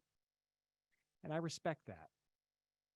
However, the fact that you just divulged that you've already had conversations with at least one law firm, not opening it up in a proper process to other law firms to even be considered, doesn't make any sense to me. I'm thinking of hiring processes. When we hire people in this school district or in a public institution, we do not give consideration to one particular individual. We look at the broad scope of people that might want to be interested, and then we screen them. I feel as if you've already made a decision head in this direction. And I think that's very, very inappropriate and unacceptable. Thank you. Yeah. Excuse me, can I make a comment about that? Yeah, you can. Yeah, you can. You can. Okay, so, okay, right. So I want to make a comment on that.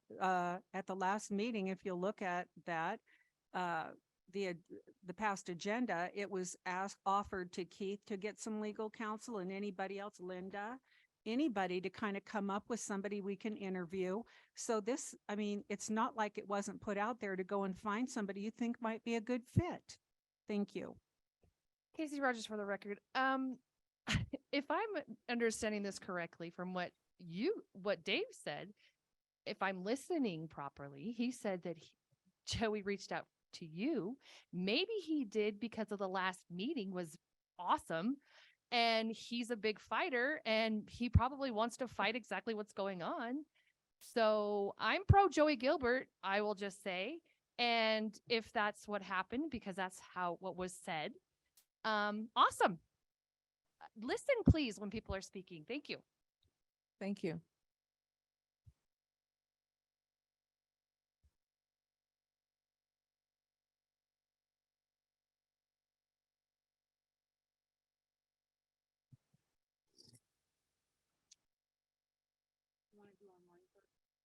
Let's do one online, Ginger, and then the other online. Rick McGuffin. Yeah, this is Rich McGuffin again. Can you hear me? Yes, we can. Yeah, I just wanted to address Miss Hawkinson's comments. She was wondering if this was essentially premeditated action. And the answer is yes. And Nick Mayer sent an email out in January or December of this year, instructing the board to do several things. One of them was to adopt the Lyon County policy, which they did. Another one was to terminate the contract with Mop and Cox and Lagoy, and to hire Joey and to look into hiring Joey Gilbert.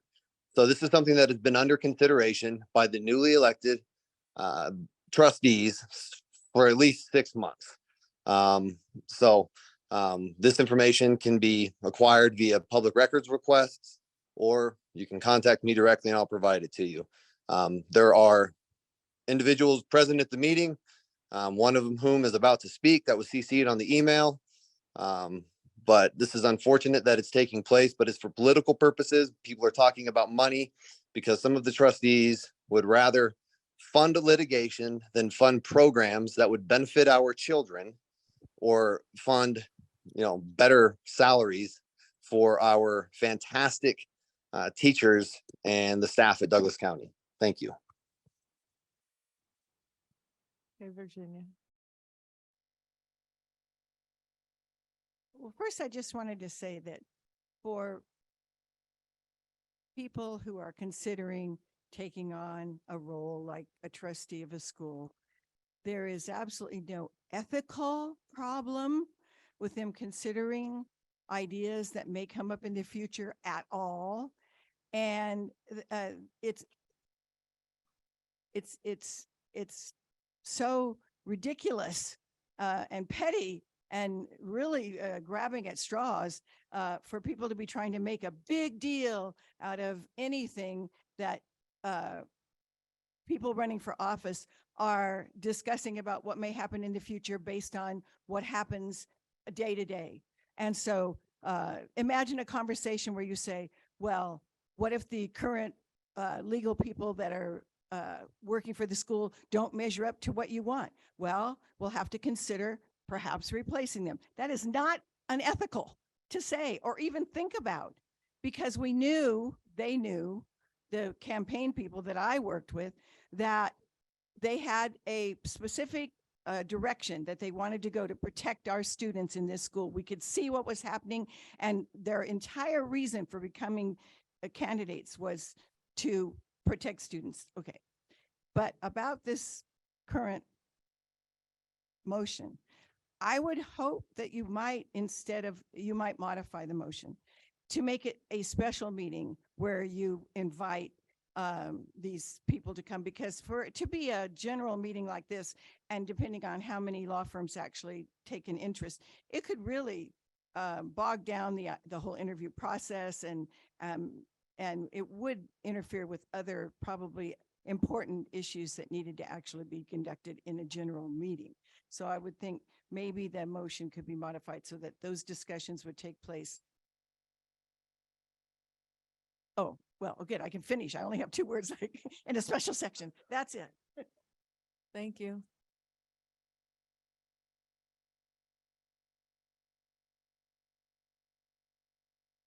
Nick Meyer for the record. I want to address Mr. McGuffin's allegations. First of all, no board member was instructed to do anything. That is a bald. Mr. Meyer, are you going to lie. bring it around to a discussion about the current motion that's on the table? I am. I am just saying that no board member was instructed to fire the current attorneys. That is a bald-faced lie. Okay? Mr. McGuffin, as an attorney, should know that. He's read the email. And there is nothing that prevents any citizen from making suggestions to any public official. Thank you. Thank you.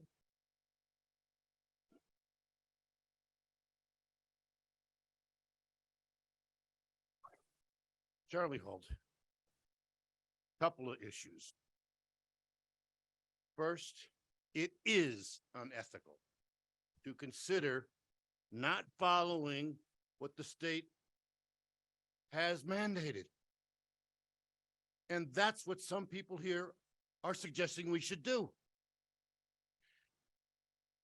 Maybe I don't agree with these. I'm sorry, we really do need to bring it back to the current motion that's on the table. So if you can bring it around to the motion, whether you support the motion or not. Okay.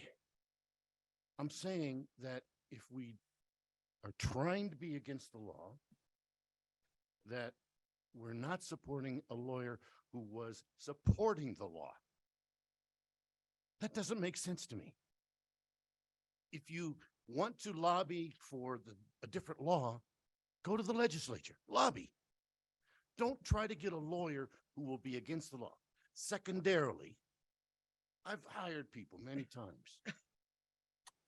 I've never, ever heard of anybody going, you're a lawyer that I'd like, so I'd like to hire you. I've always seen you put it out there, you advertise it, you see who contacts you and wants to apply for the job. I question if it's even legal to do what you're suggesting to do. Thank you.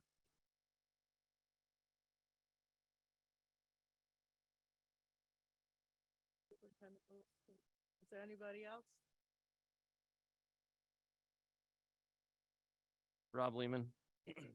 I continue to be amazed at the gross misunderstanding of how these meetings even work.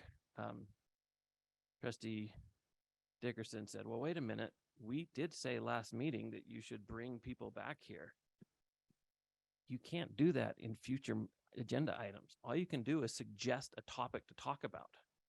If you're saying that you took action last meeting to bring people back, then you did yet another open meeting violation. So you can't do one or the other. Like you either just, you can't say in a future agenda item, we want you to do this. You just can't do it. It's not agendized. All you can do is talk about what you're going to talk about in the future. As far as where this agenda item came from, I'm going to read word for word from Nick Meyer's email. No, you let.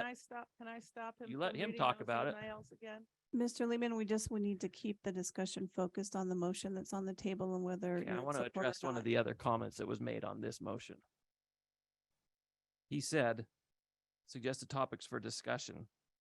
New attorney, review the plan sent by Joey Gilbert and, if agreed, meet with his law firm up in Reno Keep repeating. You've said this 5 times With- at 5 different meetings. with the note on it, done. It has been done already. Mr. Lehman, please come back on topic.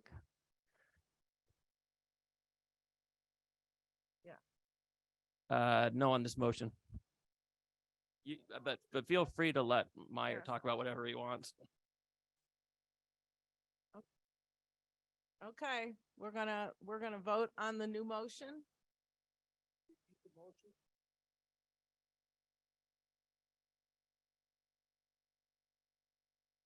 Aaron, you gonna repeat it there? We've already called the motion, hon. Okay, yeah, no.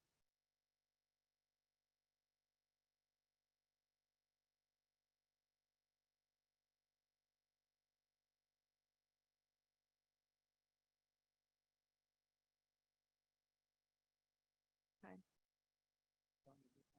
Did you hear that, Tony? I made a motion that we take no action on A regarding terminating or not terminating current legal counsel, and we open up the next meeting to bringing in possible candidates to interview. That's the motion. Can I offer an amendment? Yes. I do think there's a lot of value into not saying next meeting and saying special meeting, because this, Yes. we're I almost agree at too. 9 o'clock and we're on agenda item 11. I agree. Okay, I rescind my motion. I rescind my second. Okay. Would you rather me do that? Okay, we'll amend it, Karen, instead of at the next board meeting, at a special meeting. At a special board meeting. To be determined. Okay. All in favor? Raise your hand. Aye. Aye. Aye. All opposed? I'm opposed to the way the motion's worded. And the motion passes 4-3. Would you like me to read who? The ayes were Burns, Engelkirk, Jansen, and Dickerson, and the nays were Kangas, Gilkerson, and Magnata.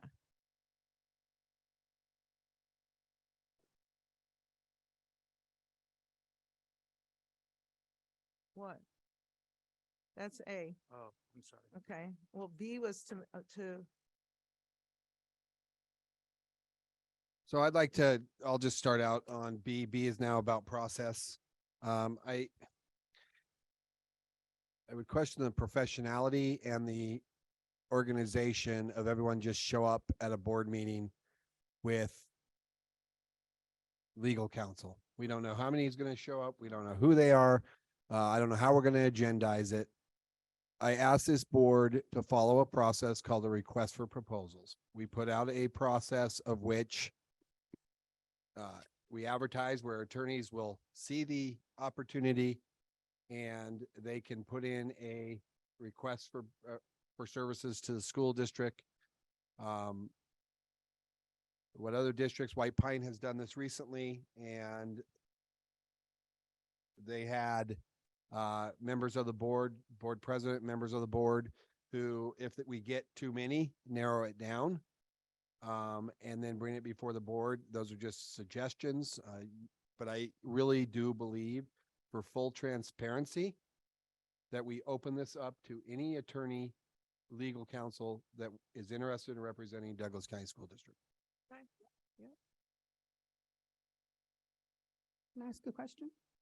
Mr. Lewis? Can I ask a question, President Jensen? Sure. So just like any type of job that you're looking to hire, you put in what you're looking for or certain qualifications. Will we be doing that as well, since this is a school that we're looking to hire for? That we need school law? Yes, I think that obviously would be important, is Okay. that they have a background in educational employment law. You know, that, I don't know if that's a disqualifier. I mean, to me, it should be, but it may not be. But again, we can work with legal counsel. This will be a little awkward, but working with our current legal counsel to appropriately advertise that. I will obviously ask for some guidance from White Pine, who just obviously recently went through this, and I will consult with the president on that as before we release it. And the interview process, will there be certain interview questions that we would be provided, or will we just ask whatever we want to ask? I think you all need to probably weigh in here on legality of questions that can be asked in that format. I know what we can ask in terms of employees, but I've never interviewed probably similar. I mean, there's nothing that you can't ask an attorney that you can't ask the general public. There's general HR guidance in terms of what's an appropriate question.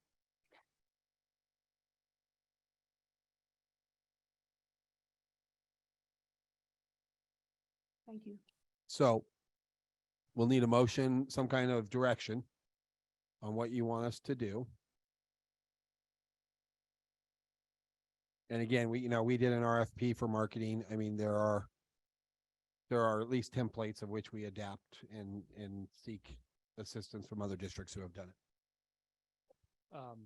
Superintendent Lewis, I would also maybe suggest if you're going to do an RFP to kind of identify components or scope so that perhaps someone might want not to put an RFP for the entire scope of everything that legal counsel does, or the components that I talked about today with the constituents that we have. And that way you have an array of choices possibly. The other thing is, I don't know if, I mean, we've spent 2 hours talking about our qualifications.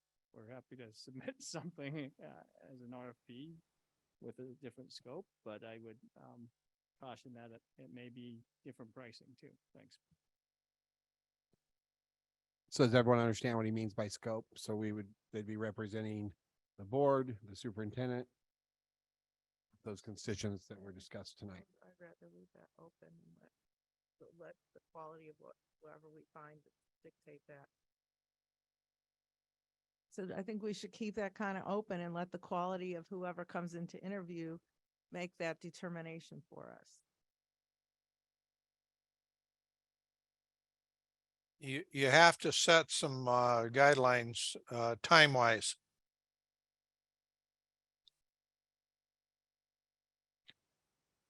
You said you have to Yeah. set some guidelines time-wise. And just for full transparency, I don't think this is going to be something that happens overnight. You got staff on vacation. We've got secretary on vacation.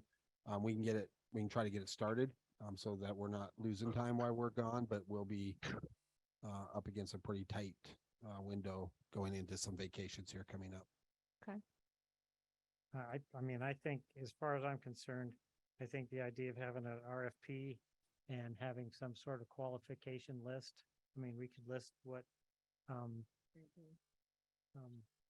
sorry, your law firm's name, but we can list, what you guys specialize in, all the things that are required, and that can be all part of the RFP. And we'll just request that, and then we'll have them come interview. And the board should be able to ask questions, and we can satisfy at this point whether we want to move forward with that or stay where we currently are. So does that need to be a motion or just a recommendation?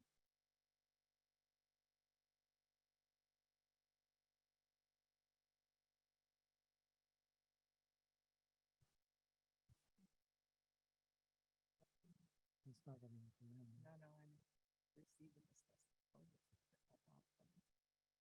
Okay, go ahead and make the motion. Well, Just what is for the our, RFP. what is Request for. So again, just Doug, David talked about timelines.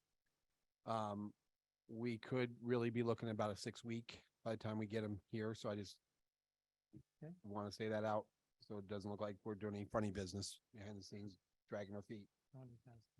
My only comment is that you do want to give the law firms and whoever's interested time to put something together, because Trustee Magnata? We have a current contract with this law firm, and if we violate the contract, what's the ramifications of that? Yeah, you have a contract dated 2014. There's a 90-day termination for any reason, a 90-day period of notice. So, that would be part of you have a current contract, right, with a 90-day termination notice.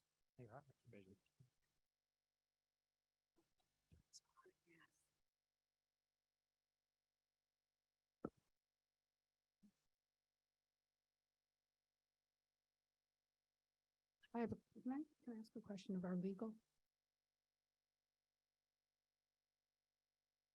President Jensen, can I ask a question of our legal? Oh, sure. Will you guys be applying as well or no? Do we know? Will you be putting in an RFP or? I don't know. No, as I sit here today, I don't hear that our our contract is terminated, but it's a little bit of a strange position because you guys are interviewing and I don't know, I have to think through that one. Okay.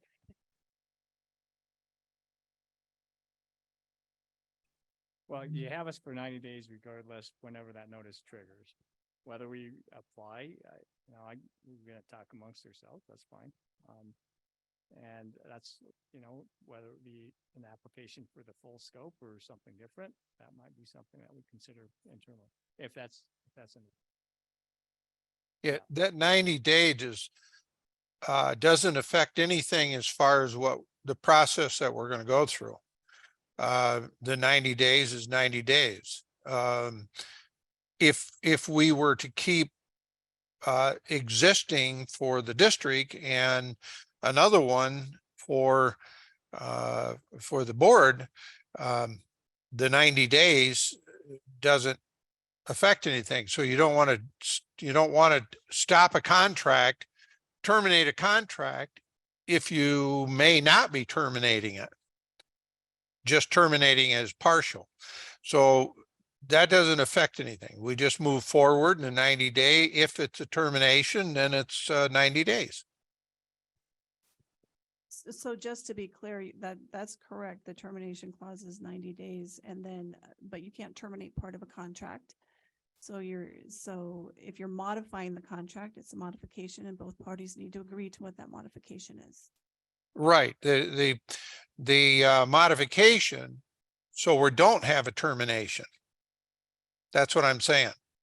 So you can't make a termination and say, okay, 90 days, because you don't know what's going to happen yet. That's why Doug wanted to say, we need to hear them all.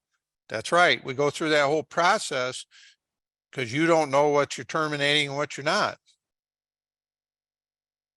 And that doesn't affect what we're planning on doing by talking to other law firms. Doug, you ready to make a motion for B? Okay, I'd like to make a motion that the district put out an RFP with a list of qualifications required in order to be. Yeah, we need to wait. Oh, I didn't know he left. Oh, I didn't either. I think you ran out of room.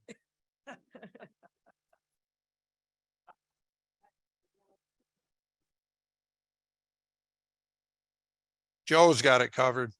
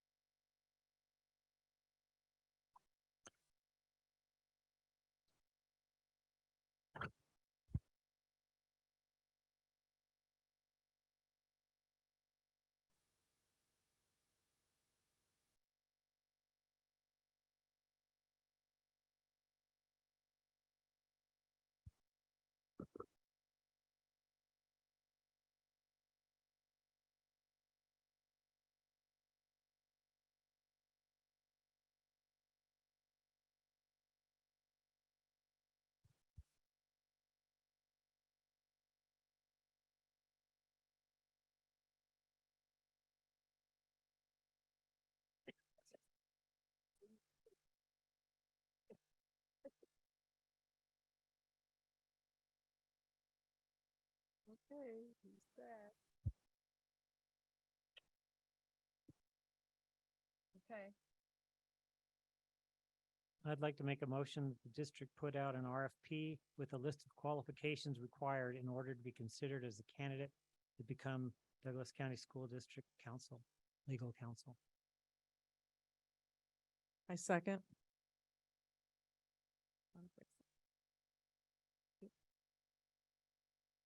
I make a motion that the district put out an RFP with a list of qualifications required in order to be considered as a candidate to become Douglas County School District Legal Counsel. And I seconded it.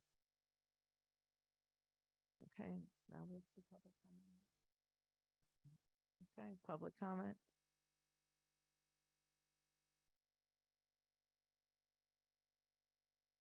Leslie Hoganson. Okay, I want to see if this is one of your requirements to be in front of your board, to be the new attorneys. Gilbert participated in the January 6, 2001 riot at the U.S. Capitol to overturn the 2020 election results and has denied that President Joe Biden won the election. That's the kind of company you Okay. want to represent us? I don't We think need so. to keep it to the topic, Yeah, please. I'm sorry. I think that is the topic.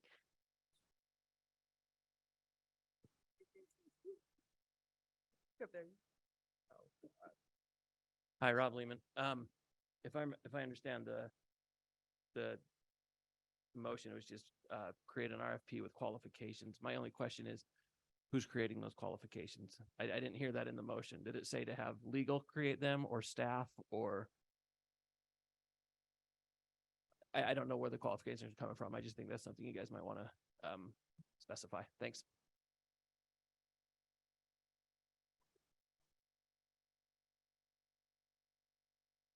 Hi, Tom Sterrett. Further on to Mr. Lehman's kind comment there as to who is going to prepare the RFP, I would like to see in the board's discretion, perhaps Mr. Engelkirk, perhaps President Jensen, review that RFP to make sure it is not unduly restrictive, that it makes possible other firms to come in and make proposals, that it is not biased towards the existing law firm, which clearly Mr. Lewis has an affection for.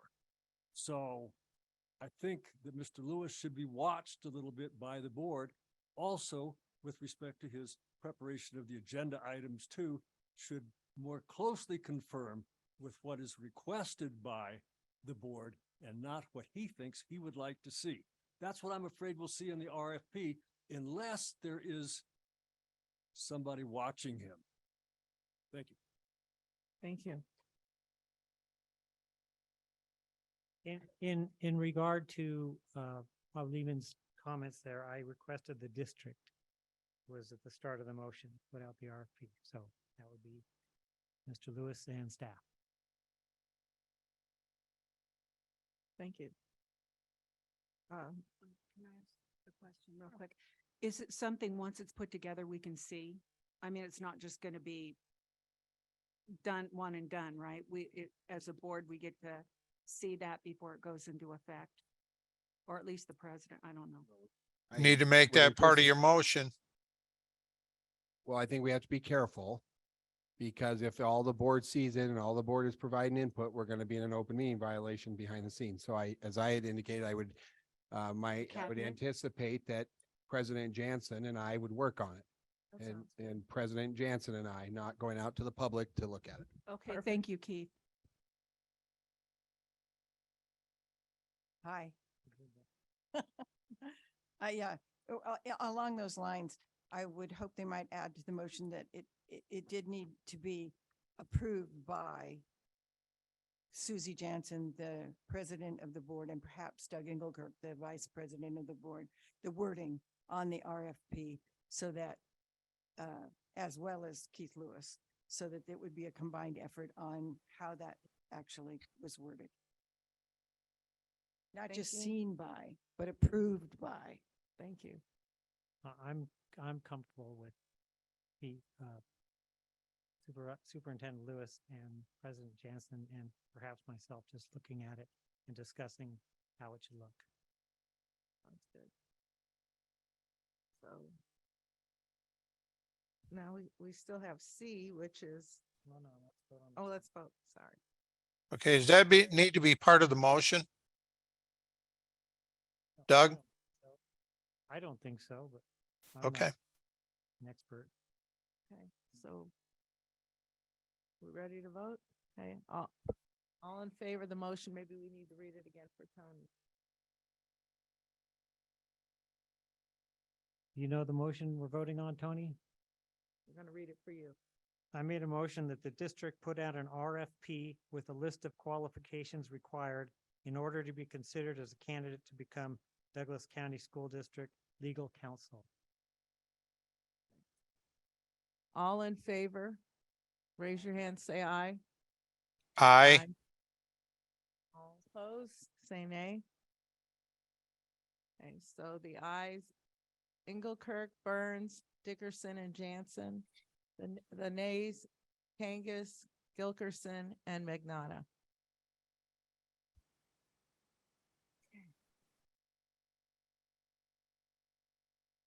So, Superintendent Lewis, I believe that C is irrelevant since we have current counsel. No, no. Oh, okay.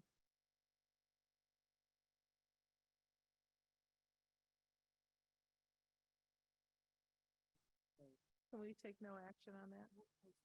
Let's postpone that. Okay, and we could bring it back if we ever needed to. Okay, do I have to make a motion to take no action? Okay, I would like to make a motion to take no action at this time on 11C. Okay. Public comment? First, talk about board comment. Can we comment first? Thank you.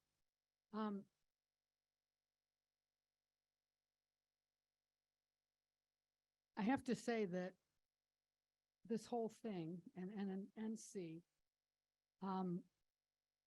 that is very disturbing that we are not listening to our teachers, our administration, and the people. Tony or Dave, if we're keeping score, we had 15 that were against getting rid of our council and 8 that were. So I just wanted to make sure you knew that it wasn't 9 to 10. Yeah, I took my shoes off to count that. I thought so, but I feel like we're letting our school district down with what we've done. Thank you. Whatever we say. Okay, so we don't, I didn't say anything. I'll tell you later in private. Yes. Okay.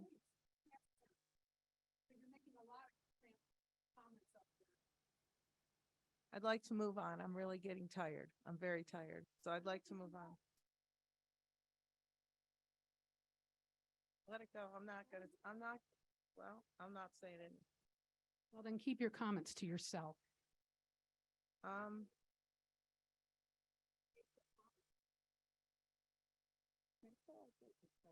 Linda, you commented with many times and said, okay, let's move on. Hit the gavel, let's move forward. Okay. So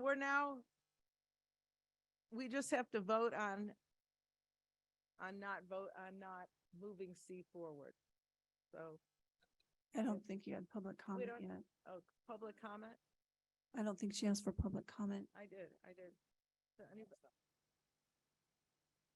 any more public comment on C that we're not moving C forward? Okay, so now we can vote. So all in favor of not moving C forward, raise your hand. Aye. Aye. All opposed?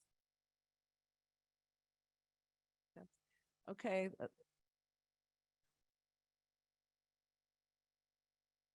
Can't hear it. Can I speak? Go ahead. Okay. Our votes or my vote is based on the fact that I don't want to be a part of this agenda item. So my vote is my vote. And that's my opinion. And I just want to make it clear that, not saying no because of, it makes sense I'm saying no to the whole. I understand. And, okay, thank you. And you're definitely entitled to your opinion. Thank you. Okay. Can we move on to 12? I've been looking forward to this one all night. Ms. Haley, marketing presentation, agenda item number 12. Thank you for having me, President Jansen and Board of Trustees. I'm excited to tell you about our recent marketing efforts, and I'm excited to share what we have in store for next year.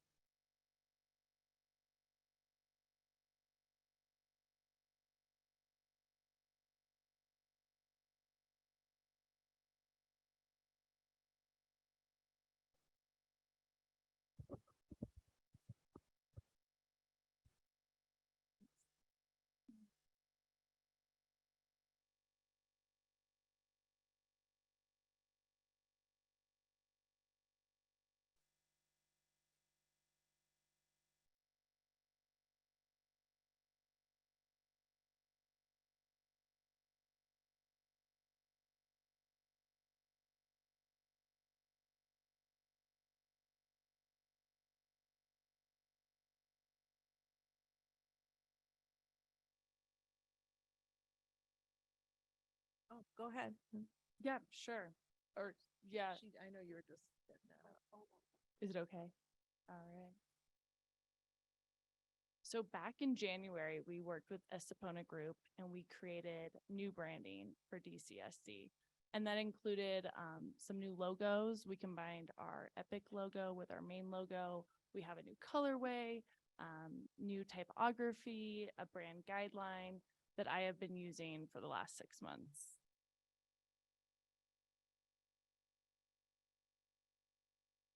And in February, Estepona Group and we worked on creating recruitment videos for the district. We aimed at attracting prospective employees and families, and the video production process involved visiting 3 school sites, and we interviewed staff, parents, students, and community members. And and some of you might have seen the videos, we've posted them on Facebook and also our websites, but I thought we'd just go ahead and play it.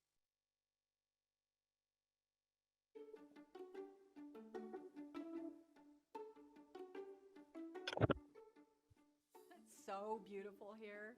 Every day you don't take it for granted. And honestly, there's everything you could possibly access here for families. I love the 4 seasons. We love the activities. We're hikers, kayakers. We do a lot of fishing and camping. I go up to Lake Tahoe, I ski on the slopes, and then I come down to the valley and I've got dirt that I can go mountain biking on. I have been fortunate to be able to travel, I would think, a decent amount of places, and I'm always excited to come home. There's few places that are like Douglas County, Minden, and Gardnerville. So if you like being outside, this place is impossible to beat. I always feel supportive and everybody is super helpful. If someone doesn't have the answer, they'll tell you, I don't have the answer, let me get back to you and we'll look into this. So no matter what the problem or the issue is, I feel like I always have someone that I can talk to about it. I can sit down with those catalogs and say, I want this, this, this, this, and this for my students to do, and I don't think I've been told no. They find the way to get it to us.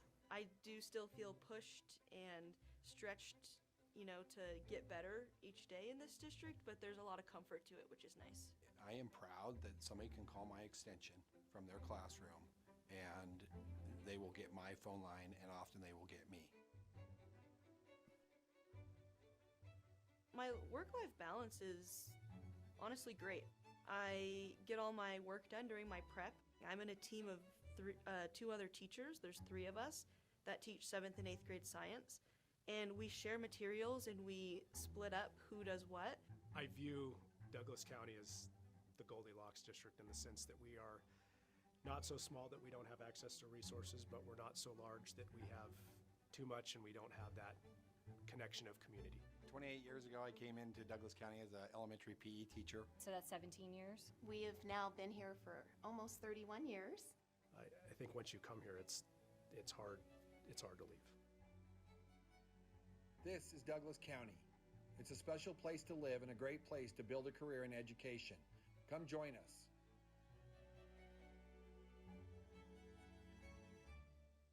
So in addition to the main recruitment video that you just watched, Estepona also was able to create 6 shorter videos that we've been using for online recruitment campaigns. So I'll just show you a little sample. This is a 15-second clip that we've been using in our recruitment campaigns. I view Douglas County as the Goldilocks district in the sense that we are not so small that we don't have access to resources, but we're not so large that we have too much and we don't have that connection of community. Come join us. And I'll talk a little bit more about those recruitment campaigns in a later slide. Such a good job, Haley. That's so beautiful. Thanks. We had a lot of fun making them. In addition to our recruitment videos, Estepona and DCSC created a video all about EPIC to help educate parents and the community about DCSC's movement to modernize instruction and personalized learning. And if it's okay with you, I was going to go ahead and play this as well.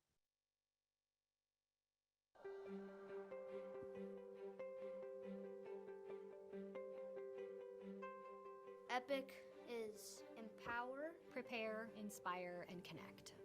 They're really super excited about knowing where they are, knowing how much growth they're making and what they want to do and how what they do now really impacts them for the future. Like Epic is meant for, I feel empowered on my own learning. I feel more prepared for what I'm doing, like both in the future and tomorrow. I think I'm learning life lessons like grit and teaching myself my own strategies. Epic is personalizing learning for kids. It's Douglas County's motto for how we meet kids where they're at. So I think the important thing to know about Epic Learning is it's not a curriculum and it's not a program. It's an instructional framework. And so what we're doing in our classrooms, we're just changing how we deliver instruction for our students.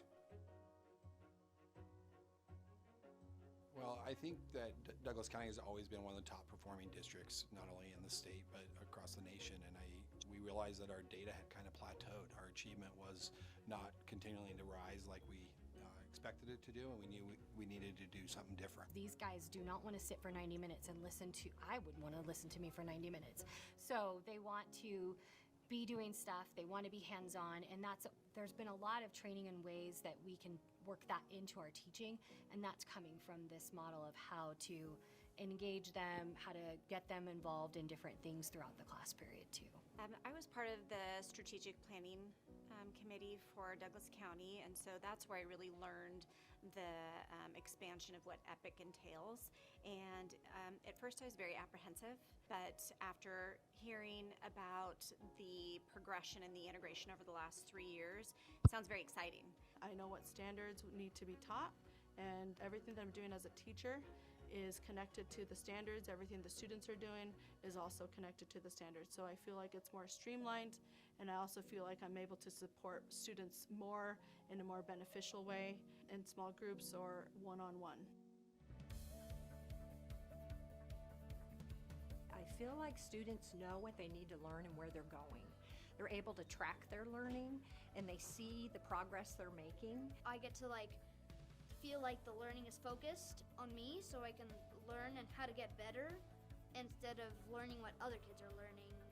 Like if I'm behind or if I'm ahead, the learning is directed towards me. EPIC is so flexible, and however it works for you is how to implement it. When I'm able to give choice in the evidence of learning, students really appreciate that. Sometimes I've given them a choice of either modeling their knowledge or taking a multiple choice test on their knowledge, and students really appreciate that. I think that they love the ability to work at their own pace or even faster. My middle school daughter is really good at math, and she's way ahead. She isn't being kept back here where everyone else is. She has the ability to go to the next book even if she wants to, and that's thrilling for her because now she gets to feel kind of special without making anyone else feel like they're not. It's really nice now that I get to learn at my level. I see a greater excitement for learning. I see kids more involved in wanting to learn the standards as they're moving through the progressions. It helps me know that all the work I'm putting in is worth it and I'm getting somewhere from it. And what's really nice is my son just lights up, especially his history class. I think that they love the part where they have to know the why.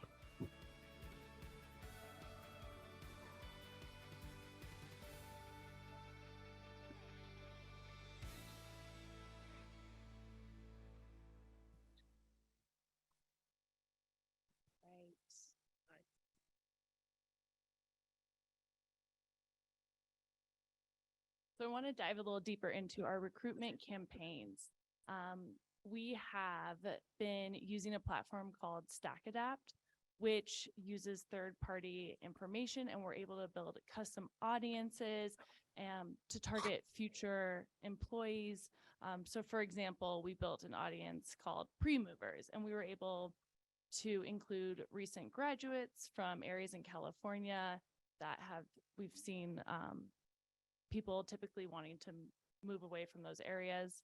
And we were also able to combine actions they've made online, such as looking up properties on Zillow or looking at moving companies on U-Haul. So we were able to create different audiences and target our current job openings. And we're still running those campaigns right now. Our second recruitment campaign, we're running on Meta, which is Facebook and Instagram. And we built those using custom audiences again, and also some retargeting campaigns. So let's say somebody visited our employment page and they were looking and clicking on some applications, they would see some of these campaigns, whether it's a short 15-second video on their Facebook page, or teach where you want to vacation, so display and native ads. And then we're also running campaigns on LinkedIn and Indeed for our more hard to fill positions. We're able to post those positions and then run separate campaigns on those as well. And I have some results. So we launched these campaigns the first week of March. And last year in 2022, we had an average of 9.7 applicants from March 1st to June 13th. And in 2023, we have an average of 17.2. So we almost doubled the amount of new applicants in 2023 in that same span of time. HR has all per week, yes, sorry. And HR has also told me that they've seen an increase in the number of qualified candidates who have been applying.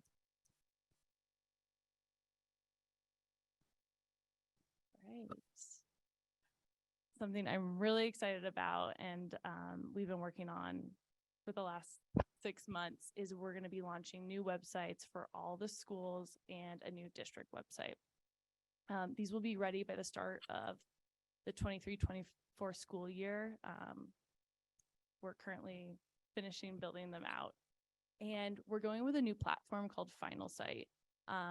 Super dynamic platform, really modern, easy to use, meaning we have a webmaster each school site, and it's just a lot more user-friendly than our current platform, School Loop. So really excited. I will be training all of our webmasters in August on how to update the websites. It's something I really want to focus on next year, is just make sure that, you know, every school site is being updated along with the district, and we're all kind of unified, meaning the navigation's the same. So it's easier for parents and students to find what they're looking for. And then I have a little sneak peek of what the district homepage is going to look like. So this is the hero banner, and we created a 30-second video. We have a main navigation, and then we have a utility navigation up top, and that utility navigation will stay the same throughout all 13 websites.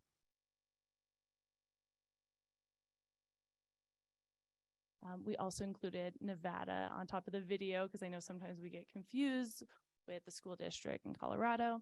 We have a really cool calendar function that will be a Google Calendar feed, and parents will be able, you know, on mobile, this is all mobile friendly, be able to download the calendars to their Apple or Android phone.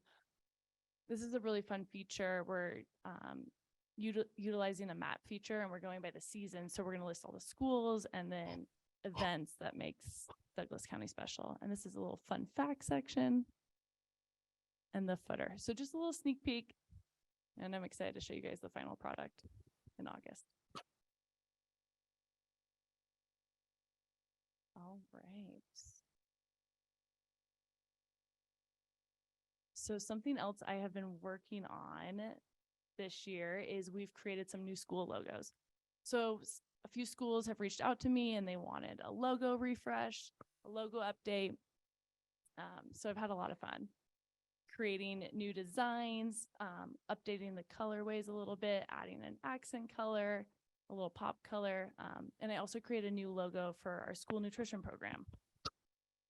And I will take you through, I have the style guides.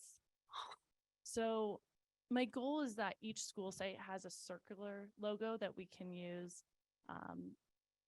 and that maybe a sports logo for our middle school and high school. So it just kind of shows you the breakdown. So for example, CC Manili, they wanted to keep a very similar look and feel to their current logo. So we just updated it, and now it's a vector logo, and we can change it, you know, into black and white. So it's just a lot more easier for them to use if they need to create apparel or on the website. Here's Powelloo's new logo. And so we kept the same panther. We updated their main logo. Minden Elementary's logo, they really needed a new rattler. So we gave their mascot an update. And yeah, Crespin and I had a lot of fun, and Amy collaborating on this. And then Gardnerville Elementary, they wanted to keep their cougar paw, but we added a mountain in the background and added stars, which kind of relates back to our district logo and also the Nevada state flag. And I also included, and these are all linked in the PDF on the board agenda. I have the best job. I get to go around all of our schools and take photos and videos, and I've been having a lot of fun creating little mini highlight videos of some of the neat school projects or special activities. I also highlighted our school nutrition program department and made a whole video about them that they can have on their own webpage. And it just helps, maybe future people that want to apply for our school nutrition program, like they get a sense of who we are and what our culture is and our vibe. So yeah, and I'm excited to keep creating videos for all the schools next year. Do you want to play a little sample, John? Sure, yeah. So this is bingo night at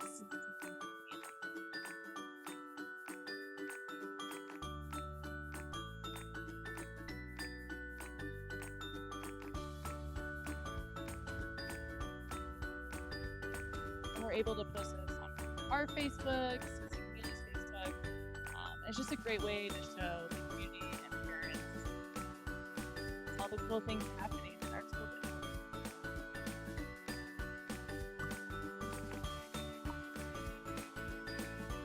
And we can pause it, but feel free to yeah, should we just play that music in the background? They all have pretty fun upbeat music.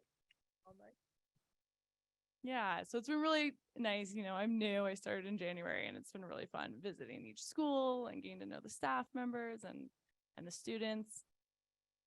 And let's talk a little bit about the future. Okay, so some really exciting things coming up this fall. We are launching a DCSD app, and parents will be able to pick which schools, let's say they have a student at Douglas High and also a student at Minden Elementary, they're able to select those two schools and they will receive notifications, flyers, news.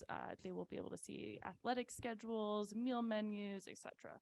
So really excited about just the extra feature to help get information out to our parents and students. Another thing I will be focusing on is just organizing our athletic pages, kind of giving our athletic pages some more structure and yeah, just more user-friendly. Yesterday, Estepona and I, we were up at the Lakes schools all day. And we are currently making a Lake School video. So we interviewed 4 students, 4 staff members, parents, and so they will be putting together another video that just highlights all the cool things that make our Lake schools unique. Since we did film our recruitment epic video down in the Valley, we wanted to give our Lake school some love. So really excited about that. That should be launching in the next month. And I also want to start making a monthly district newsletter for staff and parents, kind of just highlighting past events, and maybe, there would be links to the videos, certain flyers, and then also highlighting upcoming events. And then another thing, like I talked about before, website maintenance. I just think it's really important to make sure that our website stays structured, organized, yeah, and up to date. That's it, guys. Great. Thanks for having me. Thank you so much, Haley. You're doing a great job. So Haley kept saying we, I'm not sure who she's talking about, but she really has really taken on the website, and I don't, unless you've done a website, you don't realize how much behind the scenes work it is. And so, she's only been here since January. Pretty amazing what she's done, and is highly recruited around the district. So great job, Haley. Thank you.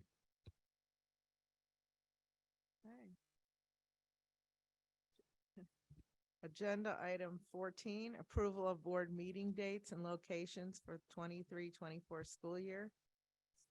Superintendent Lewis? So again, we try to approve 12 months out, but before you tonight is our calendar from July to June of next year.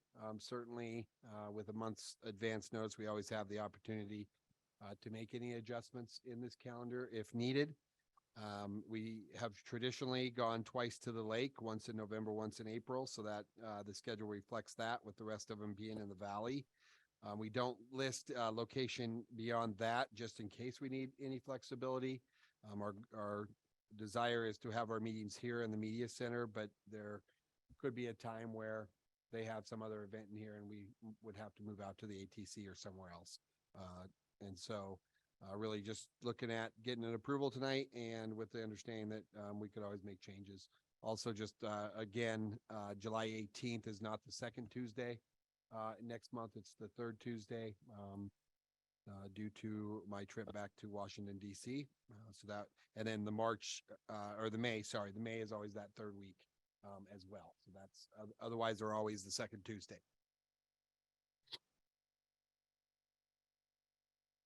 Go ahead. Okay, I make a motion that we approve the board meeting dates and locations for the 23-24 school year. Second that motion. Thank you. Any public comment?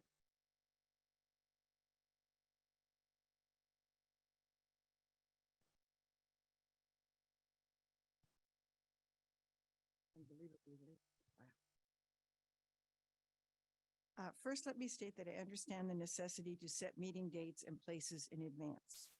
I'm sure that there is a great deal of planning that needs to go into setting up the tables and all of the IT to conduct a meeting like this. On that front, those who do all of that certainly do an exemplary job. However, the last meeting was a disaster that made it quite clear that what is on the agenda has to play a role in where the meeting is held. There has to be a contingency possibility or plan B when a person of reasonable understanding should realize that an issue is going to attract a large crowd. I personally know 3 people who left that meeting in disgust due to the overcrowding in the airport space. I recognize that there are some insiders in the district that are rooting for the newly elected majority on the board to fail, and that the kind of chaos and unpreparedness attendees experienced at the May meeting might be seen as helpful to their cause. But I certainly hope that it was pure negligence behind the havoc that was wreaked.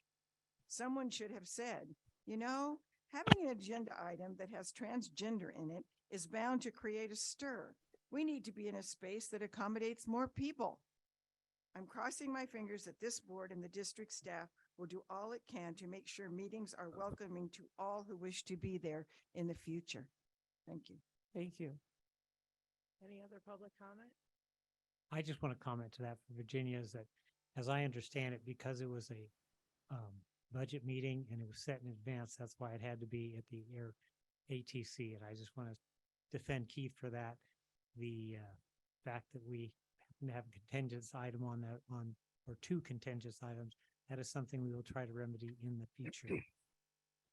Thank you, Trustee Engelkirk. Any other comments? Okay. Just one thing. I think you should add to your motion that giving the right to change those meeting times and locations. That's, otherwise you could be locked into it and have to go through the whole discussion again. Just a thought. We have that ability? Yes. Okay.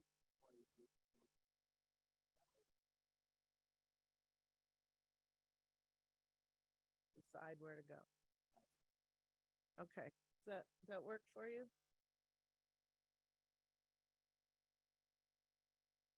Trustee Burns? Trustee Burns, I'm sorry, I didn't speak into my mic. That's why we list the Valley as only the location. We don't put Valley ATC or Valley Media Center because that does give us the flexibility month to month. The board has, we start our meetings at 4. I think that's important for our community to always know that they start at 4 and that's consistent. So I think this does give us the flexibility. What it wouldn't give us the flexibility is outside, if we leave here tonight and decide we want our July meeting to change, we would have to have a special meeting to change that meeting. But it at least gives us a 2 months out, we have that flexibility to move it. Okay. Okay, would you like to make a motion? Oh. Oh, yeah, didn't Carrie second it? Yeah, I got, okay, time to vote then. There's no more public comment. Okay, all in favor of accepting this, calendar for the 23-24 school year? Raise your hand, say aye. Aye. Unanimous. Thank you. Okay, number 15. World Language Curriculum Adoption. Leslie Peters, Executive Director. Present the proposed adoption of Entree Culture as published by Wayside Publishing. Oh, and Shannon Brown. Thank you, and Shannon. And I didn't get promoted to director. Only your. All right, so I just wanted to take a little time tonight to talk through the process that we used for our world language curriculum adoption. It's a process that we use per policy, and the French curriculum that we're talking about tonight was in place here at Douglas High School when Mrs. Esquivel, the current teacher, started here in 2008. So it's been around a while.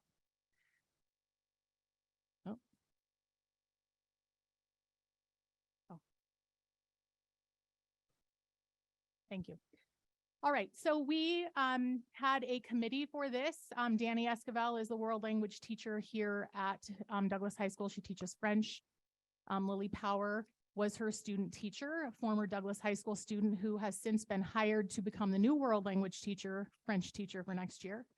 Anne Marie Chase is the world language department chair. Anna Maria Coletta was our parent. And then Shannon Brown and myself also served on this committee. Our purpose was to analyze the approved Nevada Department of Education world language curriculum to complete the review process and be able to present a final recommendation to you for our adoption. The process in the state has changed. It used to be that districts would find instructional materials and curriculum. The districts would vet those materials and then send the recommended and desired material to the state for approval. That process is changed now. The state sends us a list of state approved curriculum materials that we then have to choose from. So then we are able to get samples from publishers, but it is already approved by the state. We don't have the ability to just go out and find other materials that are not already state approved. So our process, just kind of an overview. We review the curriculum samples, and we do that during scheduled meetings with our committee.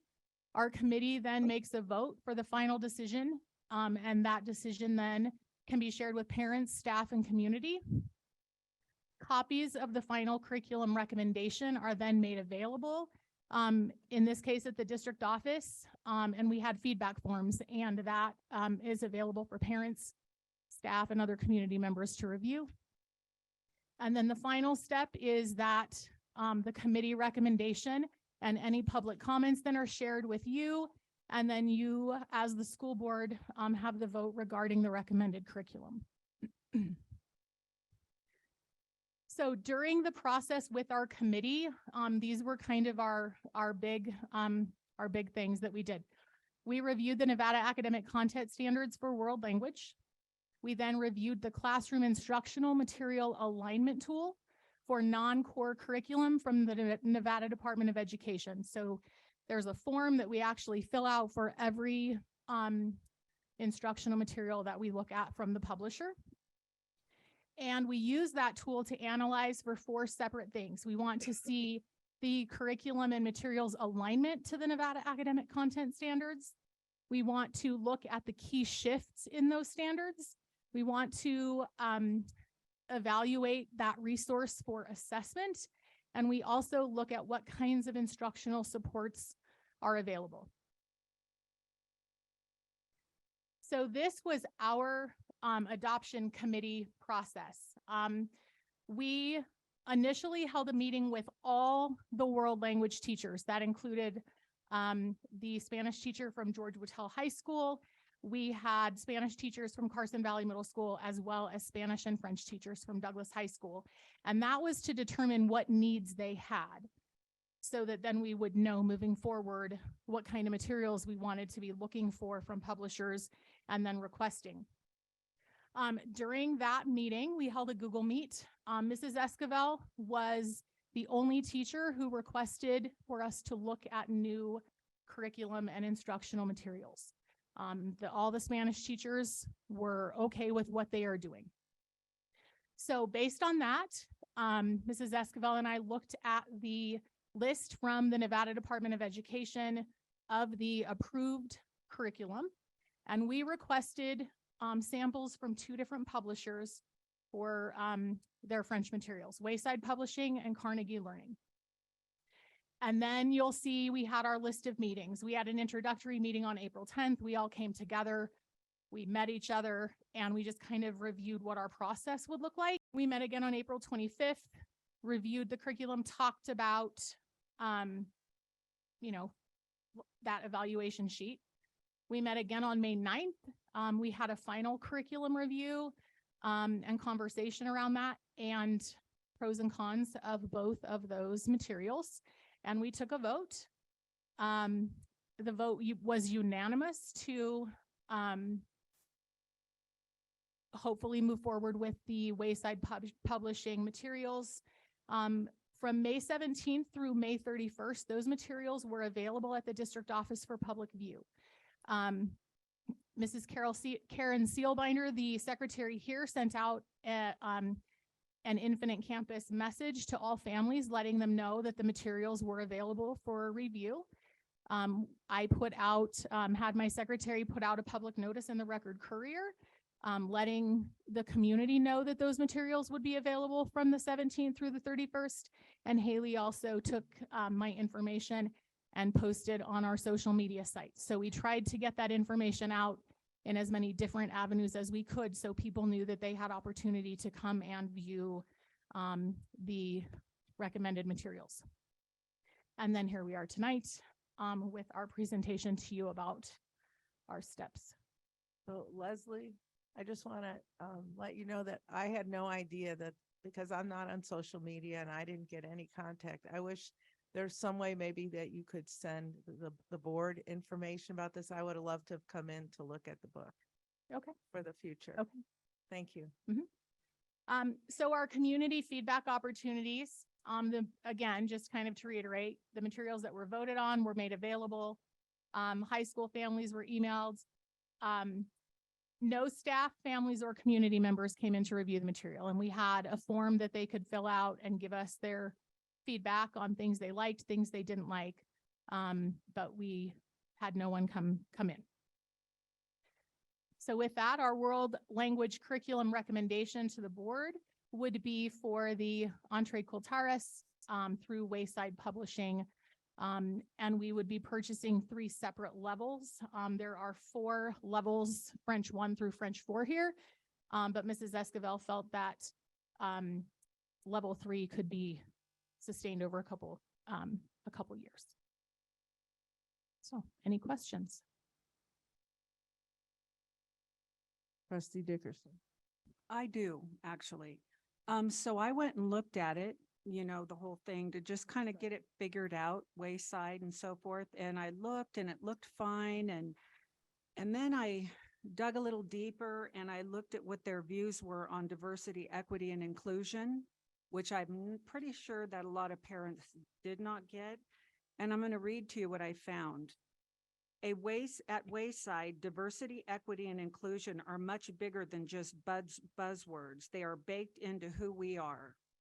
The value of world language education can be distilled down to learning to understand, accept, and communicate with those whose perspectives might be different from your own. We build our products to reflect the cultures we teach, as well as learners we serve.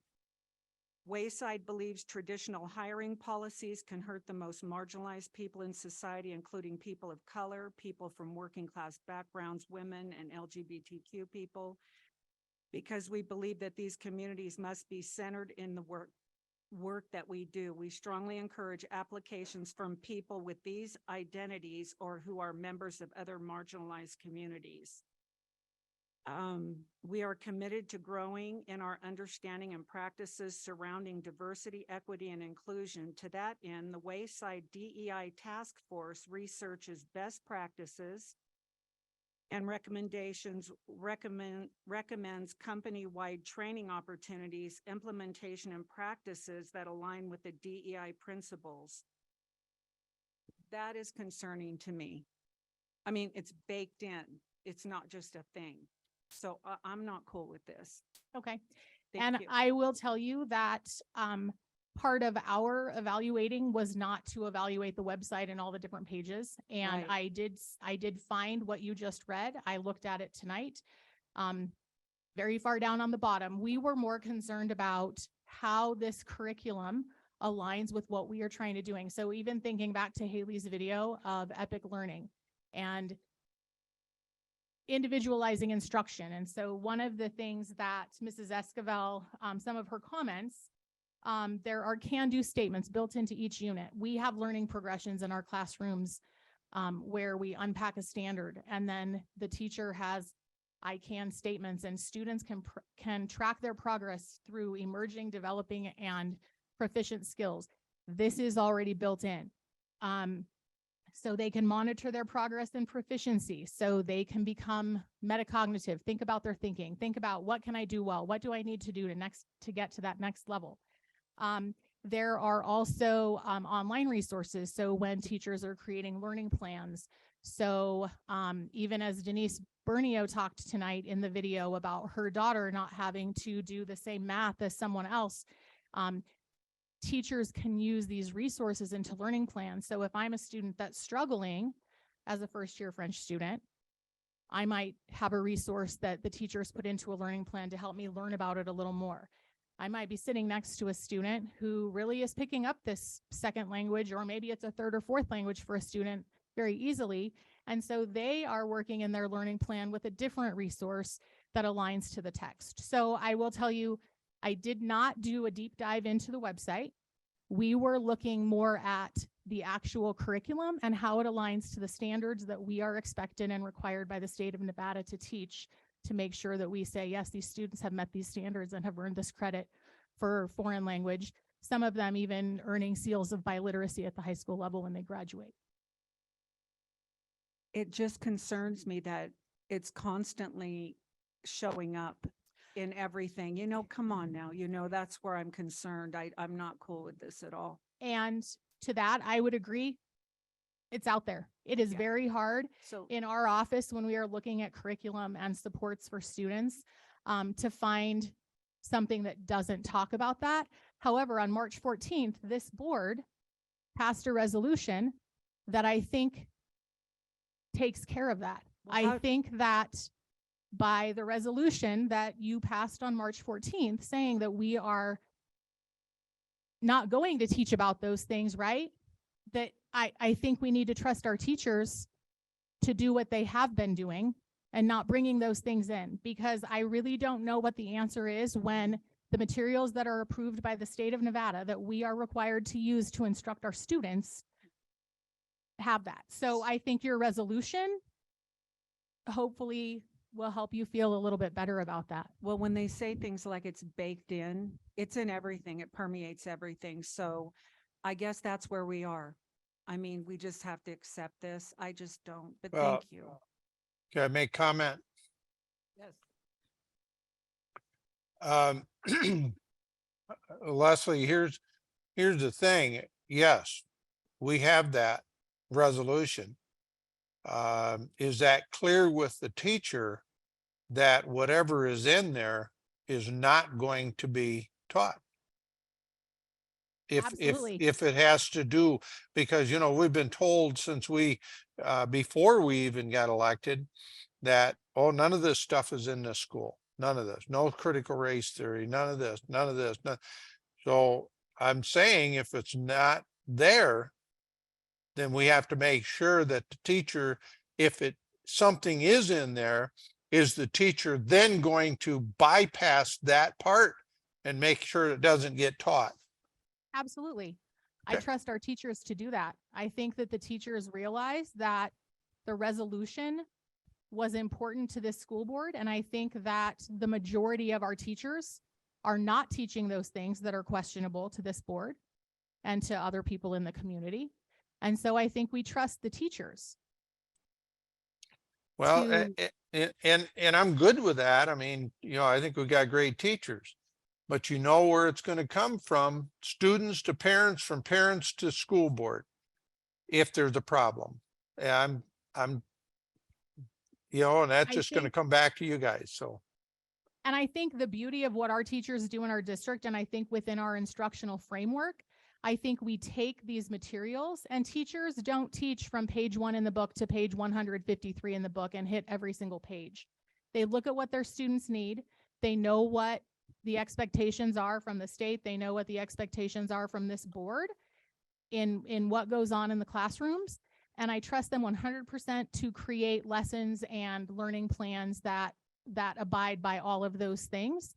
And that's what they do. Very rarely do they go from, you know, point A to point Z in the book. So it's not a problem if there is something in there that goes against the resolution, that they would not be using that in their classroom. Yeah, I'm in agreement with Catherine, but you know, if you don't have anything else out there, the only thing we can do is say, okay, teachers, you need to make sure that this is not happening, because we're just going to hear it from the parents if it is.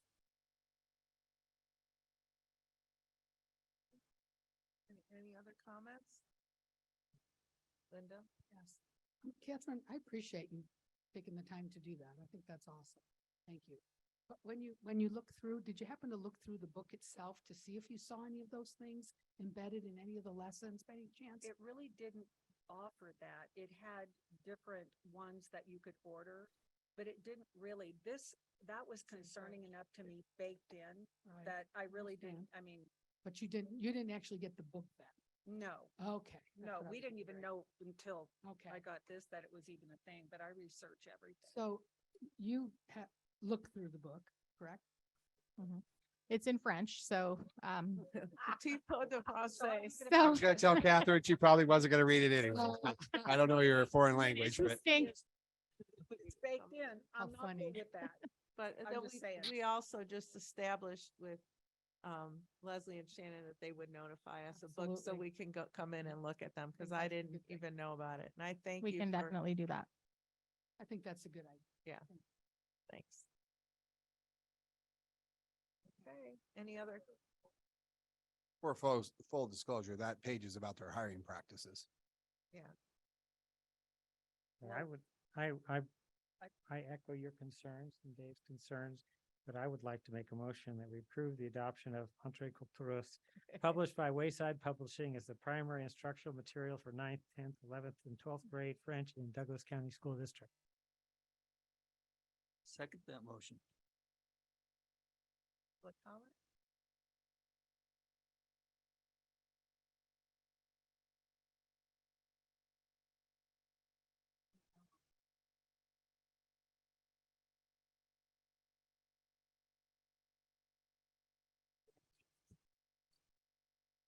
Just Virginia Starrett, just incidentally, over the past week and a half or so, I was looking for information about EPIC because it's such a major focus now of our school district, even calling itself DCSD is EPIC.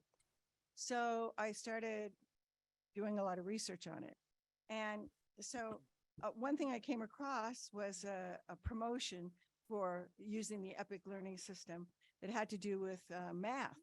And, you know, epic math is great. And so it showed a promotional lesson that you could see what their typical lesson might be like. This is related to what we're talking about, by the way, about this book that has this baked in DEI. And so it turns out that this math lesson uses wearing masks during a pandemic as its focus to teach some math principles. And it uses information from the CDC. And it asks the students, as part of the math lesson, to write a paragraph that supports the CDC claim that masks are essential and have to be a collective action to be successful. So I don't know how many of you sitting here understand this, that this is indoctrination. This is strict indoctrination into a political philosophy about what masks do and how they would actually be of assistance in a pandemic. And it's an epic lesson for math. Now, I don't know. It's epically not what we even do. I'm sure Is that it's for not. modern teacher? I'm not. Epic math isn't what we do. We do modern teacher, which we call it epic. So I think you're talking about Right, something right. that has nothing to do with us. Thank you. I actually was not trying to tie it to what our school does with Epic, because I don't think, I didn't. Well, you just talked about epic math and that we're doing epic math. Well, and this it's is what, baked Keith, in. you don't interrupt her. Let her finish. my point is that lessons on subjects that you wouldn't expect to end up having political content do show up places in textbooks. I found that in my college courses I taught, and I find that now also, and we see examples that other people have found if you look on the internet too. So I think it is very hard for teachers.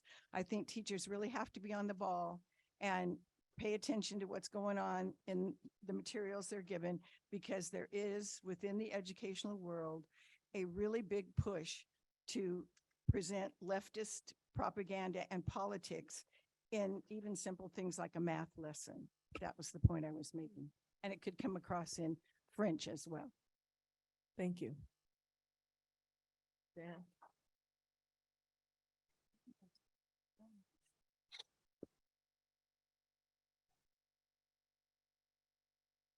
Jan Muzzy for the record.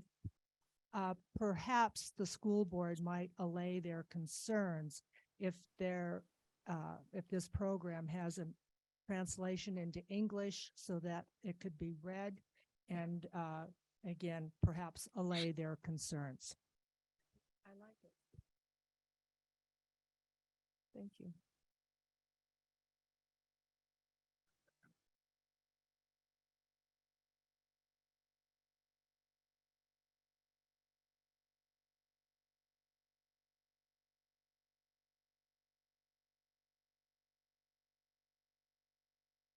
Virginia News for the record, just briefly, she said that it should be translated to English, but I think it should be translated to English, reviewed and redlined, those things that are not appropriate to be taught.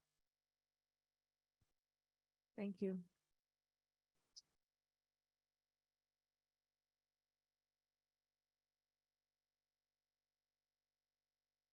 Any other comments? Okay, any other comments, gentlemen? Russman Escobar, principal of Minden Elementary. And I want to thank Leslie for the work that you put into the process of looking at new material. And my wife was here like about 6 hours ago. My wife teaches French, and she would have been here to talk about it.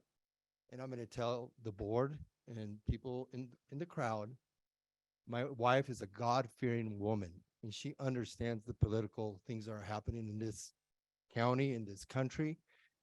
And she's wise. When she looks at her materials, we talk every day. We're educators. We love working in Douglas County.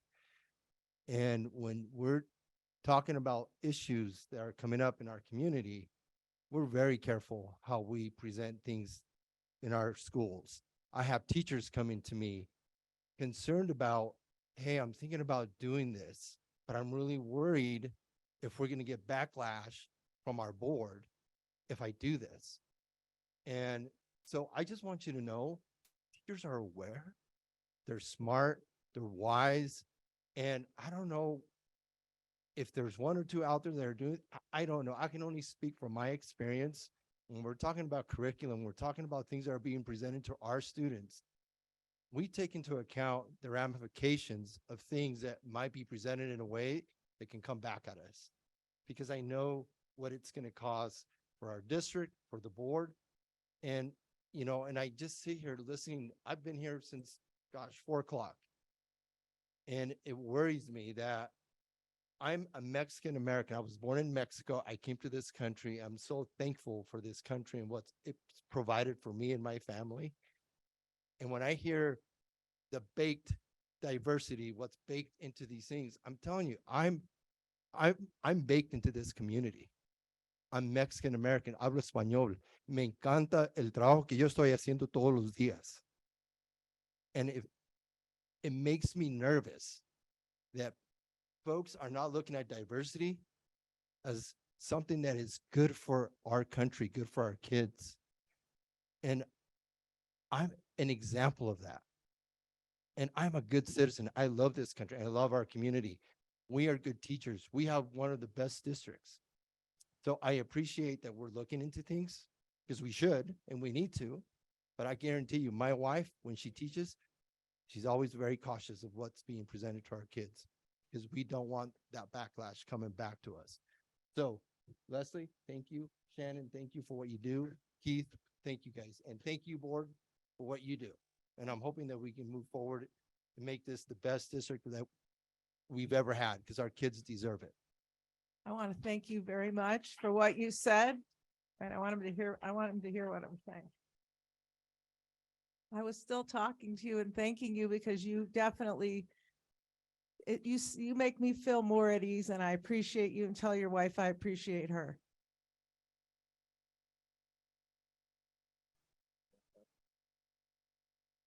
Okay, any more comment? I have to say that's one of the best that I have heard, to give explanation and calmness and professionalism. Thank you very much.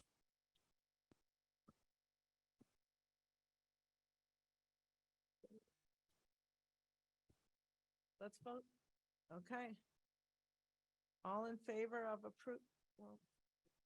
all in favor of the motion to approve the French series books?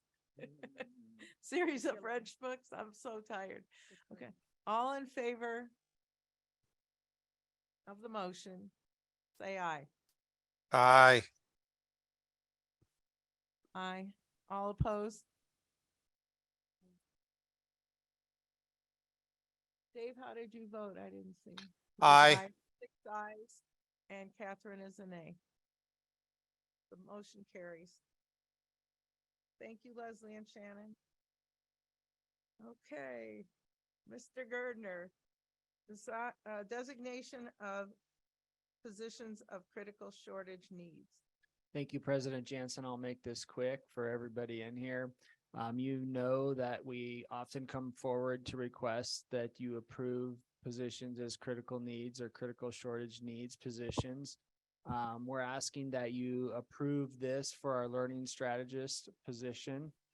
This is, like all positions, becoming harder and harder to hire for all districts, but this position is especially challenging because it's a very unique certification. It takes advanced degree to get this certification. So I ask that you would approve the learning strategist position as a critical needs posting so that we could move to the state and ask that they approve it as well, so that we could post this to potentially hire a retiree from the state of Nevada to fill this position. It's learning strategist and reading specialist. Thank you. I'm prepared to make a motion. Go ahead, Mr. Kangas. I'd make a motion that the board approve the requested position of learning strategist / reading specialist as a position for critical shortage need. I'll second that. Any public comment? Okay, Thank you. okay, take a vote. All in favor of the motion, say aye. Aye. Passed unanimously. Superintendent Lewis, your goals? All right, so traditionally, I do a goals update, mid-year, with, November being my evaluation, month. Just to give you a little, preview typically, and we will probably talk about this in September. I'll put this on an agenda, whether or not you want to use the same evaluation process that we've used, previously.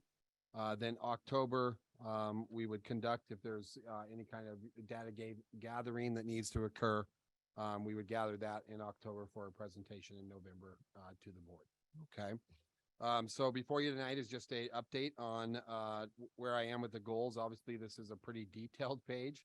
And so I will maybe leave it more open for questions and feedback. I will not bore you by going through it, this page by page at this hour, unless you would like me to.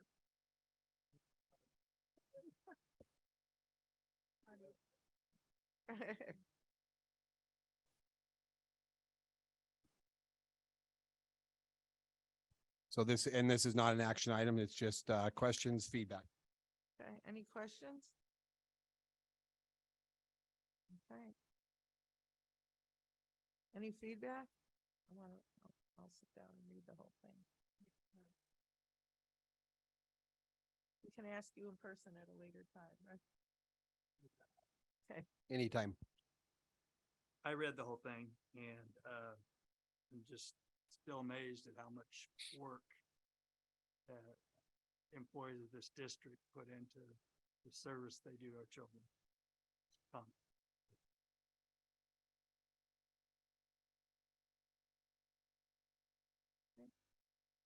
Any other comments, questions? Okay,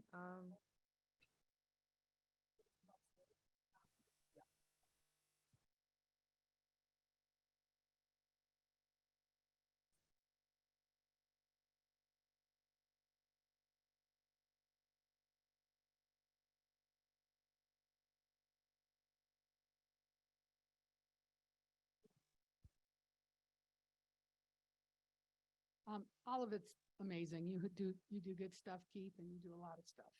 And I appreciate it. I'm looking at goal 4, your district operations financial stewardship. And,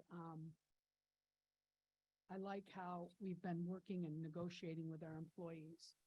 I like your forward thinking about, on the second bullet, about, our housing solutions. I think that's something that will help us attract new teachers. And also the increases that we were able to give this year. I know I as a school board trustee do appreciate how we were able to figure out how to do that year after year. And I think it might be getting a little bit tougher, but hopefully not. We can still do that. And also, one of the things I really appreciate is how we handle our safety issues here. I think that that's real high on a priority list for our parents and community members. And I think you do a great job engaging the community in safety. Thank you.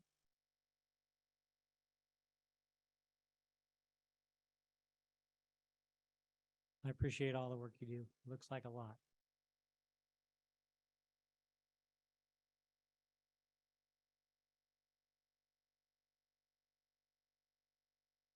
Okay, I don't think we need any public comment for that. We don't have a closed session, is that correct? Okay, future agenda items. Anybody have any future agenda items they'd like to put before the board? I have one on here, but it has a date after it, a meeting date, and we never did do that. And it's about going back to our student participating in on the board as a non-voting member. It says the meeting date was in January, but it was taken off the agenda. Or maybe that's when it was met. And maybe that's when we made it, right? No?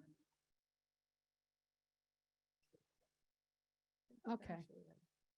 Wasn't that the one we put it on? No? When we made the motion? Okay, I think it's when we made the motion. And I'd like to possibly take a look at that at a pretty near Okay. And for some reason it got knocked off in December, but I'd like the board to consider putting that on a future agenda, but not too far in the future, maybe before the next school year.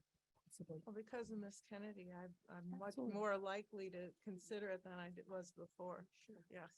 So I would recommend though, not before probably September and maybe even October. Not that I'm Kennedy, I'm not trying to push you off. I promise you, Maddie. So that in August, when the kids get back, we could have some discussions on what that might look like. To have some discussions with students and teachers, how we would select that student. Would it be, so we have a plan to come forward with you. We've really just tabled any of those discussions. Could we work on that during the summer months so that when the kids come? Well, we won't have kids. No, I know that, but I mean, we can set the plan for it, like what the template would look like for kids to apply. Let's wait till the fall. So I guess what I'm saying, Linda, is I would like to engage students in that process Got it. of That makes sense. how makes do we, do we select one that's there all the time? Do we select when we go to the lake? Do we have a lake school student? And so I think there's a lot of things to consider in that as we make a plan. Yeah, Does it have to be based? right. I mean, if we're looking for, Students to have a voice. yeah. So maybe we bring this up in the September board meeting. Yeah. Yeah, I'm just saying, just because of time, October would probably be best because we start August 21st. Okay. First meeting in September rolls around pretty quickly. So October would be, and so let's put a date on this as October is what I'm hearing, if everyone agrees. So that we have that down, and commit to it. I'll second. Thank you, Doug. Do we have any legal liability, having a minor on the board? Any legal liability? They wouldn't be on the board. They would be just present at the meetings as a non-voting member is what I'm understanding, non-voting participant. So they could provide input, but they wouldn't go to closed session. They don't vote, on that, so.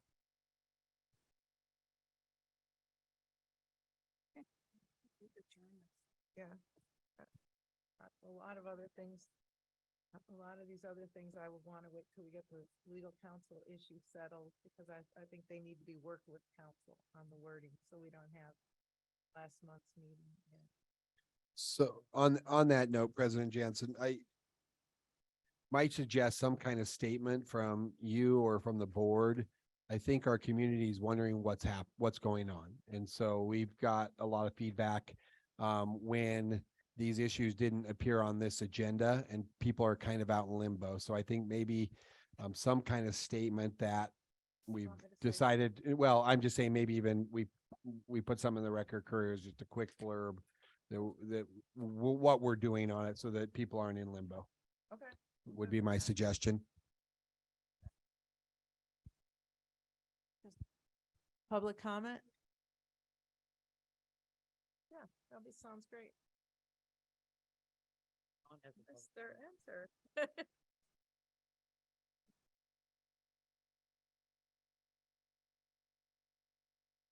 Good evening, Madam President, Board. Susan, tonight, you mentioned that some things happened in California. You saw things happen as a 26-year Nevadan. This is not California. Praise God on it. And Catherine, Google Classroom is not free.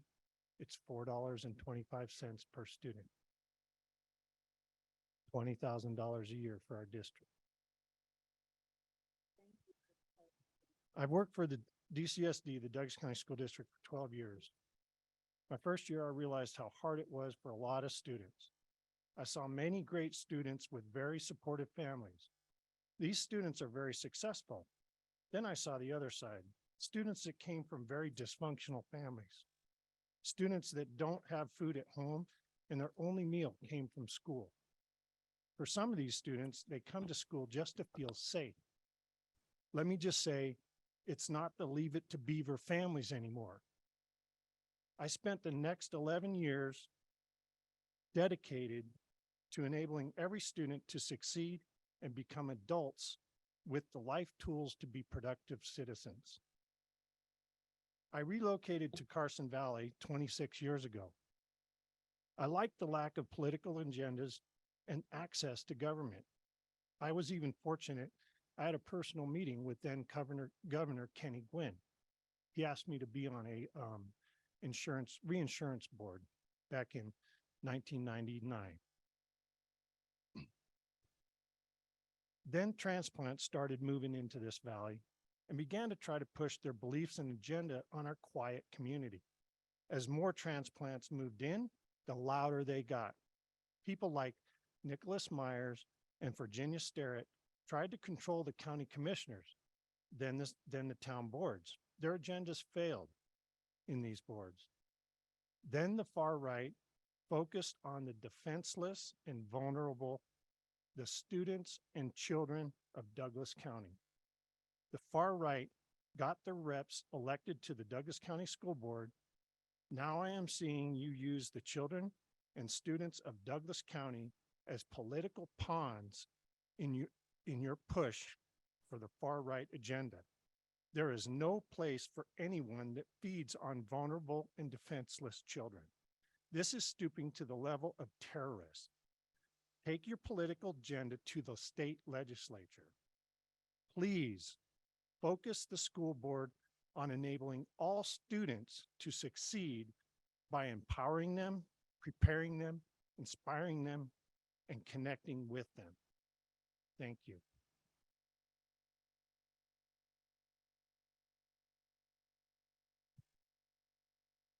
Casey Rogers for the record. I'd just like to say a few different things. Some people do not really understand what's going on in the world right now, unless it's something they really are promoting. And all the things that are far left, including diversity, equity, and inclusion, which has actually been found to be more harmful than good in a lot of ways, but a lot of people don't talk about them. Actually, more people are unwilling to speak to the other race nowadays because they're afraid of offending somebody by saying the wrong thing. There's a lot of things that people are really not paying attention to.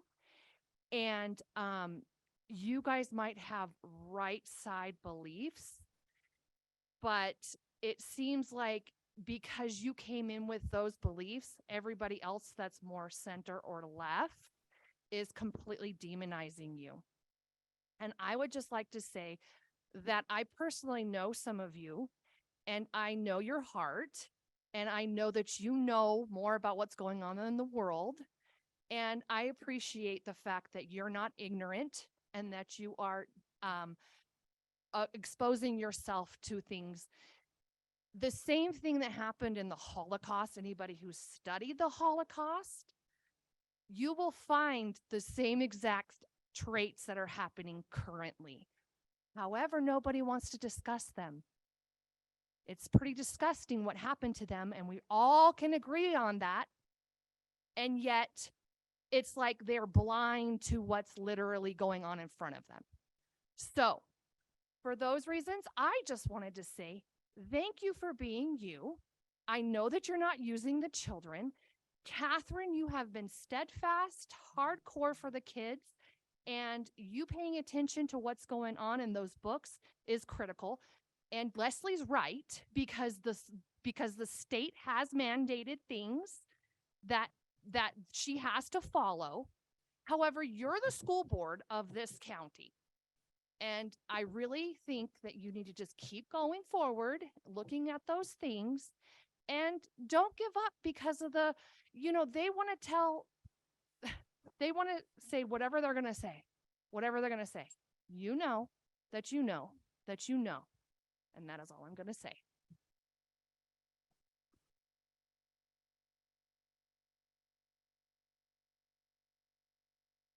One more, wait a minute.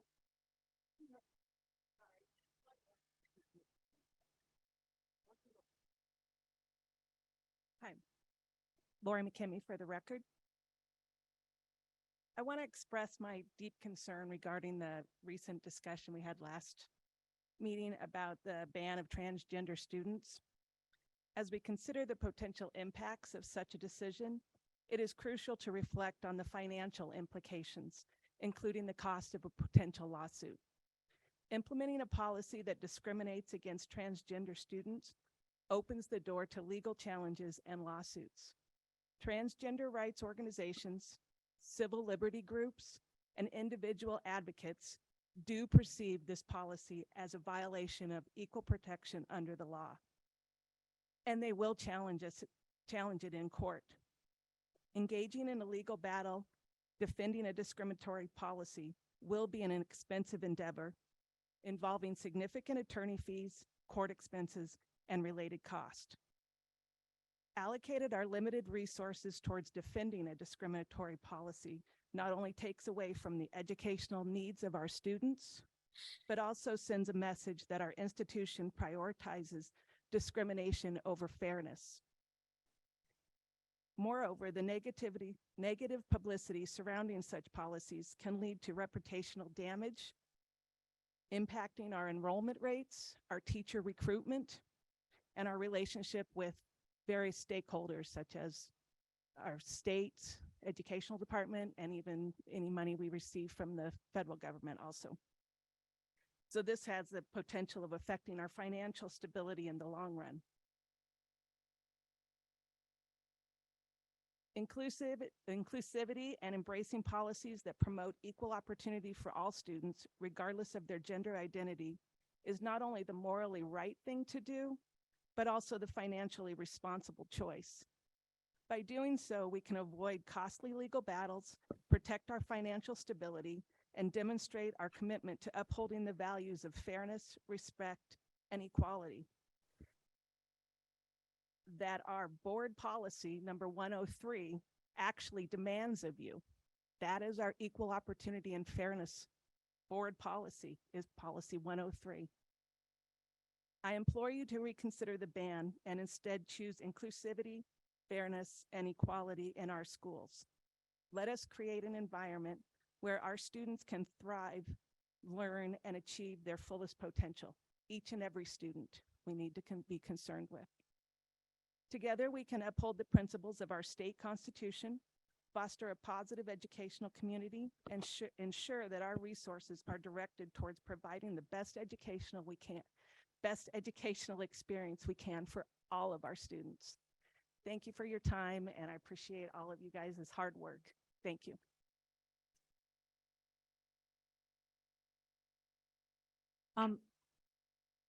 I just want to speak to that really quick, and that fairness, it's not fair for a young lady to lose a scholarship because she can't compete against a male. That's my focus. Fairness goes both ways.